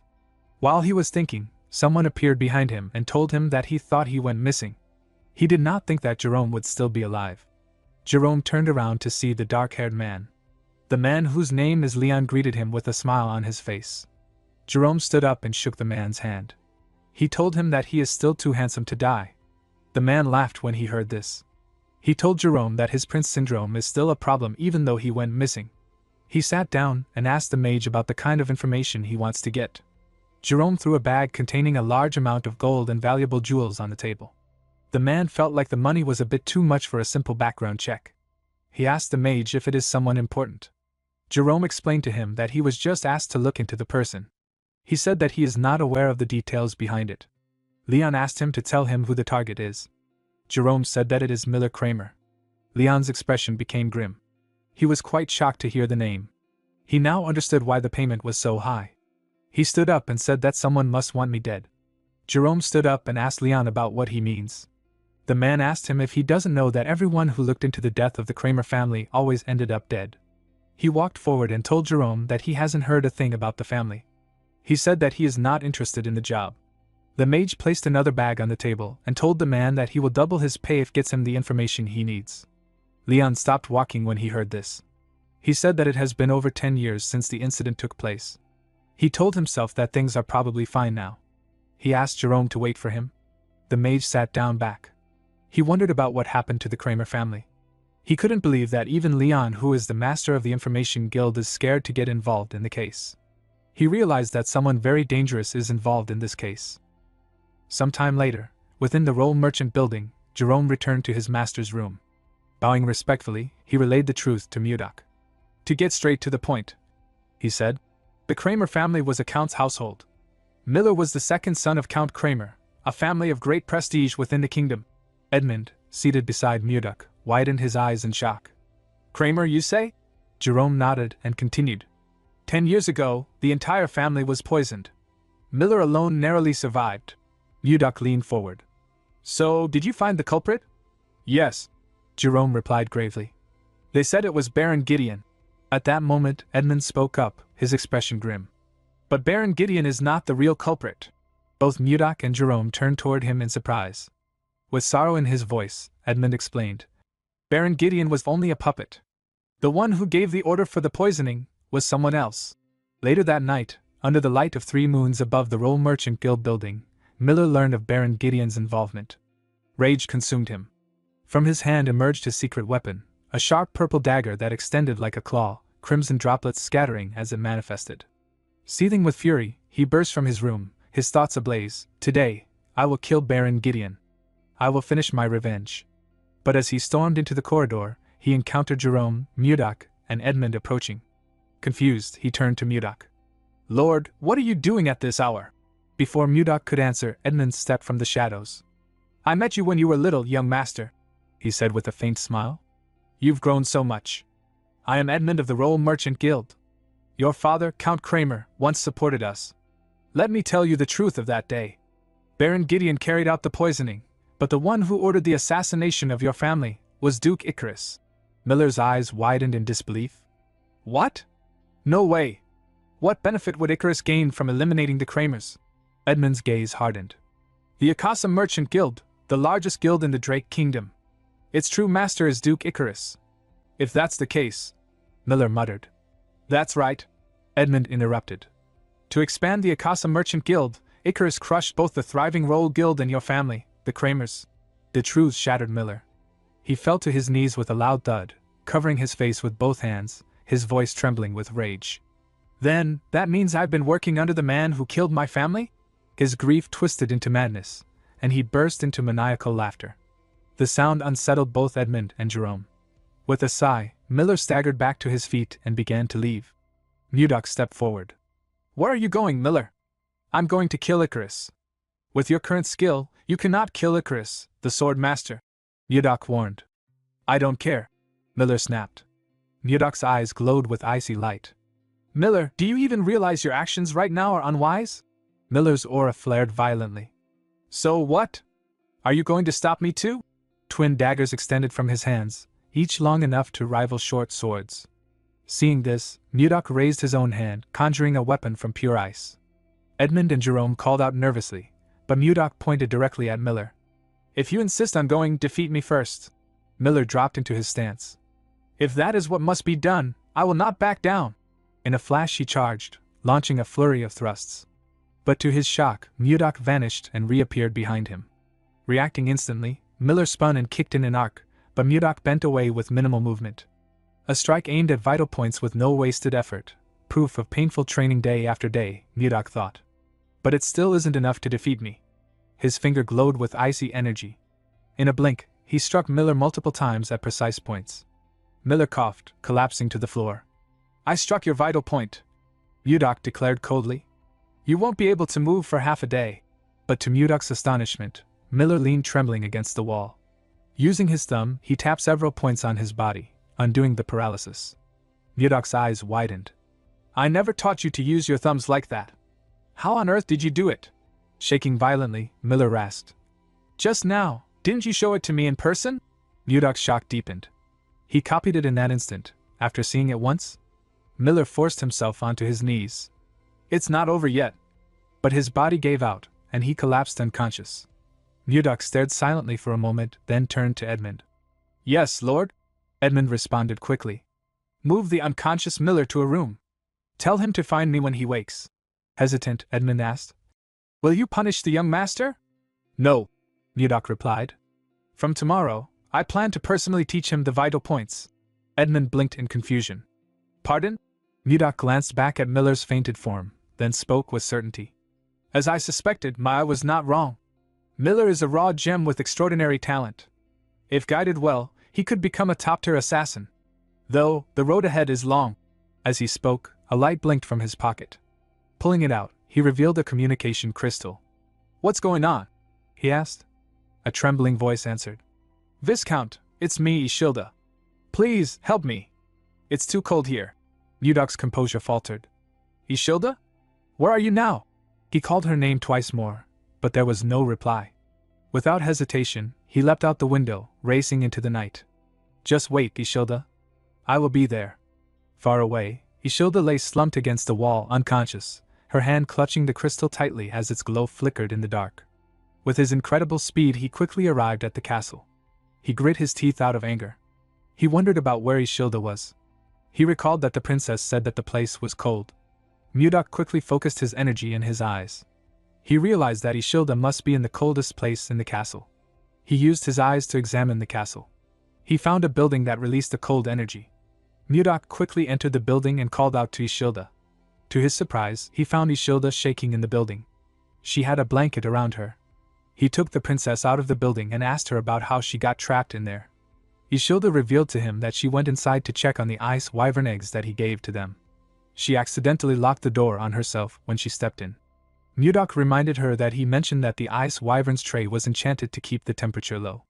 He asked her about why she would act so carelessly. Ishilda apologized to him. She told him that she was able to reach out to him with the communication stone. Mudok let out a sigh. He quickly hugged the princess.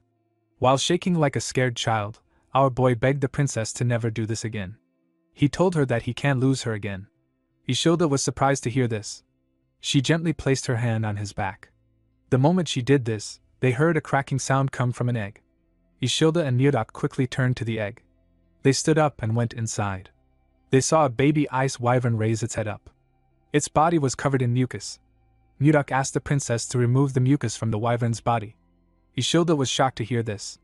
Mudok explained to her that the hatchling will recognize her as its mother if she does this.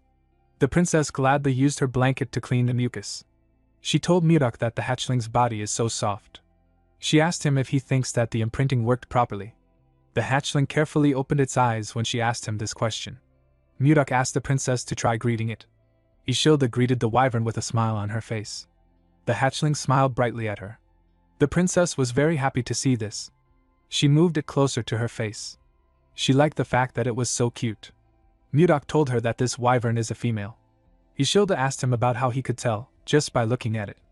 Mudok explained to her that a person can distinguish the gender of a wyvern through its cloaca.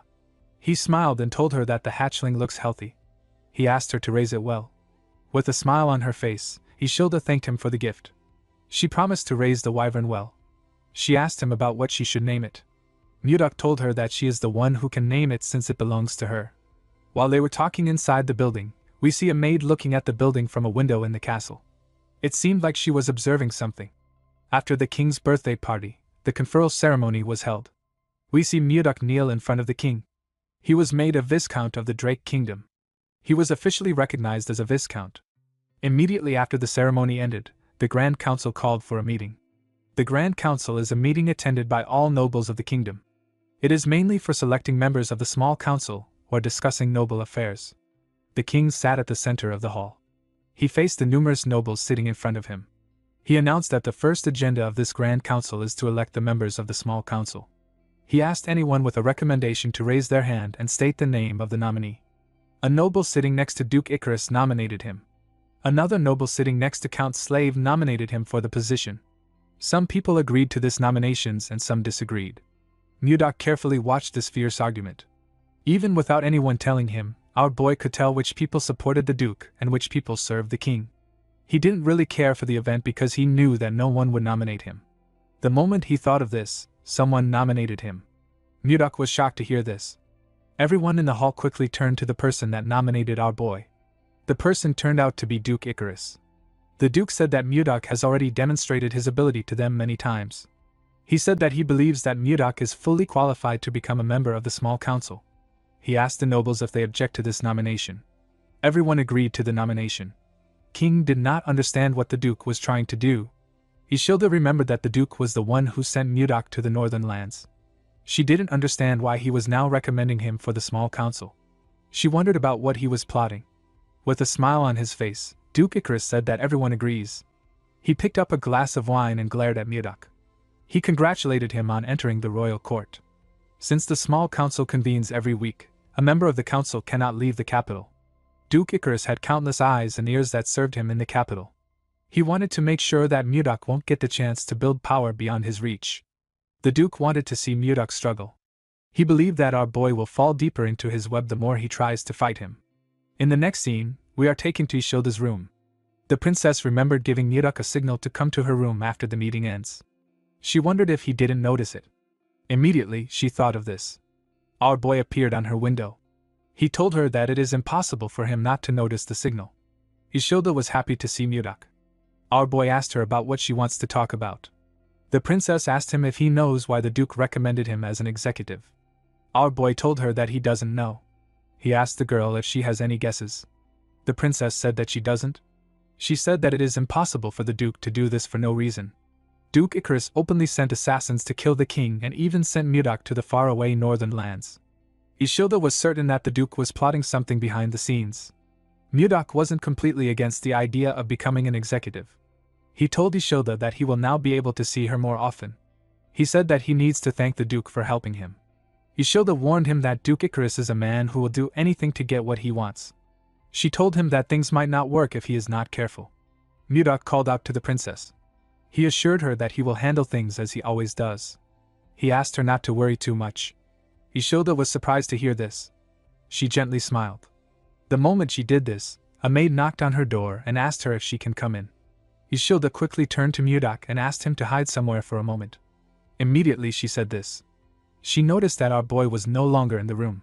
The scene shifts and we are taken back to the past. 10 days ago, we see Princess Daphne and Jerome talking under the pavilion.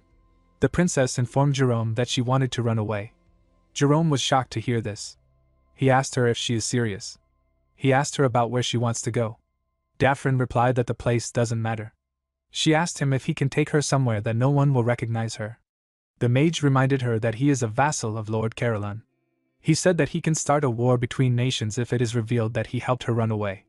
The princess asked him if the vow he made to her was a lie. Jerome was surprised to hear this. Daphne reminded him that he swore on his mana that he would help her. With a sad look on her face, she said that this is the first time she has actually been outside the castle of the Hazel Kingdom. It was her first time talking to people outside the castle. After her father passed away, her brother locked her in her room. He only let her out during national events. No matter how beautiful the clothes were or how delicious the food was, it didn't matter to the princess. All she wanted was freedom. When the princess got into a political marriage with the count, she tried to like him, but he was nothing more than her brother's loyal dog.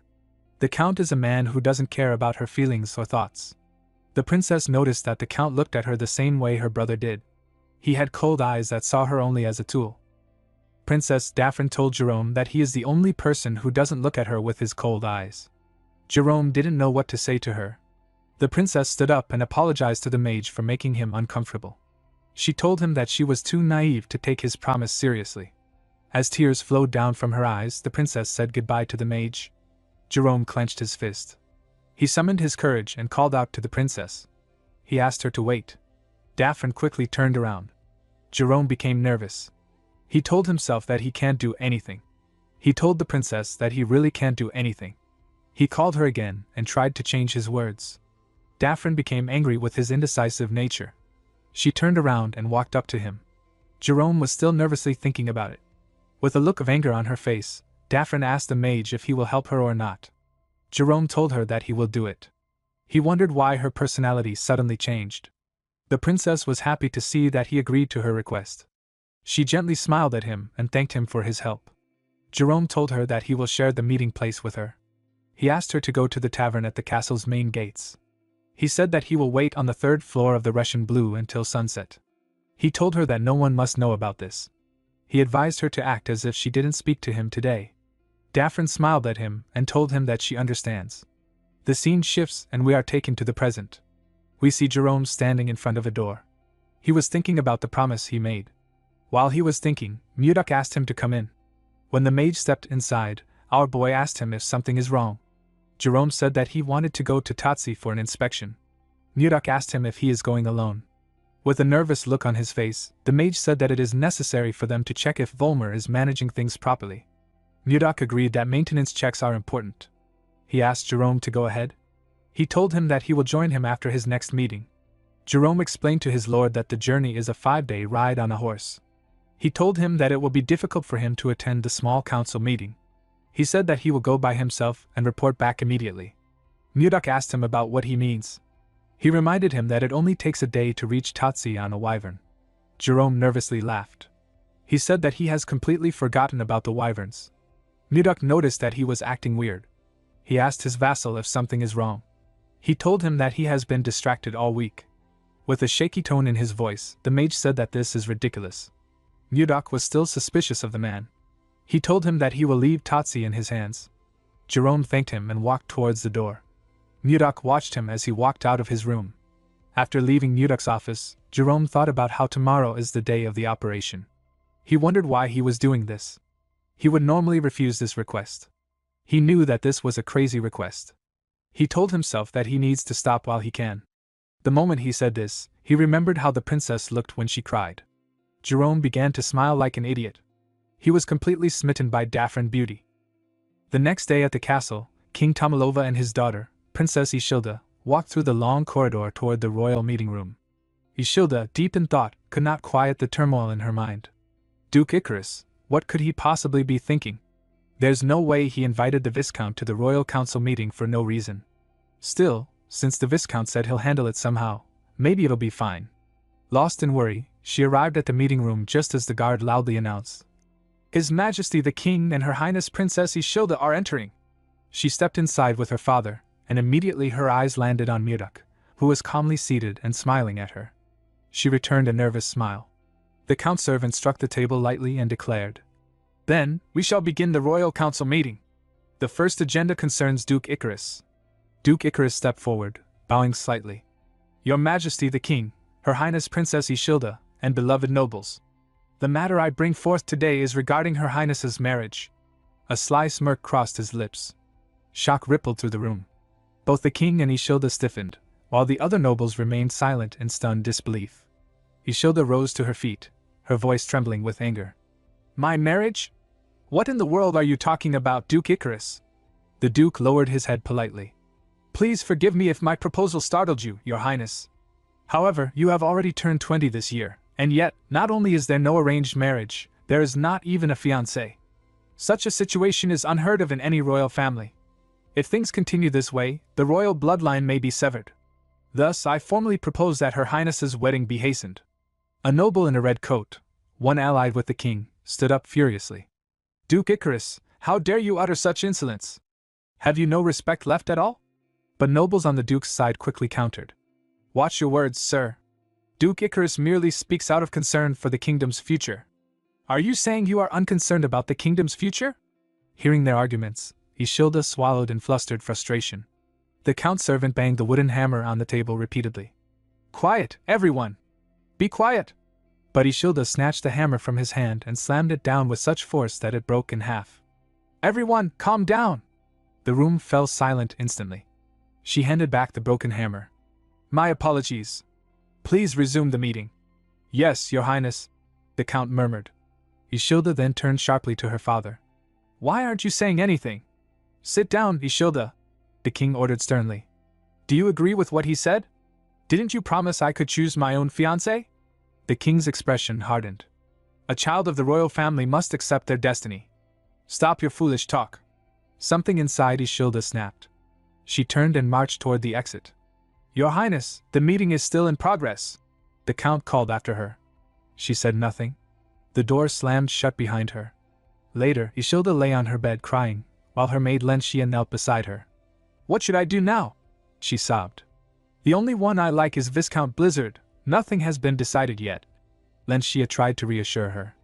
Don't jump to conclusions or give up so soon. Ishilda suddenly stood up, shouting. Nothing's decided? It's obvious they want me to marry Sir Justin, so that I can inherit the throne. The Tomalova royal family has only 3 princesses, and by law, a princess cannot inherit the throne. Duke Icarus will do anything to achieve his goal. A twisted little smile appeared on her face. Maybe I should just tell everyone that the only one I'll marry is Viscount Blizzard. Wait, your highness, Lenshia pleaded. Please maintain your dignity.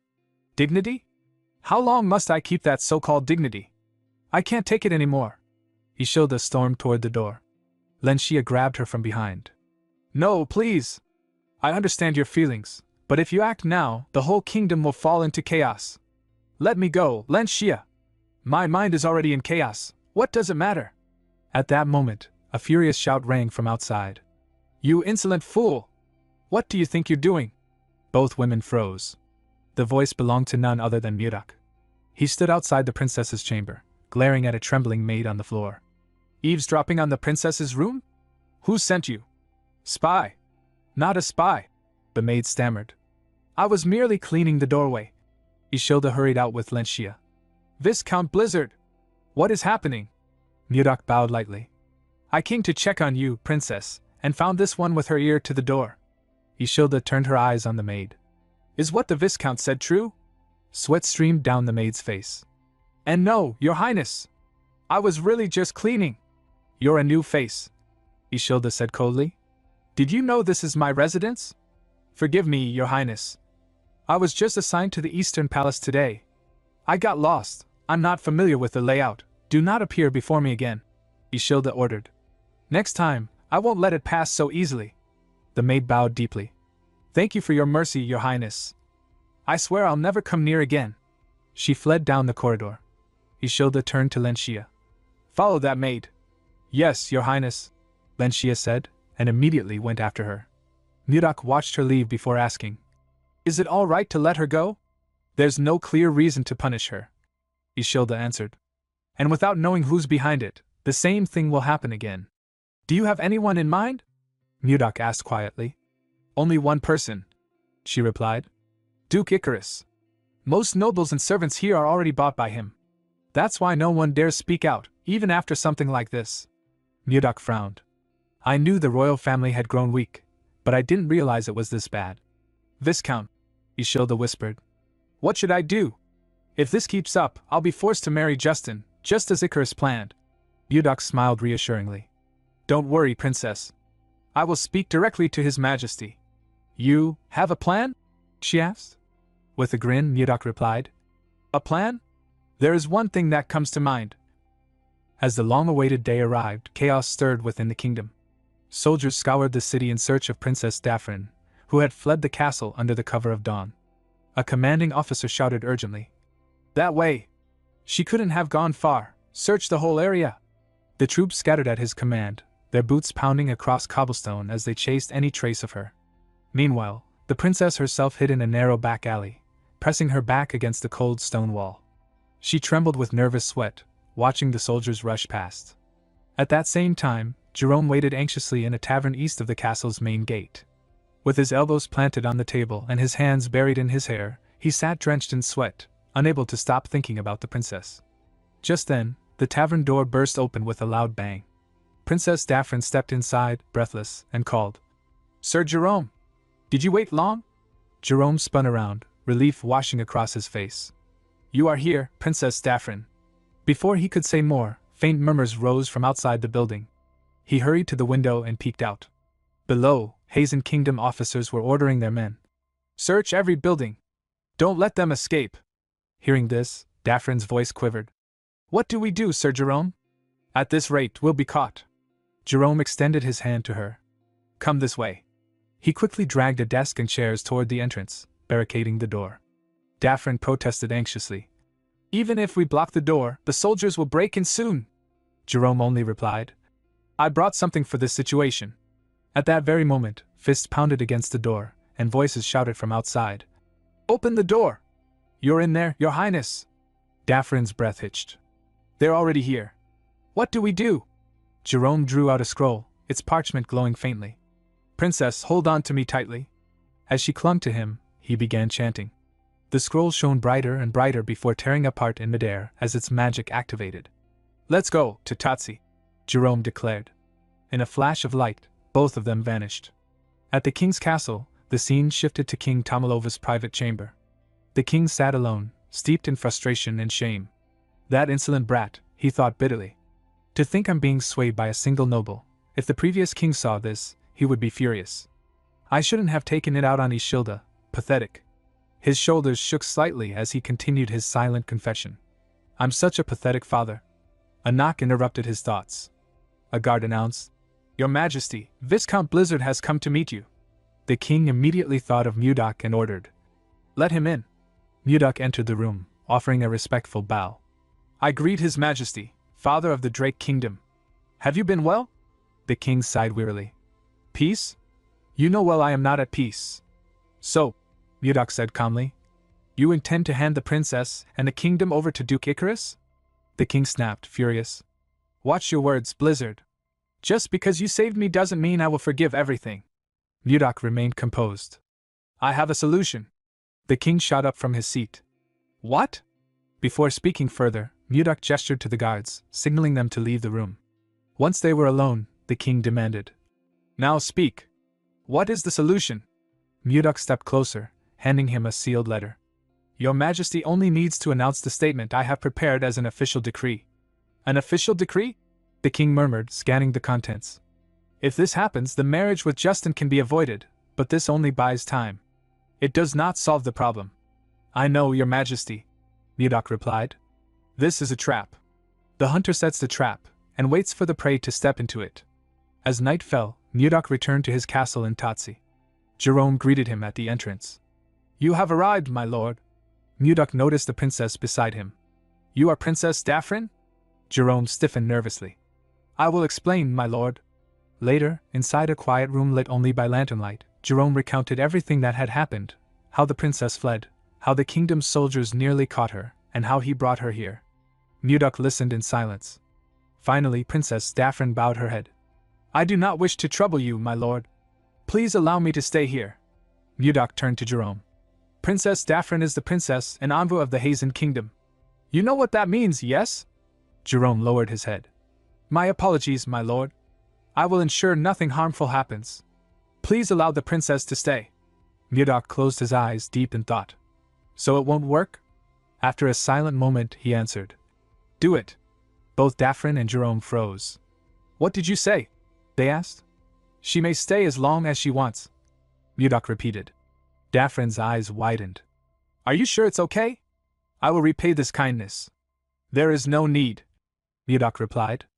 "I am not so poor as to demand payment from a runaway princess. Jerome risked danger to bring you here. How could I drive you out so coldly? Your relationship will be kept secret, so do not worry." His words made both of them blush. Jerome sprang from his seat. "My lord, that is rude to the princess." "Why are you angry again?" Mudok asked. Just admit it, Jerome. Jerome fell silent, glancing bashfully at the princess. She looked away shyly as well. Princess Daphrin, Mudok said.